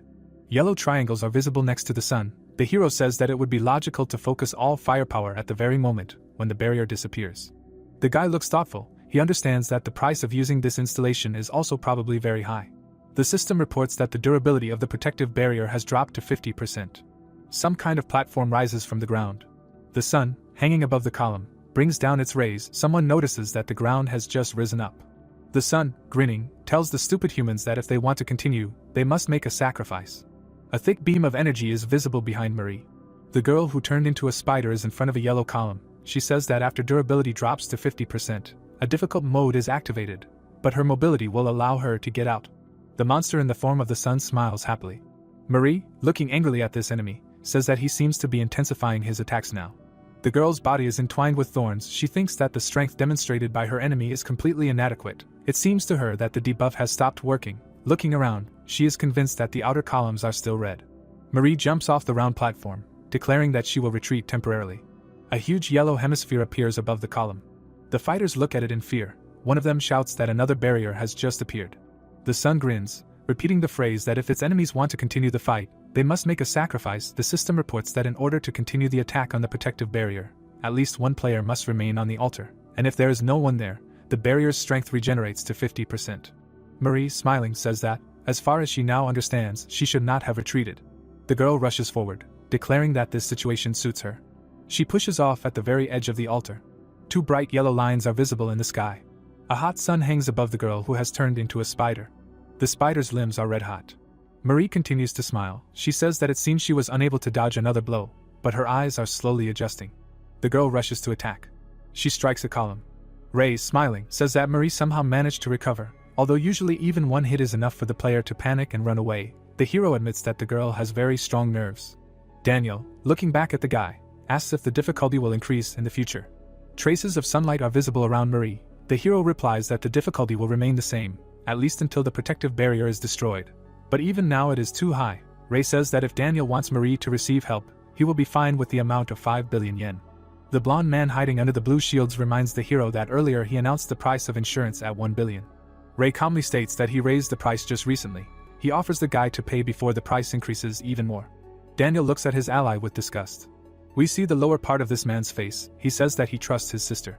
Ray calmly states that he understands. The system reports that the strength of the protective barrier is 49.7%. Powerful flashes are visible in front of the spider. The girl says that she is unable to attack, and the strength of the protective barrier does not decrease at all. Marie urges herself to put in a little more effort. We see the back of the girl's head. Marie looks to the right of her in fear. Cursing, she jumps to avoid the blow. A ray of sunlight hits one of her limbs. Many yellow rays rush at Marie. We see the girl's eye. The rays hit her, blood spurts in all directions. The girl grabs what is left of her severed arm. The brother tries to shout to his sister.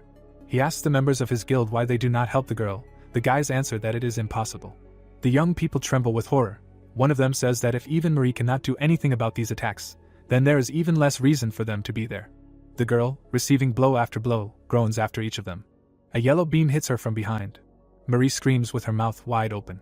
The Gold Farm Guild members look on in fear. Daniel begs the hero to save the girl. Ray raises his right hand and states that he needs 100 billion yen. The blonde screams that he will pay as much as needed and asks the hero to hurry, who says that they have a deal. Ray rushes to attack. The son giggles with bare teeth. The heroes run to the girl who is under attack. He carries her out of harm's way. Marie grits her teeth in pain. Daniel orders the healers to use their magic immediately. The girl is missing her right arm and left leg. The healers treat her with their spells. Marie writhes in pain. The hero, looking at the healing process, states that the girl's life seems to be in no danger. Daniel, smiling, looks at his ally and thanks him, stating that if it weren't for him, Marie would have died. The hero says that there is no need to thank him, as the price of saving him was no less than 10 billion yen, and the risk was part of the deal. Daniel thoughtfully repeats the saying that even in hell they know how to count money. He states that he never thought that he would start applying this Japanese proverb so quickly. The system reports that Daniel's agreement to pay more than 10 billion yen led to the fulfillment of the condition for obtaining a fragment of the soul of a C-rank knight. Marie laughs. Her brother looks at the girl worriedly, fearing that she has gone crazy, and asks what happened. Raising her left hand, Marie says that this is all some kind of absurdity. She points her finger at the sun. The monster with the very long nose smiles happily. Marie says that if they fought like this, they would have lost 1 or 2 members of 10 Transcendents. Tears rolled down the girl's eyes. She says that all of this was completely useless. Clenching his fist, Daniel replies that it made sense. The girl fought magnificently, and it was only thanks to her that they got this far. Marie says that it is impossible to fight this monster. The blonde touches her shoulder and says that she even used Bloody Rose, but she could not reduce the monster's health by even 1%. Sun, grinning predatorily, says that this is not a task that humans should take on. Ray, who is standing behind Daniel and Marie, says that the monster is wrong. The guy, raising his right hand, says that trials must be passed. That's what they are trials for. Marie, looking at the young man, asks if he really thinks they can win after seeing everything that happened. The hero, with his guild members behind him, states that this is why they came here and that fighting the core is Gold Farm's job.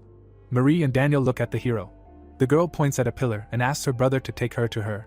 Guild Master Blowy Vogel asks what his sister is going to do. The girl smiles and asks her brother not to worry. She says she will just attack the pillar. A young man leads a crippled girl. She states that with her help the son will be in a weakened state. Daniel asks if his sister is really going to fight even if she loses her limbs. Branches wrap around the girl's arm. She says that as long as she is alive she will use her skills, and that the lost arms and legs can be grown later. Daniel sighs sadly. He says that he understands. The guy takes his sister in his arms and says that they must back up their allies' plan with their faith.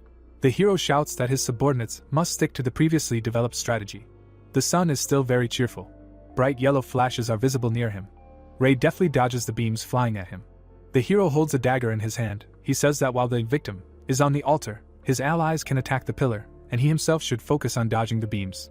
Rumi, holding her weapon forward, shouts that while Ray is distracting attention, the others should attack the protective barrier. She advises to save skills that require recovery and use them when the barrier is destroyed.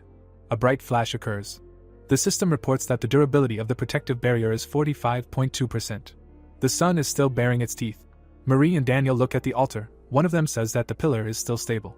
The blonde, who is holding his sister in his arms, asks her if they could do what the Gold Farm members do if they knew about this method earlier. Bright beams are seen around the pillar. The girl replies that it is impossible. The plan seems simple, but requires constant dodging of countless attacks. The girl's body is entwined with branches. She says that if she tried to do the same with the bloody rose, her energy would have been exhausted long ago.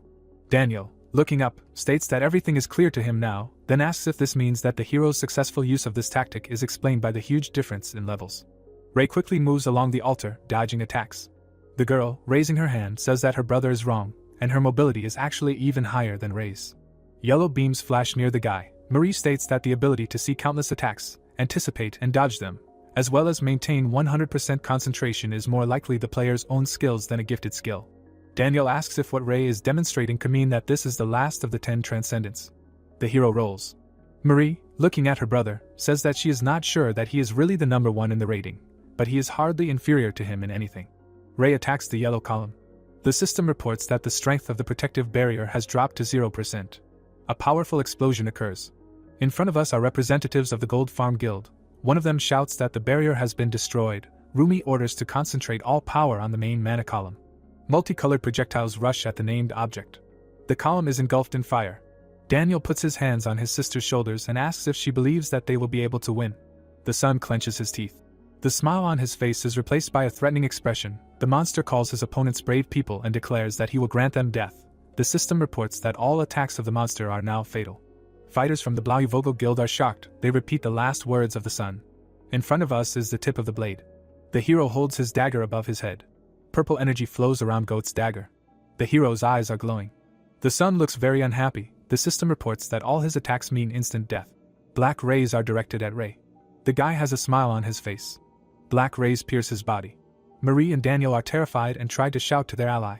Ray holds Goat's dagger in front of him. He understands that he is exposed to deadly attacks that do not injure the body, and is now an ideal target. The system reports that the Soul Reserve skill postpones death for 10 seconds.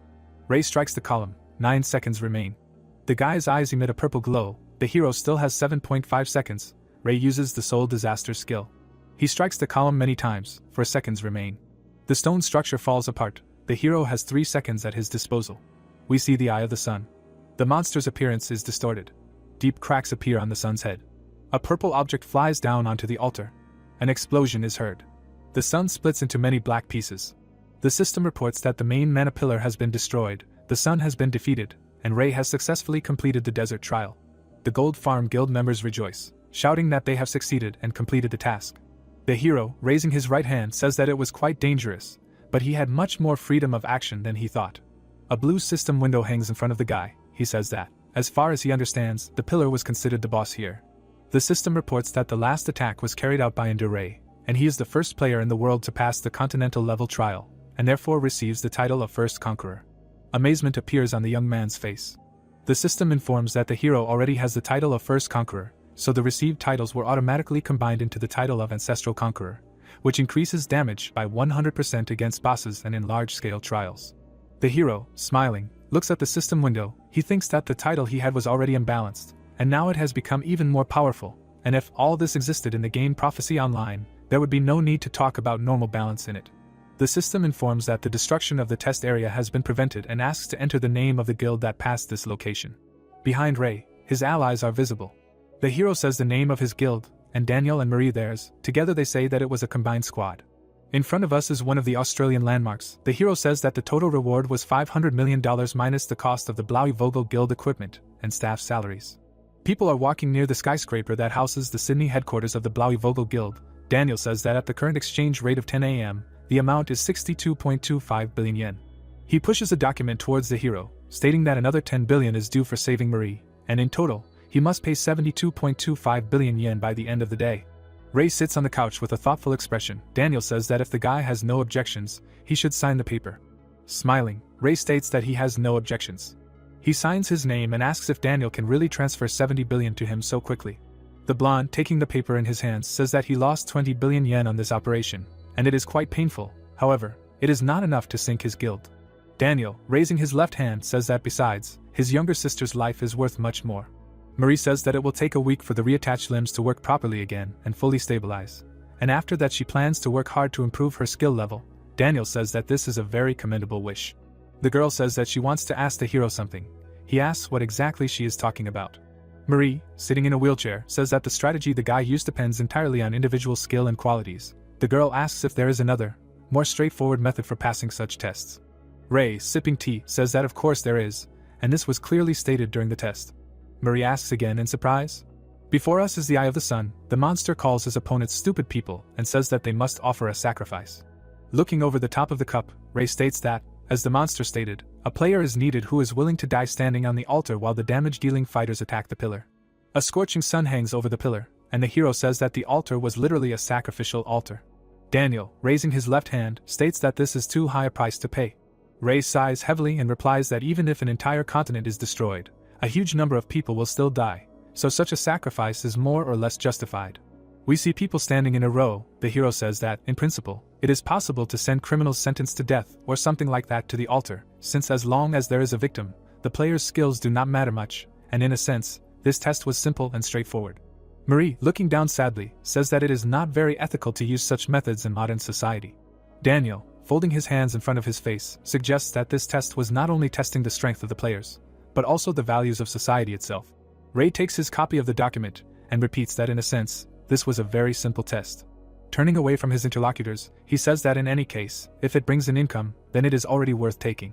An airplane flies above the clouds. We see plates with food. Ray, armed with cutlery, says that in front of him is a first-class menu. Yudo, happily eating meat, says that this is his first time flying first class, and everything here seems truly luxurious to him. The guy says thoughtfully that something still worries him. We see empty seats. Yudo asks if the Gold Farm Guild has ordered a charter flight. Rumi, from her seat, says that it is not a charter, but she really does not see anyone else on the plane. In her opinion, this can be explained by the fact that the plane is flying to China, which can be destroyed during the test, and people are unlikely to fly to this country now. Raising her index finger, the girl says that, according to the news, all tickets for flights to Australia, on the contrary, have long been sold out. Yudo says that he understands. White clouds are visible through the window. The hero declares that Australia is now the only place that is guaranteed not to perish as a result of the test. Yudo says that then it is quite possible that now only players like them are trying to fly out of the country to join the teams that will undergo the tests. The steward asks what the passengers will drink. Ray, who is holding a glass, asks to bring him the most expensive drink that is on the menu. The plates fly up. The girl grabs her head and screams loudly. The light board asks to fasten the seatbelts. Ray, looking at the steward, asks what happened, and assumes that the plane has entered an air pocket. The steward says in fear that what happened does not look like normal turbulence, and he will immediately check what it was. The ship's captain asks the passengers to fasten their seatbelts. Ray thoughtfully rubs his chin. The plane unnaturally lifts its nose. Rumi, with Yudo visible behind her, screams that the ship is falling over. Steward states that if things continue like this, they will start falling. Ray asks Rumi if she has any skill that can stabilize the plane. The girl replies that she does not have anything like that, after which she asks Yudo if he has a useful skill. The young man, smiling stupidly, says that he can only move very quickly, and asks the hero if he can levitate objects. Ray says that he can, but not the plane, the mass of which is too great. He complains that his allies are completely useless. He rushes forward. His comrades ask where he is going. Ray rushes into the cockpit and asks what is happening. One of the pilots says that the elevator is jammed and does not respond to the control column. An airplane is visible next to the hero's face. Ray asks if he means the thing on the tail of the aircraft. The hero runs out of the cockpit. He says that he should just lower the steering wheel to a horizontal position. The pilot fearfully asks the guy what he plans to do, and says that if he wants to go outside, then this is real madness. We see a flying plane. The commander reports that the temperature outside is minus 30 degrees Celsius, the air pressure is below 0.3 atmospheres, and the speed is more than 1,000 kilometers per hour. Ray grabs the door handle. He tries to pull it towards himself. The guy thinks that high-level players can easily survive a fall from this height, but beginners will most likely die. The steward fearfully tells the hero that the door will not open due to a large difference in pressure, and if it does open, the guy will simply be blown away. Ray calls Yudo and asks him to close the door as soon as he is outside to prevent decompression. Yellow streams are visible around the boy's body. Ray is going to use soul thread as a rescue rope. The hero runs along the fuselage of the plane. Yudo closes the door. The steward says in bewilderment that the hero opened the door with his bare hands, which was pressed by several tens of tons. Ray slides along the body of the aircraft. Covering his head with his fist, he says that it is cold outside, there is a very strong wind and little oxygen, so he must finish his job quickly. A tiny figure of a guy is visible on the tail of the plane. Yellow threads are wrapped around the elevator. The nose of the plane goes down. Yudo joyfully shouts that the aircraft has stabilized. Rumi says that she did not expect anything else from Rei. A bright flash is visible behind the guy. He asks Sakuma if she can hear him. Exactly the same release of energy is visible above the skyscraper. The girl, putting her hand to her ear, says that she can hear her interlocutor. She begins to worry about his well-being. Rei asks her to calm down. The hero, pulling the yellow threads, tells the girl that the position of the aircraft has stabilized. While he holds the elevator in place, Sakuma asks in amazement if the guy is really doing this with his bare hands. He explains that soul thread helps him. Rei asks what he should do from this moment on. Sakuma asks to wait a couple of minutes while she asks the captain of the ship. The girl mentally addresses the pilot. He grabs his head with both hands and says that someone suddenly started talking inside him. The second pilot asks if everything is okay with the man.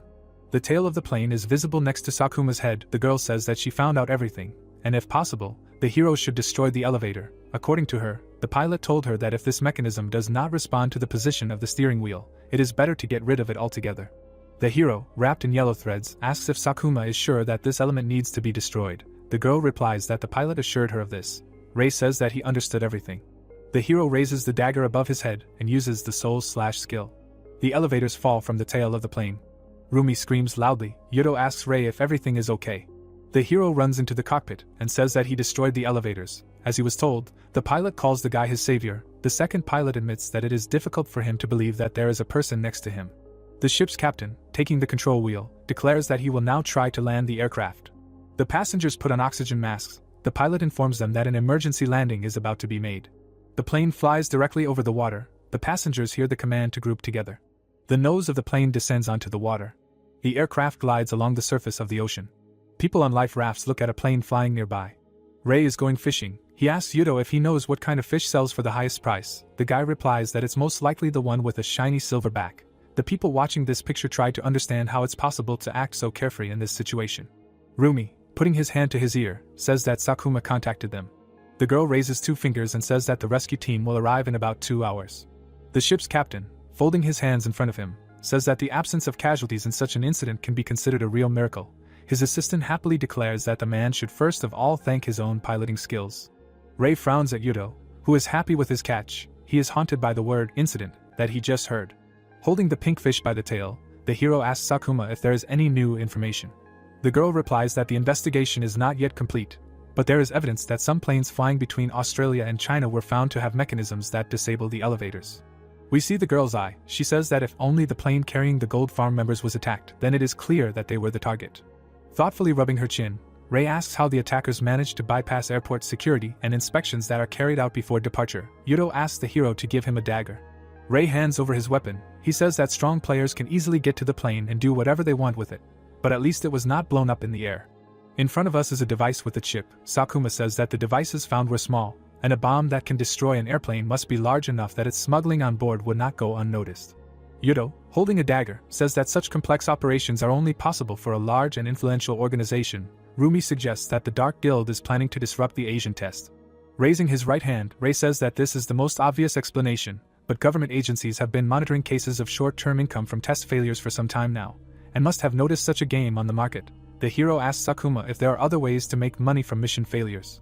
The girl, putting her hand to her ear, says that she does not know of any.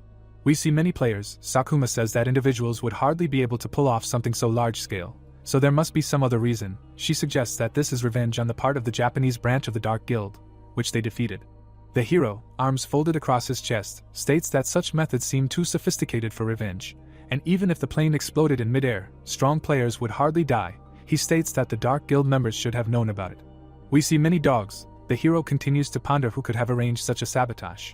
Thoughtfully rubbing his chin, he thinks that perhaps they did not want to kill them, but simply detain them. Sadly looking down, the hero tells Sakuma that in order to participate in the waterfall trial, they must arrive by the specified date. The guy asks if they will be there on time. Sakuma, arms folded under his head, states that the hero has come to the right place. We see members of the Black Dragon Guild. The girl states that she will be able to organize the arrival of the hero and his companions at the destination by the right time. A purple portal is visible against the background of the mountains. The reporter states that he is on the territory of the Asian Continental Level Trial, namely in the Waterfall Trial Camp. Behind the girl, a military truck is visible. She says that until recently, vehicles were constantly coming and going, but now all activity has stopped. Protesters are walking along the streets. The reporter says that the Black Dragon Guild, which won the competition to pass the test, announced that they will pass it, but there are only 3 days left until the end of the term. and citizens, naturally, express their concern. We see dissatisfied passengers. The girl reports that all planes and ships leaving Asia are overcrowded, and there was a case when a ticket was bought for 20 million yen. In front of us is the Vietnamese Noi Bai airport. The reporter says that mass riots have begun in some areas. People are rushing to get on the plane. The steward asks for calm and says that if the chaos does not stop, no one will fly to America, and he informs those who are going to travel in unsafe sections that the temperature outside is minus 40 degrees Celsius, and they will probably freeze. A young man holding a pole demands that the steward shut up and declares that he is going to fly to America anyway, and that it is not only the rich who should be saved from death. We see representatives of a wealthy family. There is a call to crash the plane. Someone shouts that if the poor are going to die, then the rich have no place in this world either. The enraged guy is going to bring down a huge hammer on the aircraft. The plane explodes. The man who destroyed the aircraft is grabbed. He demands to be released. The presenter reports that as a result of the riots that broke out all over the world, several governments were overthrown. The hero looks at the screen of his phone. The guy moans thoughtfully. A motorboat floats up to the portal. In front of us is the waterfall test with its main elements marked. A line of fighters is walking along a narrow path. It is reported that they are at the first waterfall. A flying camera is visible next to them. We see this device up close. The leader of the Black Dragon Guild, with his arms outstretched, addresses the spectators waiting to take the test, and declares that his name is Dragon King. Looking over his shoulder, the guy declares that his guild will soon begin the test. Huge boulders are visible above the players' heads. Dragon King states that according to estimates, it will take about half a day to clear them, and the spectators can watch everything that happens live. Monsters are swimming in the water. People are standing on the bank of a stream. Someone shouts that monsters are swimming downstream.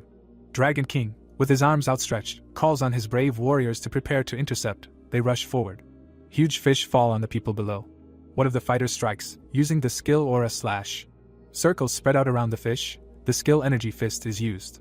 Another fighter attacks with nunchucks, using the skill Martial Crash. People are standing on the bank of a body of water. One of the guys says that this is simply amazing. The second one says that nothing else could be expected from the famous Black Dragon Guild. The first young man asks why, if these people are really so strong, they, not so strong players, were assigned to them. Young men with spears in their hands watch as the Chinese deal with huge fish. The second guy says that the motives of these people are still unclear, but he heard that there is a place here that will need a lot of people. Huge fish are lying on the shore. The system reports that the monsters at the first waterfall have been destroyed. The path to the next waterfall is open. The passage will close in 10 minutes, and immediately after that the next stage will begin. The fighters look up in fear. Green chains are visible above them. Someone notices them and warns everyone else. Dragon King climbs the chain and orders his fighters to do the same. Another fish dies. It falls to the ground next to the Chinese. Dragon King, looking into the camera, reports that the 9th waterfall has already been cleared. The viewers see the face of a young man. He states that there are only 12 stages in the waterfall test and the end is near. The image fades. Someone says that the signal is disappearing. The face of the head of the Black Dragon Guild is visible on a giant screen. The guy says something, but only fragments of his phrases reach the viewers. Rumi, in front of whom a phone screen is visible, says that it seems that the connection within the area of this test should work normally. Ray, who holds a phone in front of his face, states that the signal should be normal, and if it is lost, this is most likely evidence that someone is jamming it. Yudo, holding his left hand to the side, asks who would need to do this. Ray, looking into the portal, says that most likely it is needed by someone who wants to hide what is happening from prying eyes. Two fighters kneel before the guild leader. One of them says that the TV signal is gone, the other adds that the cell phone signal is also down. Dragon King, smiling happily, thanks the guys for their excellent work. The fighters who do not belong to the guild look at each other in fear. They are trying to understand what the loss of signal means for them. The Black Dragon Guild leader extends his right hand forward and thanks the assigned players for getting to this place. He declares that now, finally, it is their turn. The fighters look at the Chinese man in fear. He explains that the continental level trials are different from the usual ones, and they have a special mechanism for weakening the monster's strength, which now simply must be used to complete the task. The assigned fighters happily ask what they need to do. The villain's hair flutters. He says that everything is very simple, and the guys must die here. A toothy shark appears above the Black Dragon Guild members. The archers look at her in horror. Giant predators are tearing people apart. Dragon King says that the difficulty of the waterfall trial will decrease the more people die here, so even completely useless participants can contribute to the passage of this mission. The eyes of the guild leader emit an eerie glow. He says that he is simply delighted with this mechanic. The monster grabs one of the fighters with its teeth. He calls for help. The surviving fighters try to hide from the monsters. The members of the Chinese guild smile. Their leader says that weaklings can run as much as they want. No one will stop them if they have the skills and strength to get out of here alive. Huge monsters tear people apart. Sharks and human corpses float in the water. It is reported that this is the 10th waterfall. A member of the Black Dragon Guild, smiling, says that the enemies are surprisingly weak, and he can destroy them without even using skills. Dragon King holds one of the assigned fighters by the throat and, giggling nastily, says that making sacrifices is indeed the right strategy for passing continental-level trials. The guy stands behind his fighting fighters. He says that from the next stage, that is, from the 11th waterfall, the difficulty will increase exponentially, so vigilance must not be relaxed under any circumstances. The system reports that the 10th waterfall has been cleared and the 11th is beginning.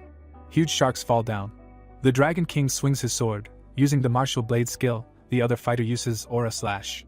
The player holding the nunchuck states that these enemies are weak. His comrade is happy that it looks like they can save the skills with a long cooldown for the last stage. We see a red flash. The giant shark opens its toothy mouth. The player swings his nunchucks, using the flail crash skill. One of the fighters tells the other that he is saved. The other looks at the skeleton of the huge fish and asks if this creature is still alive in this state. Monsters are lying on the ground. The fighters look up in panic. Where more monsters are visible, one of them shouts that the creatures are dividing. The Dragon King orders everyone to calm down. He states that as long as the aura protects them, they will not take any damage and can simply focus on the enemies.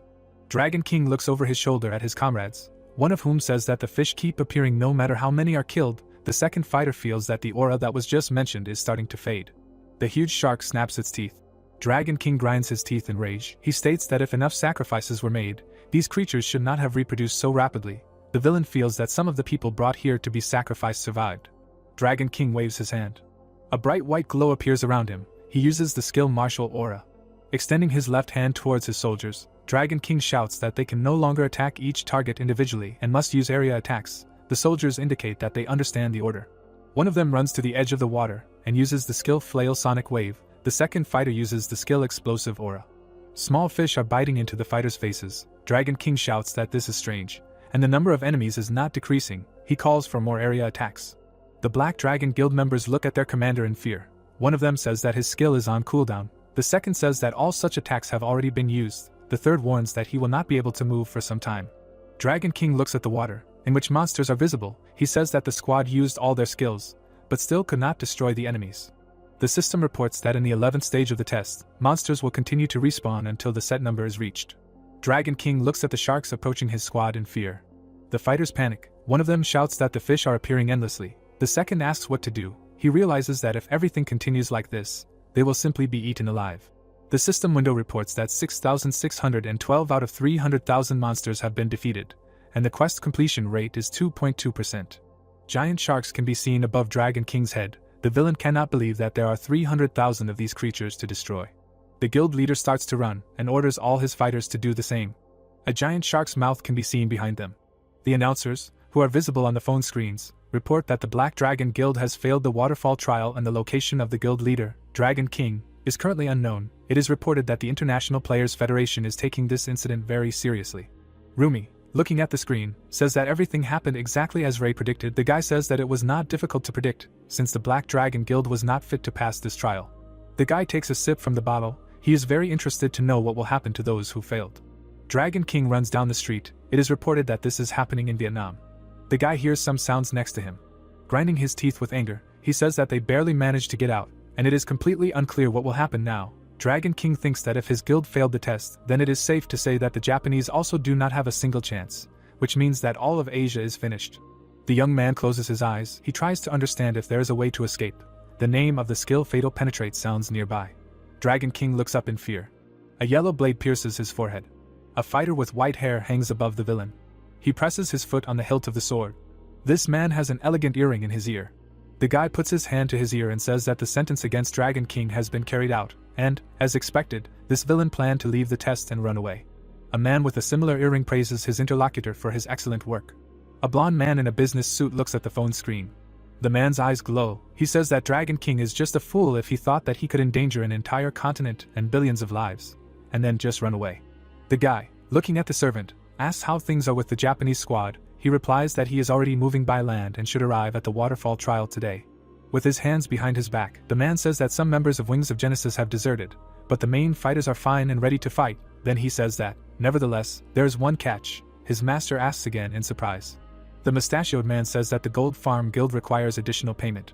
The blonde, thoughtfully rubbing his chin, says that Ray in Deux is in his repertoire, and cares about money even in times of such a serious crisis. The servant standing in front of the guy says that due to the lack of forces and lack of time, the UN Committee on Countering the Tests can offer additional compensation in the amount of only $300 million, and this will most likely not be enough. The blonde, whose back of his head we can see, says that they cannot succumb to blackmail from greedy mercenaries, and if they cannot pass this test, they will also die. We see the servant's legs. The man says that he would also like to answer in this way, but there are less than 3 days left before the end of the test, and it is too late to discuss financial matters. The blonde, standing up from his seat, says that the man can tell the hero that he will be given $200 million that were found at the Black Dragon Guild base. The servant says that he understands everything. The guy calls Ray a greedy beast. Representatives of the Wings of Genesis and Gold Farm Guild stand opposite each other at the entrance to the waterfall test. Tsukino smiles and praises the hero for his excellent work. Raising her left hand, the girl says that she was surprised by the news of the plane crash with the hero on board, but to be honest, she was not worried about him at all, since she thought then that the elite squad of the Gold Farm Guild would not die in such a mess. Ray, showing 2 fingers, replies that everything turned out better than ever, and when he asked for more compensation, he was immediately given $200 million, so he can only thank those who damaged this plane. Water flows between the stones, and a question sounds whether the test is scheduled for tomorrow. Raising her hand, Tsukino says that the hero must be tired from the long journey, but she suggests moving the schedule forward a little, since they can still save the survivors abandoned by the Black Dragon Guild. In front of us is the upper part of the hero's face. Raising his right hand, he says that he agrees, but only on one condition. Tsukino asks again in surprise.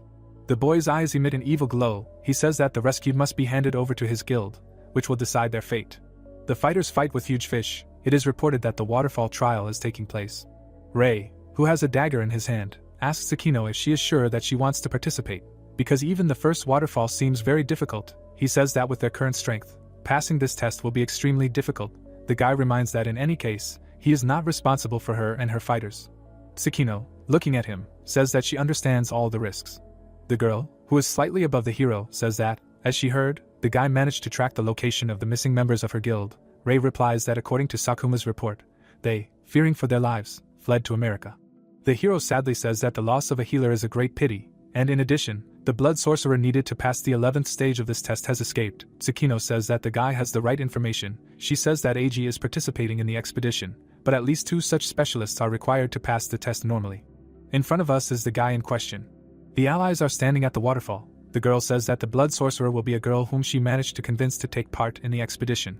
A cute girl with pigtails admiringly says that she sees the real Ray and Du. She introduces herself as Fumika, the blood sorcerer of the Wings of Genesis Guild. The girl says that her mother was against her going into battle, but she managed to slip out from under guardianship. The girls stand opposite each other. Fumika says that Tsukino insisted so convincingly that she simply could not refuse her. The guild leader apologizes for forcing the girl to take part in this expedition. Tsukino, looking sadly to her right, says that most likely she lacks leadership qualities, and that is why the fighters leave her, and she sincerely believed that they would still follow her.